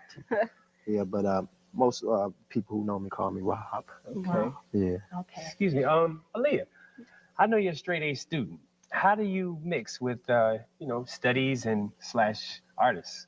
Well, it was very hard to intertwine school with the career, but I do feel that education is number one. Cool. So I work hard at that, and I go to performing arts school, so they're very helpful. They've been very cooperative with me. DSA, everybody know in Detroit.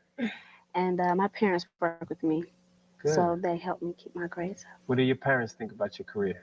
They're very happy for me that, I finally got where I wanted to get. I've been working very hard, and they've been a great support. Since I was a little thing, used to run around and sing, and they've helped me. They've developed me. Now, how do people around you act? I mean, you know how people say you've changed, and it's usually not you who've changed, but the people around you.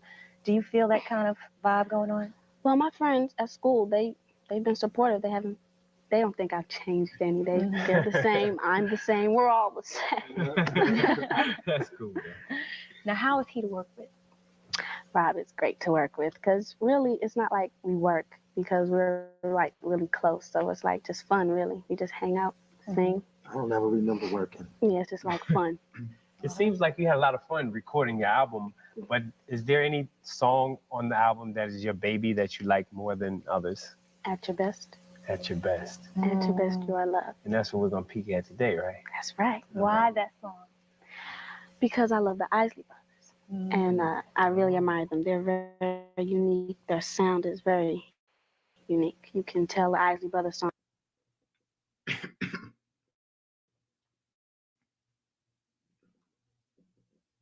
Yeah, man, this shit crazy.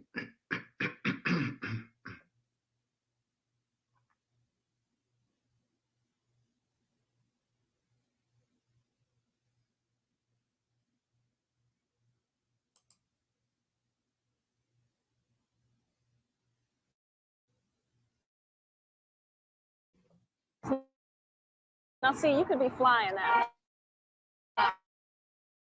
Yeah. With a long list of upcoming premieres to dress for, we spent the day shopping.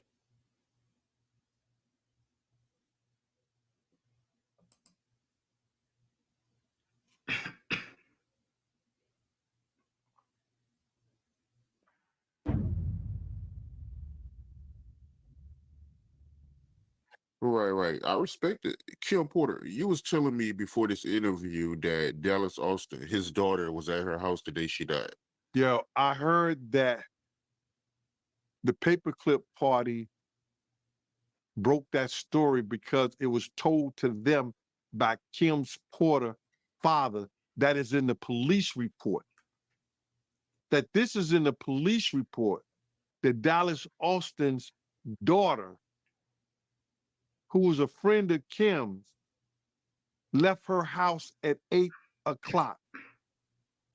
That Kim had made a call, 911 call at 2:15 that morning.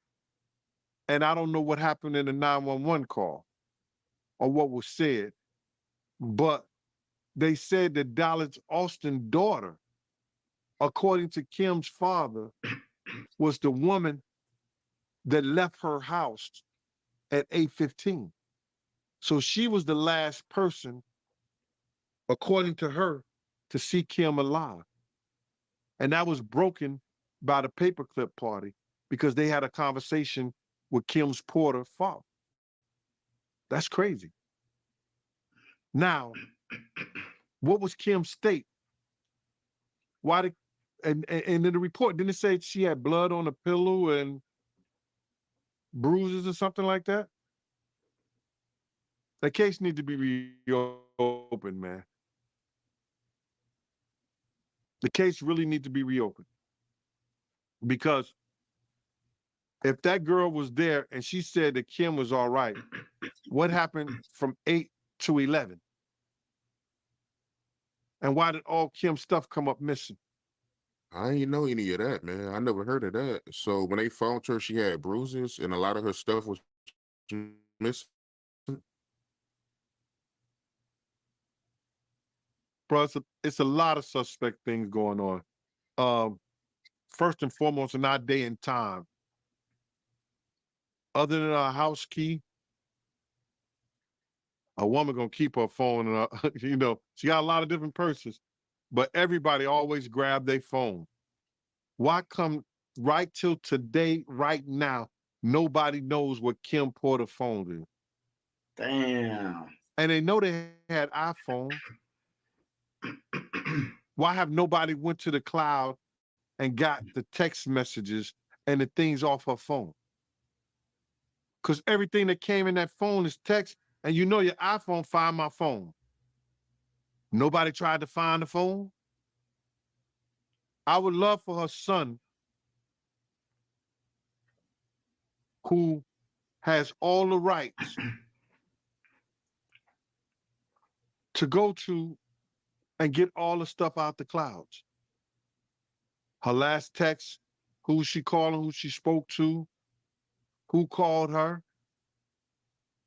Where was the last place her phone was at before it was destroyed and cut off? It would tell you that too. You personally, what do you think happened to Kim Porter? Yeah, Diddy finna go. Diddy finna melt, man. He's finna I'm melt. not a medical. Hey, I ain't knocking Gene Deal or none of that. This just a joke. But Gene Deal slapping shit on Diddy like Trap Lord Ross slapping on the streets, man. He's slapping body after body. Everything. Hey, look. And I believe him. I believe Diddy did something to Kim Porter, bro. I believe if that wasn't no videotape and they wasn't in no hotel room, he probably would have did that shit to Casey. Man, hey, he was trying to get up back. He had a towel on, holding the towel and grabbing over one arm, trying to get up back. Nor I was an investigator on that case.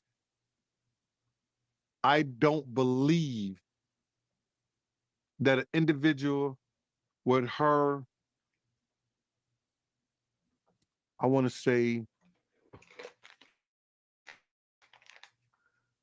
financial status would lay up in the house and die of pneumonia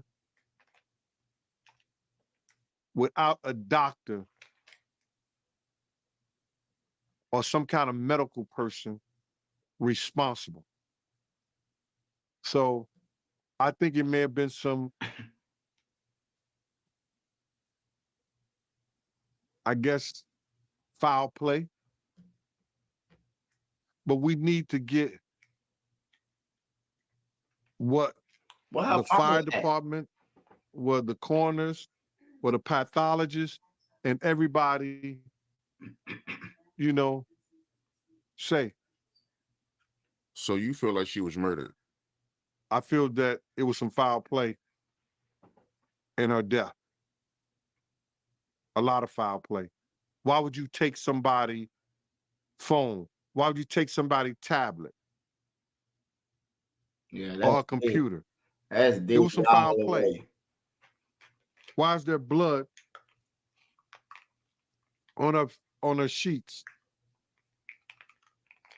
Why is things are happening that nobody spoke on? Why is that a person could say that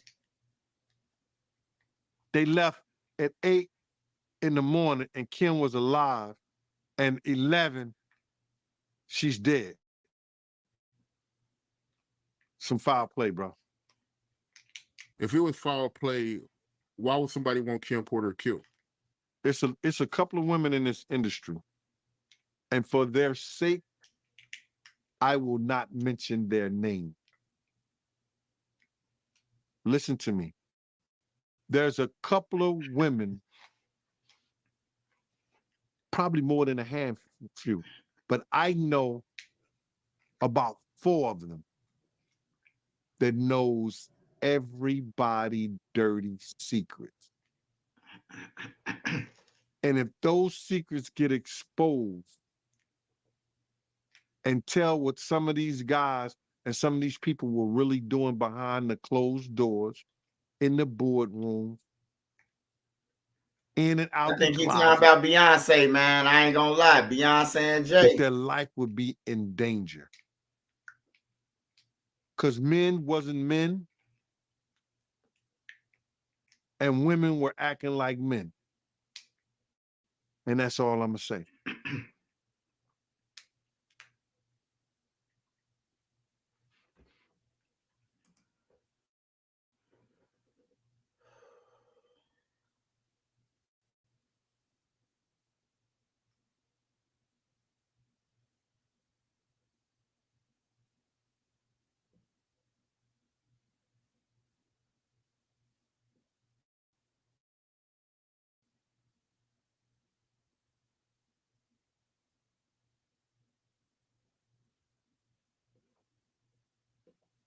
I thought Al B. Shore was dead. He ain't dead.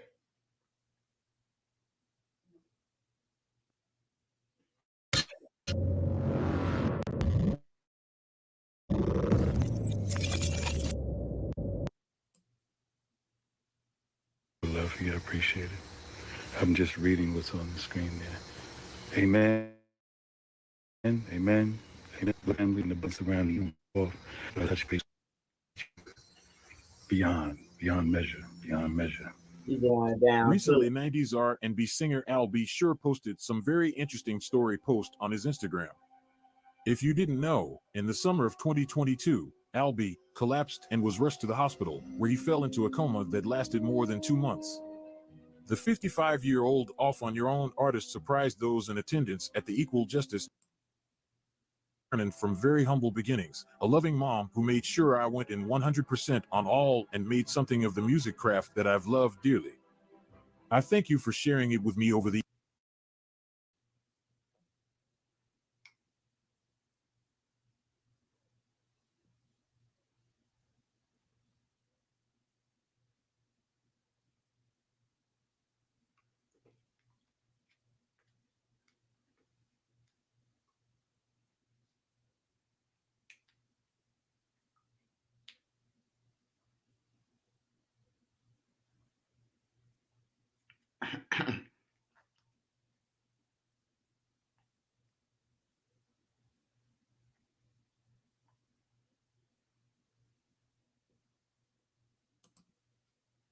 Kim Porter book. Oh, I'm getting that. Make sure you order that shit for me, Nene. You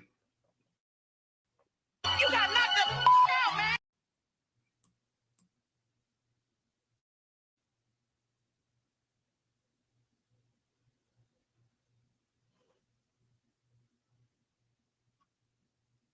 Yeah, I'm gonna get that book.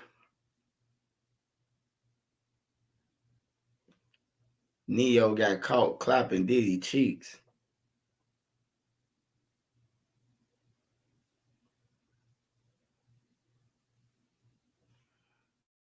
All right, I'm gonna go to Swap Stories and see how long can I take that bullshit.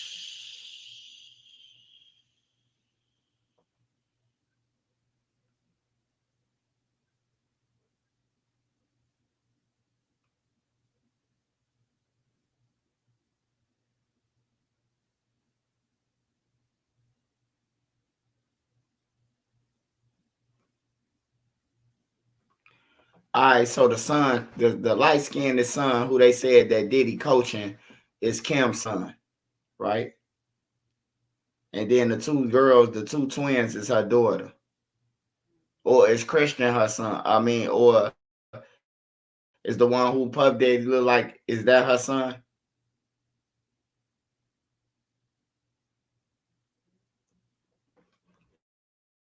Hold on. Matter of fact, let me look up P. Diddy's son before I get into that swap story. Diddy's son. I think he under indictment too. I mean, I think he under some type of shit.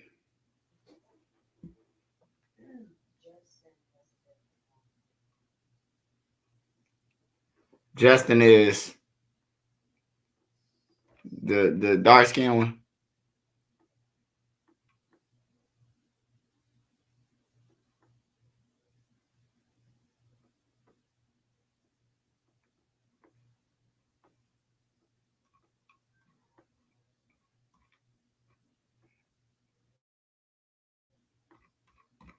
Yeah, they say he facing some assaults and shit.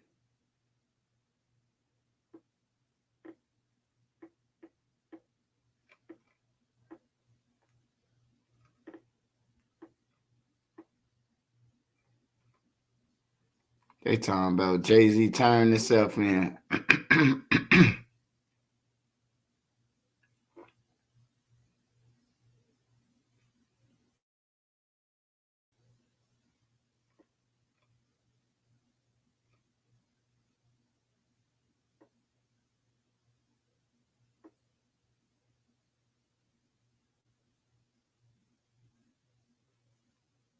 up, because just as much as I know Diddy, I know Cassie. In November, Cassie's lawsuit allegations were only the start. His Council Culture podcast in February. Addresses were recorded before. Knowing the right thing to talk about, I was like, this is someone who was hurt, who was victimized.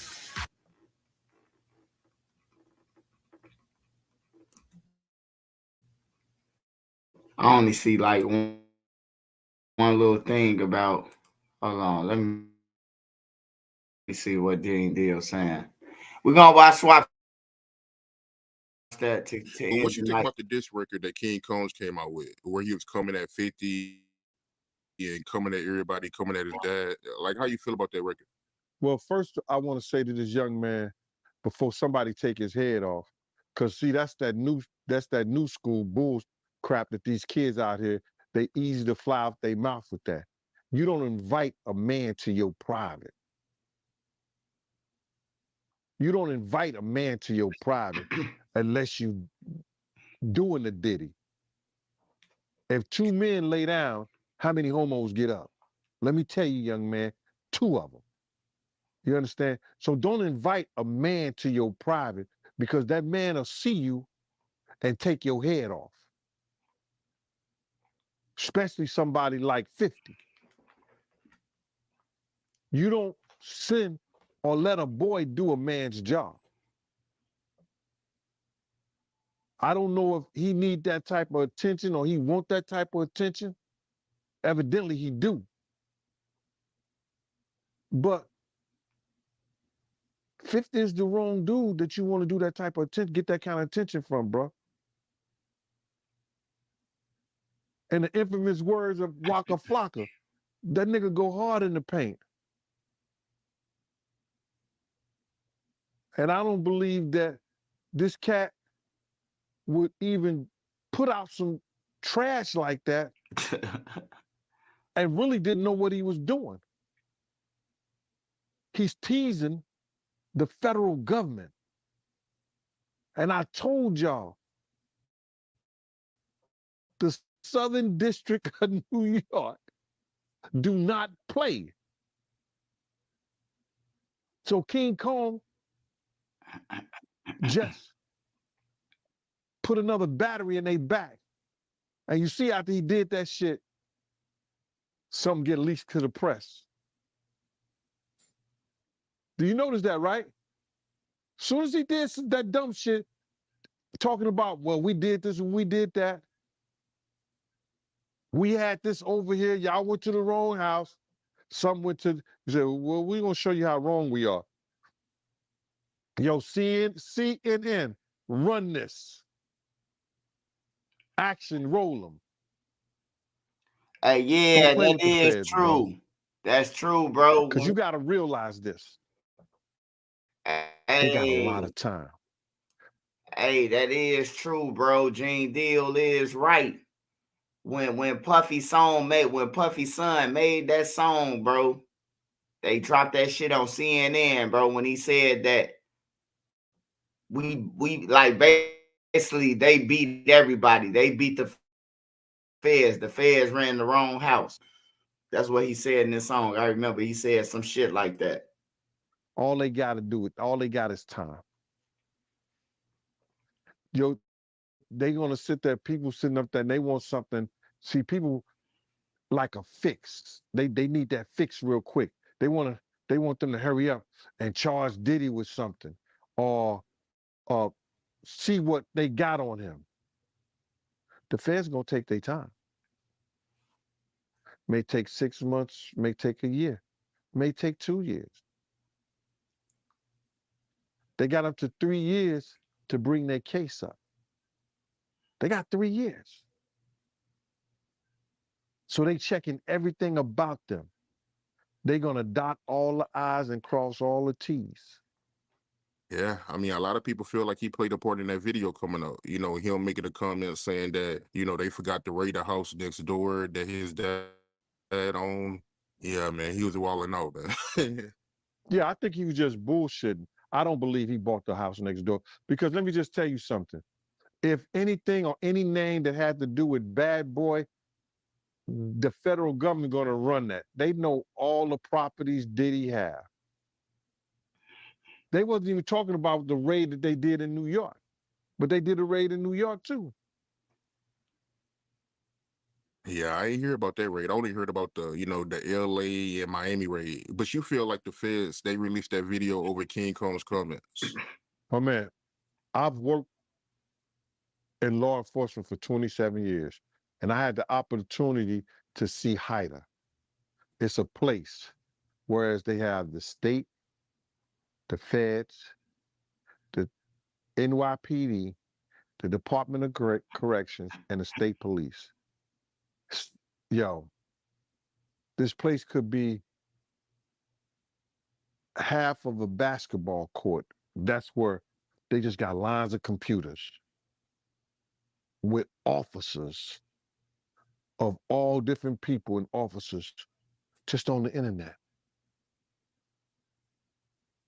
Whoever's over that case, whoever's working that case, don't you know they saw that and took it to their boss? You might think it's petty, but it's not. You do not agitate a lion with a pork chop. And that's what that kid did, bro.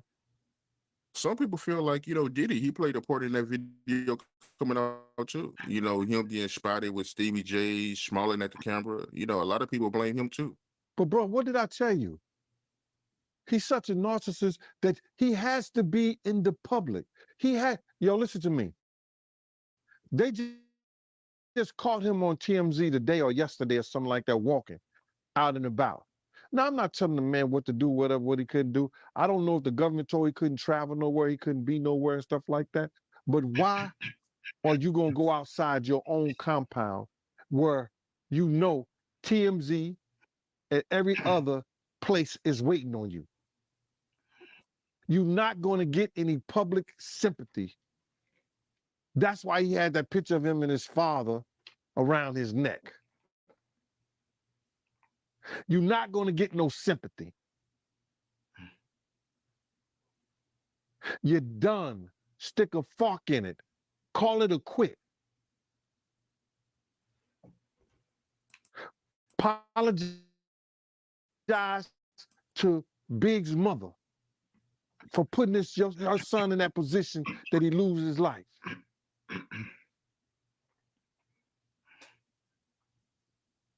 It's crazy. He better do a Russell Simmons. Yeah, a lot of people saying that, man. They saying that he gonna pull a Russell Simmons.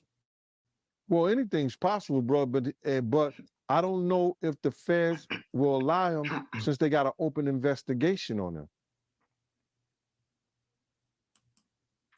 Say you better pull a Russell Simmons. Ain't that some shit? So Russell Simmons just stuck over there. Hold on, man. Hold on, y'all.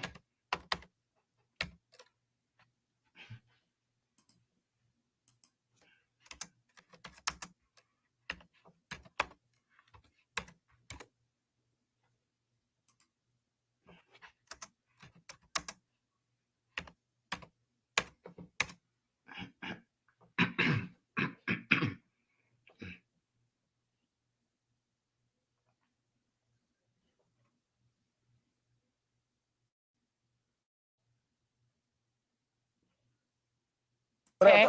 On the record, the documentary about the rape accusations against your brother, music mogul Russell Simmons, he's denied all the accusations. Is there anything you want to say about it? Nah, I'm here talking about my lovely marriage. I don't really focus on that. I didn't even know they. Good for you.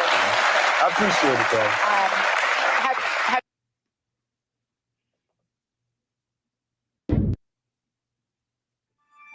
This morning, music mogul Russell Simmons stepping away from his businesses. Russell Simmons, now the latest big name, left to defend himself. 9 women accused Simmons of a wide range of misconduct, from vulgar language to assault to 4 instances of rape. That's crazy. What did he do? He raped me right up against the wall. Excuse my language. But that's what he did. I think it's the secret. He showed up naked wearing a condom and tackled me to his bed while I screamed. Oh man, no, bro. I didn't know this about Fat Farm, bro. Is y'all serious? Is you serious, man? Man, y'all just heard what that lady said, man. I think Russell might be darker than Diddy. Ain't nobody said he came in there with a helmet and shoulder pads and tackled him with a condom on. That's wild business, man. That's crazy. Man, these niggas got millions and damn near billions, bro. Like, what the fuck going on, bro? These dudes some creeps, man. Man, the nigga already had on a pre-condom. He pre-ordered the condom. This nigga sick, man. Fought and said no. It's 14 minutes, man. I got to dig into it, man. Russell, man, this shit crazy. Ellis, man, get you a woman, bro.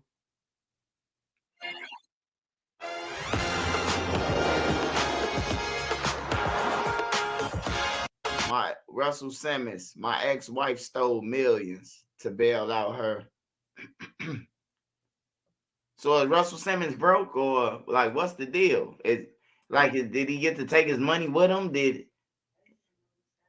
Is he living good? Like, what the fuck? I didn't know nothing about. I'm thinking they said Russell Simmons in Bali and shit. I'm thinking like, yeah, he over there. I know Kimora Lee left him, but I ain't thinking that he did some shit like this.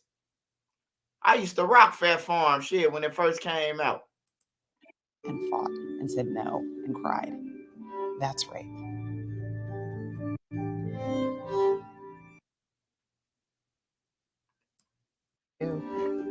I ain't gonna even lie, man. Now, this lady could have been bad back in her days, man. But right now, Harry and the Henderson, man, I can't see. But Russell old too, though. So this one, they was bad. They should have known Russell was a creep, bro. When Kimora Lee, how old she was? 14? He raped me right up against the wall. Excuse my language. But that's what he did.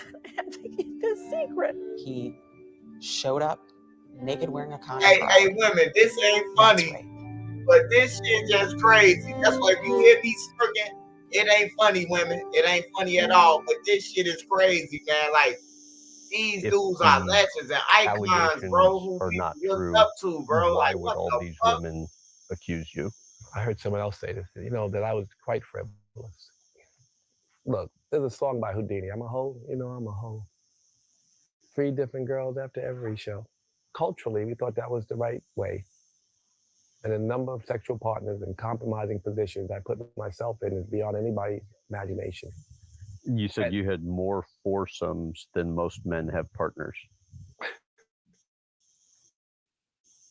Yeah, and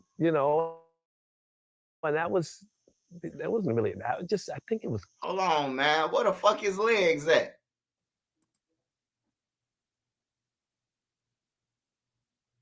Where that nigga legs at, man? Why that nigga sitting folded up and shit like he ready to do some kung fu or some shit if the feds running up? The fuck wrong with Russell, man? This shit crazy, man. Hey, look. I don't even be paying attention to like Russell Simmons now, man. I thought like Def Jam and all that shit, bro. I ain't know all this shit, bro. I ain't know he was tackling women showing up naked. So she's saying that he ain't have on no clothes. So he drove from 22nd and 3rd all the way to her crib. Asshole naked, jumped out the Bentley or the Maybach and ran in her crib. Was the door locked? Like, hey, I'm just asking questions, bro. Like, for real, bro. Like, I gotta go back to this, bro, because you know what I'm saying? Like, she said that he came over her house naked and tackled her with a condom on. Did you just open the door and not see that he was naked? Did he say, this Russ, open up, and then he tackled you? Like, We got to get more into this shit, man. Like, this shit's sick. This is sickening, bro. The secret. He showed up naked wearing a condom and tackled me to his bed while I screamed and fought and said no. Wait. Hold on, man. Paul. Excuse my language. But that's what he did. I had to keep this secret. He showed up naked wearing a condom and tackled me to his bed while I screamed. He showed up naked, wearing a condom. I understand that clearly. And then he just tackled you in his bed. Right. That's hold on, bro. He showed up naked wearing a condom and tackled me to his bed while I screamed and fought and said no and cried. That's rape. I don't know, man. Hey, I don't know, man. Hey, these some sick motherfuckers, bro, but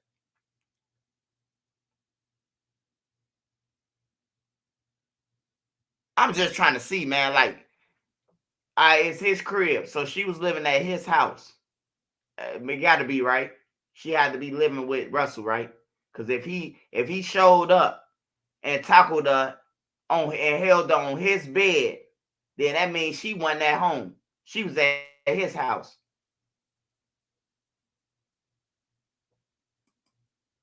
All right.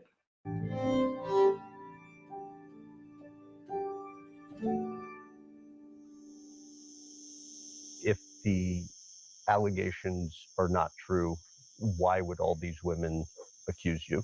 I heard someone else say this, that I was quite frivolous. Look, there's a song by Houdini. I'm a hoe, I'm a hoe. 3 different girls after every show. Culturally, we thought that was the right way. And a number of sexual partners and compromising positions I put myself in is beyond anybody's imagination. You said you had more foursomes than most men have partners. Yeah, and that wasn't really that. Hey, you do got some predators, bro, like him. See, I understand it now. I understand it because that's why Lil J was so easy to go over there and switch sides with the Transformers, because Lil J was out here having threesomes and foursomes, having clout. Now, when you go to jail, you seeing titties, and you done had threesome and foursomes, but you looking at a Transformer, so it was easy for him to transition. I think it was cultural and silly and egotistic and sad and from an insecurity that feeds it, and a lot of reasons why we were that way. If you slept with as many people as I slept with, thousands, and we're talking about 6 people. There were like 20, right? I mean, I spoke poorly. Oh, you mean rape that's not, no. Yeah. Sunday. Just gotta steam it, babe. Time to suit up. Half zips, quarter zip guy. Sacrifice. Trying to figure out, like, did he say down? You ready said hood? Like, he a predator, bro. Like, and then he ran the valley and got up out of there, bro. I don't think it should be that. I think they should be able to go over there and get his ass. I spoke poorly to 15 of them. I mean, 12 of them. I spoke poorly all the time. I'm a Def Comedy Jam guy. I was crude. So how many compromising situations was I in? And if you call that person and say, can you help me help these other women, then you can get them to tell a story and reimagine a story. And I'm not here to say what they were thinking, but I can simply tell you that I was in so many compromising situations that people can have a recollection from 30 or 40 years ago. And it can be different from my recollection. And it could be one where there was perhaps collaboration. If he had more foursomes than most guys had once, could someone leave and feel hurt? Could someone leave and feel they wish they hadn't? Could someone reimagine a story out of thousands of people? Could someone want notoriety in a market where people thirst for fame, even infamous? Could someone who just came out of jail and want to sue you because they had an experience and they can reimagine it just a little bit different? And could you be vulnerable enough to accept it? I took 9 lie detector tests. People don't know that. 9 separate, 7 from the chairman of the Polygraph Association, 1 for each of the serious accusations, 1 for when someone said, for instance, I was violent. One person said that.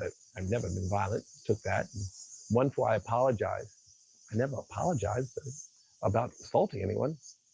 But if 2 people say it, because one said it and me too, and the second person said it, then I took a test for it. 3 hours per test by 2 polygraph examiners. 1 that I've never done this to anyone and 1 I've never done to each individual. Some people say that they're not accurate, but if they're 94% accurate, I did 9 of them. It's pretty clear that I don't believe it. I even asked well, what if I believe it, but it's not true?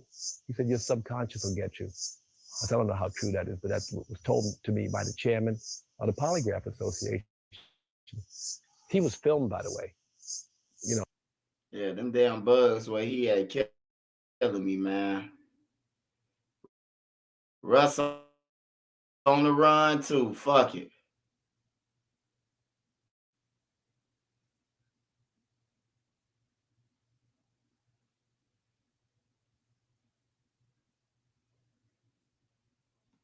Yeah, I'm done watching this shit, man. It's enough of that shit, man. Russell just motherfucking click. Russell just up the ante, man.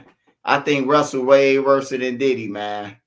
I ain't gonna lie, man. I think he way worse than Diddy. Shout out to Swap Stories, man. We're gonna try to watch a little bit of this. He was a real demon, and he professed to be a demon. He himself said he was a demon.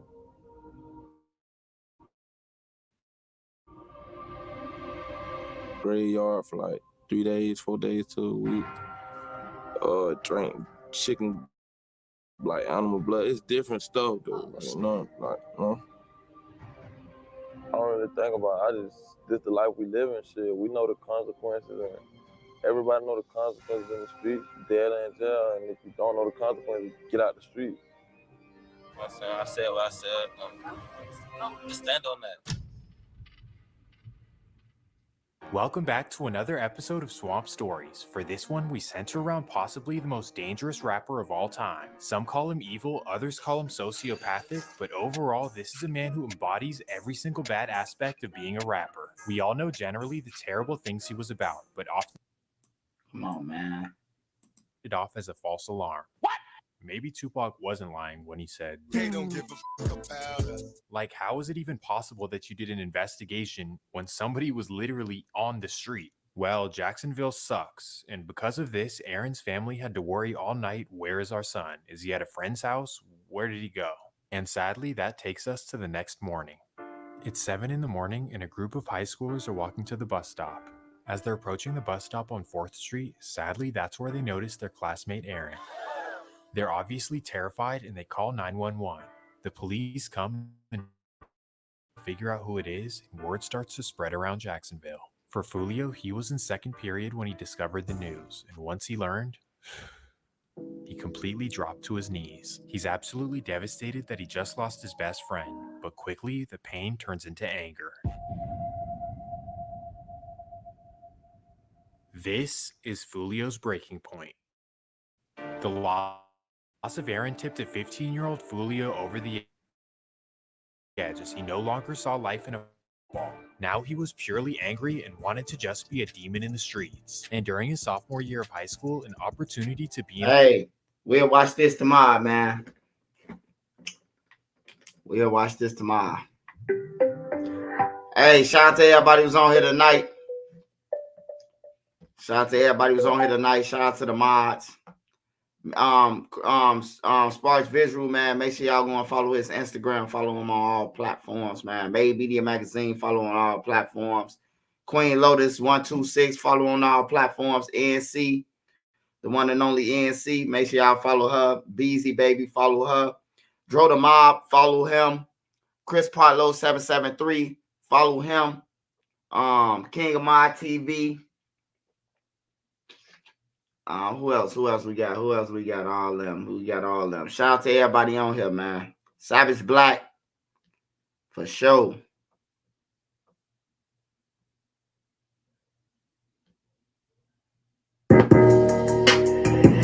My nigga Glock made this shit. Real Mod Squad shit. Whole lot of Mod Squad shit. Shout out Trenches News, nigga. Shout out NC.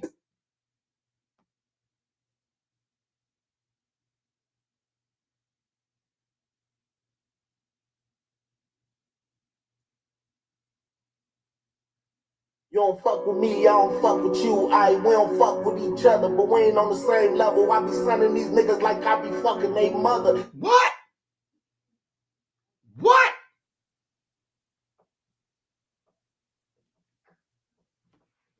You don't fuck with me, I don't fuck with you. We don't fuck with each other, but we ain't on the same level. I be sending these niggas like I be fucking they mother.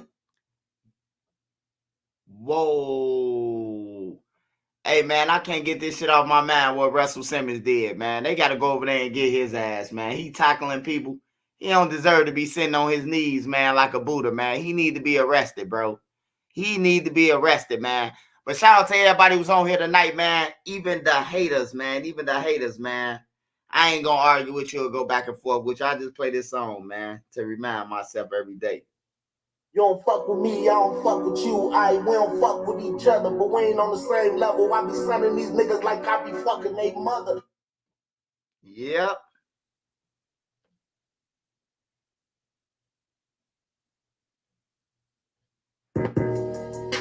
Shout out to everybody on here, man. Real Mod Squad shit. Whole lot of Mod Squad shit. Shout out Trenches News, nigga. Shout out NC. Shout out Made Media. Shout out Spark. Shout out Queen. Shout out B. Shout out Nene. NC hit my phone like Black make us a song. I hit YouTube, found a beat, now it's on. And see, you can go to her for the latest news. Like who told on who and who gave who the blues. Can't forget Queen Lotus, that's 126. Shorty smart as hell, gon' have you thinking about shit. Now let's get on the BZ on the down south shit. Shorty real as hell, she gon' tell you about your shit. And she dropping videos, go subscribe to her shit. Sparks got the visuals of 99%. Made Media out west, he in field mode, nigga. Get that nigga, bring a chick, I bet she feeling on that nigga. And shout out Savage Black, we gon' party on them niggas. Can't forget me.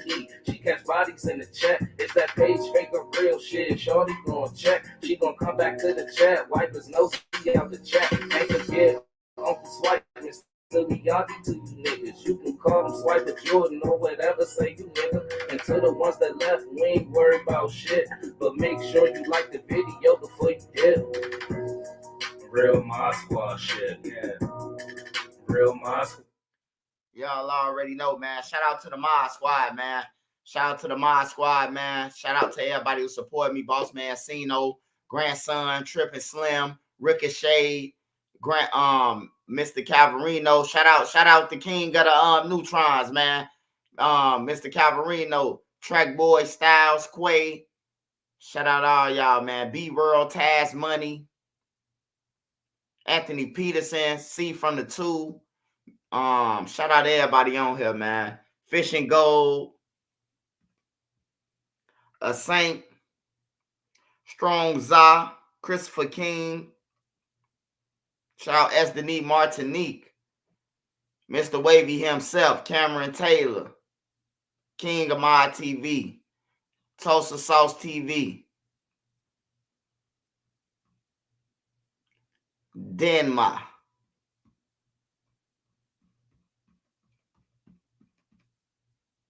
Shout out Del Rio. Shout out Sean Ward, man. Shout out Sean Ward. Ray Cernaz, shout out KD, Pavmate. Shout out Roro, Blackstone 55, T Taylor. Shout out K Shyne, shout out Maggie. Shout out William Stewart. Shout out Timothy. Shout out Yaz.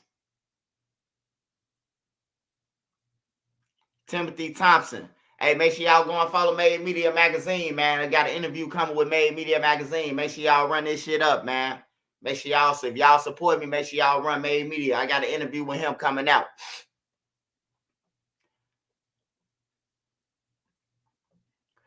Shout out Dennis. Shout out Shaq Spalding. Shout out TAC. Get your game on. Shout out We All Flat. Hey, shout out Bomo, who I blocked, man. Shout out Mobo, Moblo, Mojo, whatever your name is. King Manny, we float. Shout out King Fields, King Charles, Drew Glizzy. Trying to get all y'all on here. Mikey Hughes. Shout out all AW3. Shout out Dita and Jihad. Shout out Black Amor. Man, shout out to everybody on here, man. Hey, this Trench News, man. My man is my nine. If you got anything extra, make sure you give, man. Give back, man. We all one step away from being homeless. Always remember that.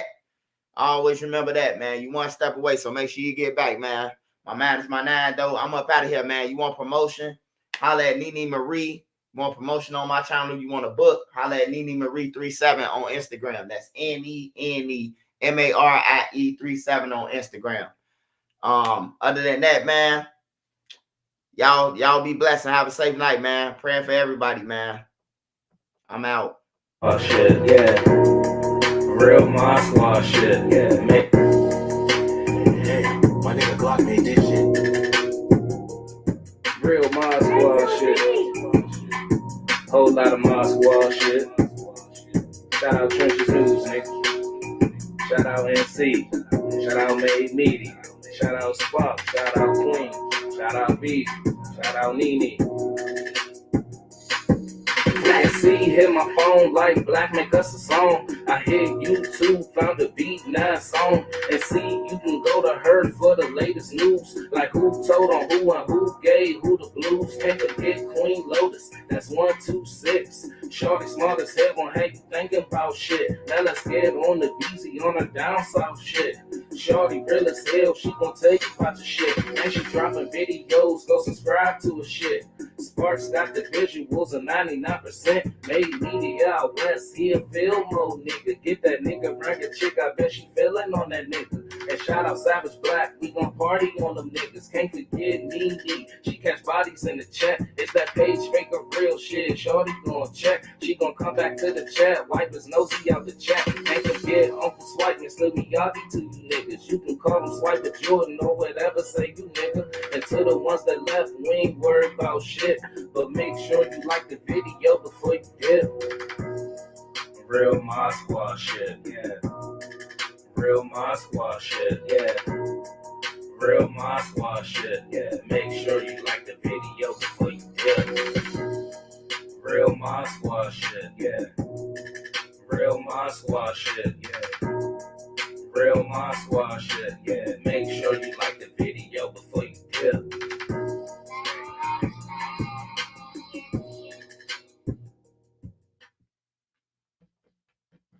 I'm rolling my last blunt for the night, so I'm gonna play it one more time. Shout out Savage Black, man. Make sure y'all go run up his page. Shout out Chris Paulo. Real my squad. Shout out shit. Jordan Mob, man. Shout out Kenny Whole Rogers. lot of my squad shit. Shout out Trenches News, nigga. Shout out NC. Shout out Made Media. Shout out Spock. Shout out Queen. Shout out B. Shout out Nene. And see, hit my phone like Black make us a song. I hit YouTube, found a beat, now song. And see, you can go to her for the latest news. Like who told on who and who gave who the blues. Can't forget Queen Lotus, that's 126. Shorty smart as hell, gon' have you thinking about shit. Now let's get on the BZ on the down south shit. Shorty real as hell, she gon' take you about your shit. And she dropping videos, go subscribe to her shit. Sparks got the visuals of 99%. Made media out west, he a film mode nigga. Get that nigga, bring a chick, I bet she feeling on that nigga. And shout out Savage Black, we gon' party on them niggas. Can't forget Nene, she catch bodies in the chat. It's that page fake or real shit. Shorty gon' check, she gon' come back to the chat. Wipe his nosy out the chat. Can't forget Uncle Swipe, Mr. Miyagi to you niggas. You can call him Swipe, but Jordan or whatever, say you nigga. And to the ones that left, make sure you like the video before you dip. I gotta smoke my weed first if y'all want to stay on here till this blunt over with. But I'm in a music style.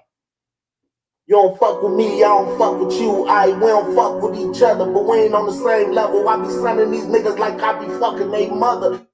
Woo! Not on no Russell Simmons shit or a Diddy shit though. With permission. You don't fuck with me, I don't fuck with you. We don't fuck with each other, but we ain't on the same level. I be sending these niggas like I be fucking they mother. Yes, sir. Hey, that's going to my TV series though. That's why I ain't playing the whole song, man. I'm just playing that. So when y'all hear it later on down the line in the life, when y'all hear it going through my shit, when the scene come up, y'all gonna be like, damn, that's that song, bro. Trench is smart. Always got to stay ahead of the game, man. Make your next move your best move, sort of like a chess move. Only thing about chess on real life, when they say life is like chess, not checkers, everybody don't start off with the same pieces. hey, my nigga Glock made this shit. Real Mod Squad shit. In life, you start off with the same pieces on the chessboard. But in life, you don't start off the same pieces because some people got born rich. Some people already got financial stable when they born. Before they was born, they family been rich. Then you got the poor people who born in the projects and shit like that, like me. You know what I'm talking about? So life ain't like chess at all because it don't add up. But I understand. Hey, my nigga Glock made this shit. Real Mod Squad shit. Whole lot of Mod Squad shit. Shout out all y'all, man. Shout out NC. Shout out Made Media. Shout out Swap. Shout out Queen. Shout out B. Shout out Dro, Chris, Carlo, J-Ski, Street See, hit my phone like Black make us a song. I hit YouTube, found the beat, now it's on. And see, you can go to her for the latest news. Like who told on who and who gave who the blues. Can't forget Queen Lotus, that's 126. Shorty smart as hell, gon' have you thinking about shit. Now let's get on the easy, on the down south shit. Shorty real as hell, she gon' take you about your shit. And she dropping videos, go subscribe to her shit. Sparks got the visuals of 99%. Made media out west, he a film mode nigga. Get that nigga, bring a chick, I bet she feeling on. Hey, go follow Made Media Magazine, man. I got an interview coming out with him, man. Go follow him, man. Go follow Made Media Magazine, man. It's only one Made Media. Type in Trenches, Surviving Trenches News. Oh, y'all forgot about that. They got to Surviving Trenches News before Diddy, man. But Trenches News ain't got no victims, though. That's the only thing about me. Diddy and Russell now, I ain't got no victims. Of course, some will say that I tackled them with a condom on. I'll be damned. I'm calling my lawyer for defamation. Hey, my nigga Glock made this shit. Real Mod Squad shit. Whole lot of Mod Squad shit. Shout out Trenches News, nigga. Shout out NC. Shout out Made Media. Shout out Spot. Shout out Queen. Shout out B. Shout out Nene. And see, hit my phone like Black make us a song. I hit YouTube, found the beat, now it's on. And see, you can go to her for the latest news. Like who told on who and who gave who the blues. Can't forget Queen Lotus, that's 126. Shorty smart as hell, gon' have you thinking about shit. Now let's get on the easy, on the down south shit. Shorty real as hell, she gon' take you about your shit. And she dropping videos, go subscribe to her shit. Sparks got the visuals and 99%. Made media out west, he a film mode nigga. Get that nigga bracket chick, I bet she feeling on that nigga. And shout out Savage Black, we gon' party on them niggas. Can't forget Nene, she catch bodies in the chat. It's that page fake of real shit. Shorty gon' check, she gon' come back to the chat. Wipe his nosy out the chat. Can't forget Uncle Swipe, Mr. Miyagi to you niggas. You can call him Swipe at Jordan or whatever, say you niggas. Hey, Savage Black, man. Hey, somebody get Savage Black on here, man. Hey, Savage Black, we finna shoot this video, man. We gotta shoot this video, Savage Black. Somebody get Savage Black on here. I ain't getting off until Savage Black get on here. Tell Savage Black I want to see him right now. Tell him the president want to see him. No, duck the president, man. That's number 3, man. Duck the president. Long live Duck. I'll never take no president or none of that. I'll never want to be a president. Duck the president. That's number 3. I'm Swiper Jordan, man.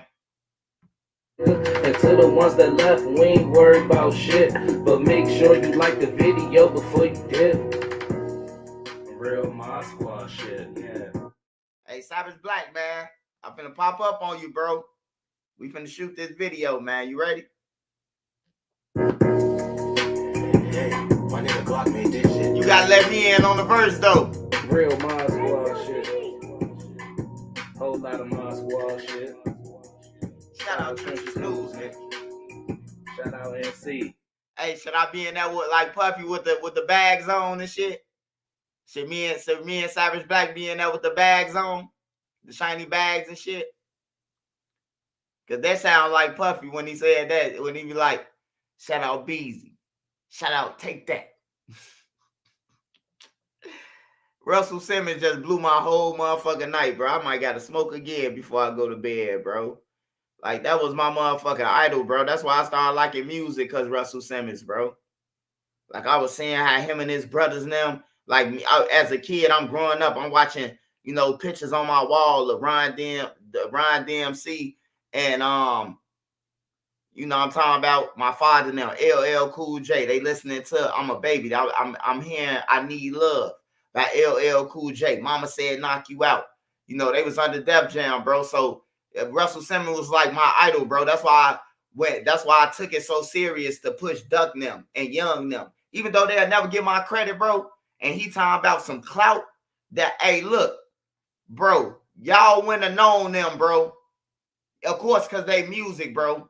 But if you thought that they was sharing a video or anything, bro, I did all that shit, bro. I kept 3 laptops. If Young Mama was alive today, she'd tell y'all, bro. I had 3 laptops in a crib, bro. Working all them bitches at one time, bro. On some real shit. Manny, I had 2. I had 3. Hey, look, we got people calling the phones, tearing down the radio. You hear me? All that type of shit, bro. Like, for real. Like, I ain't mad at them, man, for my decision, bro. I'm just pissed at them. Like, bro, I helped y'all more than any nigga on the street, any nigga on the internet, bro. Like, for real. Like, y'all, like, I walked up to them and told them, I'm finna get y'all on the radio. And I got them on the radio without money. That movement is the motherfucking move, man. I walked up to them. I was like, Duck, bro, what's that song you let me listen to? Duck, like, it's called The Movement. I'm like, bro, I'm about to get that shit on the radio. You know, FDG Young and them was looking at me like, oh, yeah, he ain't about to get us on the radio like I was playing. Man, I went right to Power 92. It was right in my sister's backyard, 167 in Calumet, where 165th, my sister stayed in Calumet. That's where Power 92 at. On some real shit. What you doing at the gate, bro? Hey, man, let me holler at Ferris. They played that shit the same night. Boss Creed to tell you, bro, him and Brick was going crazy when they heard they song on the radio. Man, I went back over there to that hood. Man, Brick Squad, every motherfucker asked me to get them on the radio after that, bro. Everybody. J-Main, y'all favorite people. Hey, Swipe, you will get me on the radio? No bullshit, bro. I gave them niggas hope. I gave them light. Fuck the internet, the duck shit, and all that shit. The moo-wop and them shit, fuck that shit. I'm talking about, nigga, I gave y'all light, nigga. On everything, bro. I stood outside all the radio stations, bro. 107.5, B96. Every radio station that y'all motherfuckers can think of, bro, I went to. You know, B96, they play They play all type of music. They play crossover music. They play rap music. You know what I'm saying? Don't know niggas know about B96. Everybody running the Power 92. Y'all don't know about B96. Like only a person who into music know that B96, Eddie and Jobo them, they a radio station. You know? So that's why I be mad at Young, bro. Like, damn, bro, you don't say nothing good about me. You don't say nothing about me good. Like I gave y'all a break, bro. I introduced y'all to having y'all talk to Interscope and fucking the lady who signed Duck with her snake ass Barb. Like I did that shit for them, bro. I did that shit for them, bro. Interscope, Sony, all that shit, bro. They did, you know. All that. I was talking to them. I was talking to Sony them and Def Jam them in 2012, 2013. I was talking to them, bro. They was nobodies, bro, when I was talking to Def Jam. I was really trying to push Duck, though, because Duck was the talent. You know what I'm saying? But they don't never say that on Vlad, bro. They don't get on no jump and say that shit, bro. Like, I'm going to keep it real, bro. Dude pushed us. You know what I'm talking about? But, hey, get Savage Black on here real quick, man. My nigga Glock made this shit. Real Mod Squad shit. Whole lot of Mod Squad shit. Hey, what drill rappers been on Power? What drill rappers been on B96? What drill rappers you know? Probably Polo G, probably, because Polo G got that song that it sound like I'm kidding. I be making like 2,000 a minute. That probably could go on there. But y'all don't know no fucking drill rappers that been on B96. Look up what B96 is. Y'all don't know no drill rappers been on there. FBG Young, them songs been on there, played on that shit. You know what I'm talking about? Tell that to No Jumper. That's all I be wanting, bro. Tell the world that shit on everything, bro. Tell the world that shit. That's all I want. Tell the world how it really helped y'all ass, bro. Like, for real, y'all rap careers, which is garbage. I was really helping Duck on everything, bro. I was really helping Duck. I was hoping Manny, by me helping Manny, he put all the money into Duck. But you had his little kids, his little whining ass son, Ramello. Why Duck get the video? Why Duck doing this? Why Duck doing that? Duck, Duck, Duck, Duck, Duck. On everything, bro. Always hating on Duck. I'll be around to see this shit. I'll go back and tell Duck. Like, bro, Duck, every time I'm over there, bro, all they do is hate on you. On everything, bro. Every time I'm over there, they either complain about that you left them and went to New York. You left them and went somewhere. I used to tell Duck this shit because I know Duck before all of them. I knew Duck before everybody who claiming Duck the world, except his family. I knew him before them. I knew Brick before all of them. So I could talk my shit. I knew him before Young. I knew him before Dutchy. I knew him before all of them. On everything, bro. So I don't be trying to hear that shit when it come to them. When you from 39th, and I stayed over there in the Ivy Wells, the extensions, that's why I met Brick at the EX. I lived over there. You know what I'm talking about? Like, I ain't just stay in Newtown. I lived in the Wells, too. You know? And 4-6. And No Limit. You know, different places. Wherever you had to lay your head at. Long story short. But, yeah, I appreciate when the little nigga go on Vlad and start telling the truth, man. Vlad, you got to stop paying these guys that you asking them about me, Vlad. For real.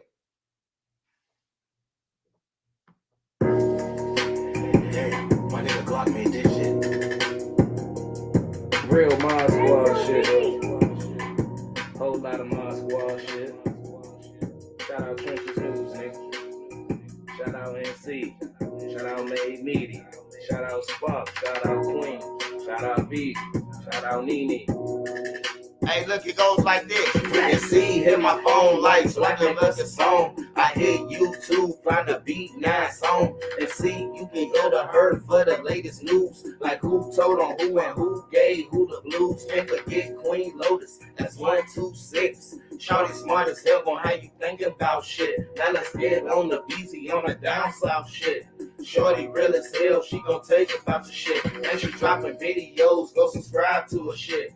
Sparks got the visuals of 99%. Made media out west, he a film mode nigga. Get that nigga ragged chick, I bet she feelin' on that nigga. And shout out Savage Black, we gon' party on them niggas. Can't forget Nene, she catch bodies in the chat. It's that page fake of real shit, shorty gon' check. She gon' come back to the chat, wipe his nosy out the chat. Can't forget Uncle Swipe, Mr. Miyagi to you niggas. You can call him Swiper Jordan or whatever, say you nigga. And to the ones that left, we ain't worried about shit. But make sure you like the video before you dip. Hey, Sparks visual here. Sparks, they'll probably dip. Hey, somebody inbox Savage Black ass, man. I know this motherfucker on the stream, so well, listen. Hold on, man.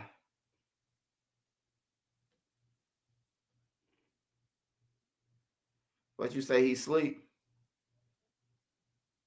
He playing the game?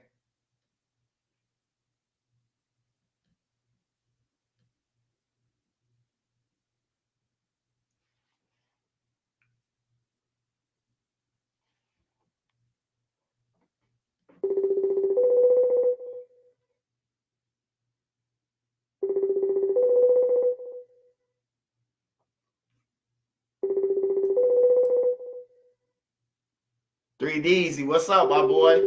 Man, I was finna get off, man, but Russell Simmons fucked my whole head up, man. All I got in my mind is a motherfucker who naked, who breaking their cribs, tackling women and shit now, bro. That's all I got. I got to check my doors now at night. We don't know how Russell Simmons got in the room. She ain't explained that. Maybe he had a key and came in naked. Damn, Russell. Man, Russell was like my idol, bro. I ain't gonna lie. I wanted to get in music and be a fucking exec because of Russell, bro. Because I love music. I love all type of music. Rock, heavy metal, R&B, hip hop.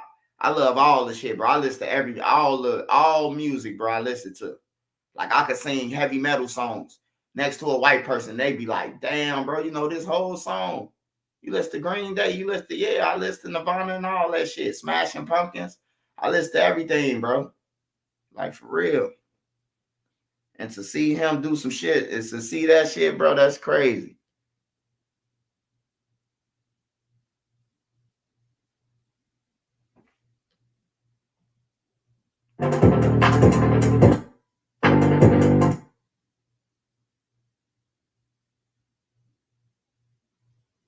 Oh, 5-1 drill in the gym.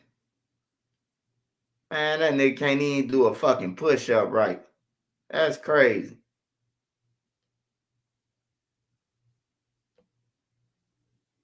I got to make a story about that shit. 051 driller doing push-ups, getting ready for the Trenches news bout. He must get ready for me. He doing a push-up.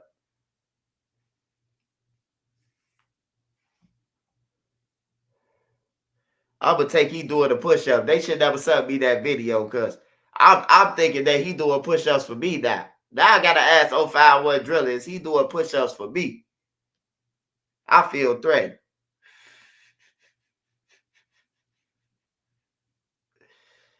Hell no.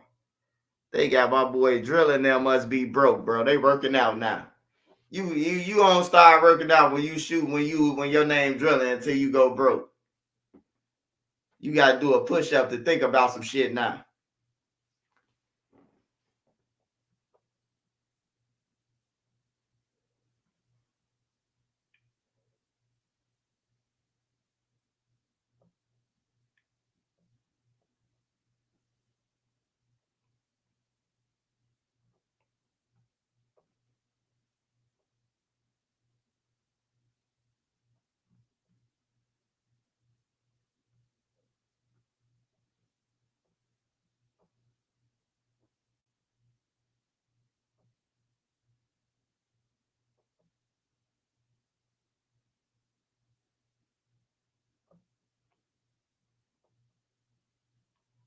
Man, I be thinking these niggas really get paid off this shit, bro. Niggas be getting. Man, DC Young Fly, I seen some shit with DC Young Fly. He said he did a scene for Boosie for $8,500. He was like, that's my boy. Though. I'm like, hell no.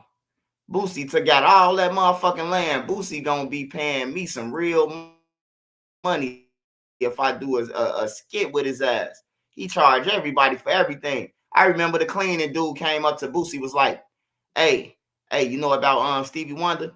I could clean your shoe. This spray could clean your shoes better than Stevie Wonder could see and make Stevie Wonder could see. The dude who always come with the gimmick. On my mama, Boosie told him, if you ain't got no money, you might as well cut off that camera, bro. I'm charging his ass.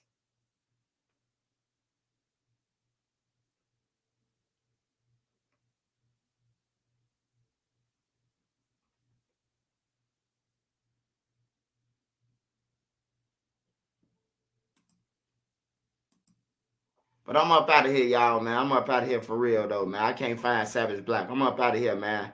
I appreciate all y'all, man. Love y'all, man. Good night, though. I'm up out of there. Hold on first. Hold on to the haters. Just in case you a hater on here. Just let me that church news tell you first, man. Let me be the first one to tell you. You don't fuck with me, I don't fuck with you. We don't fuck with each other, but we ain't on the same level. I be sunning these niggas like I be fucking their mother.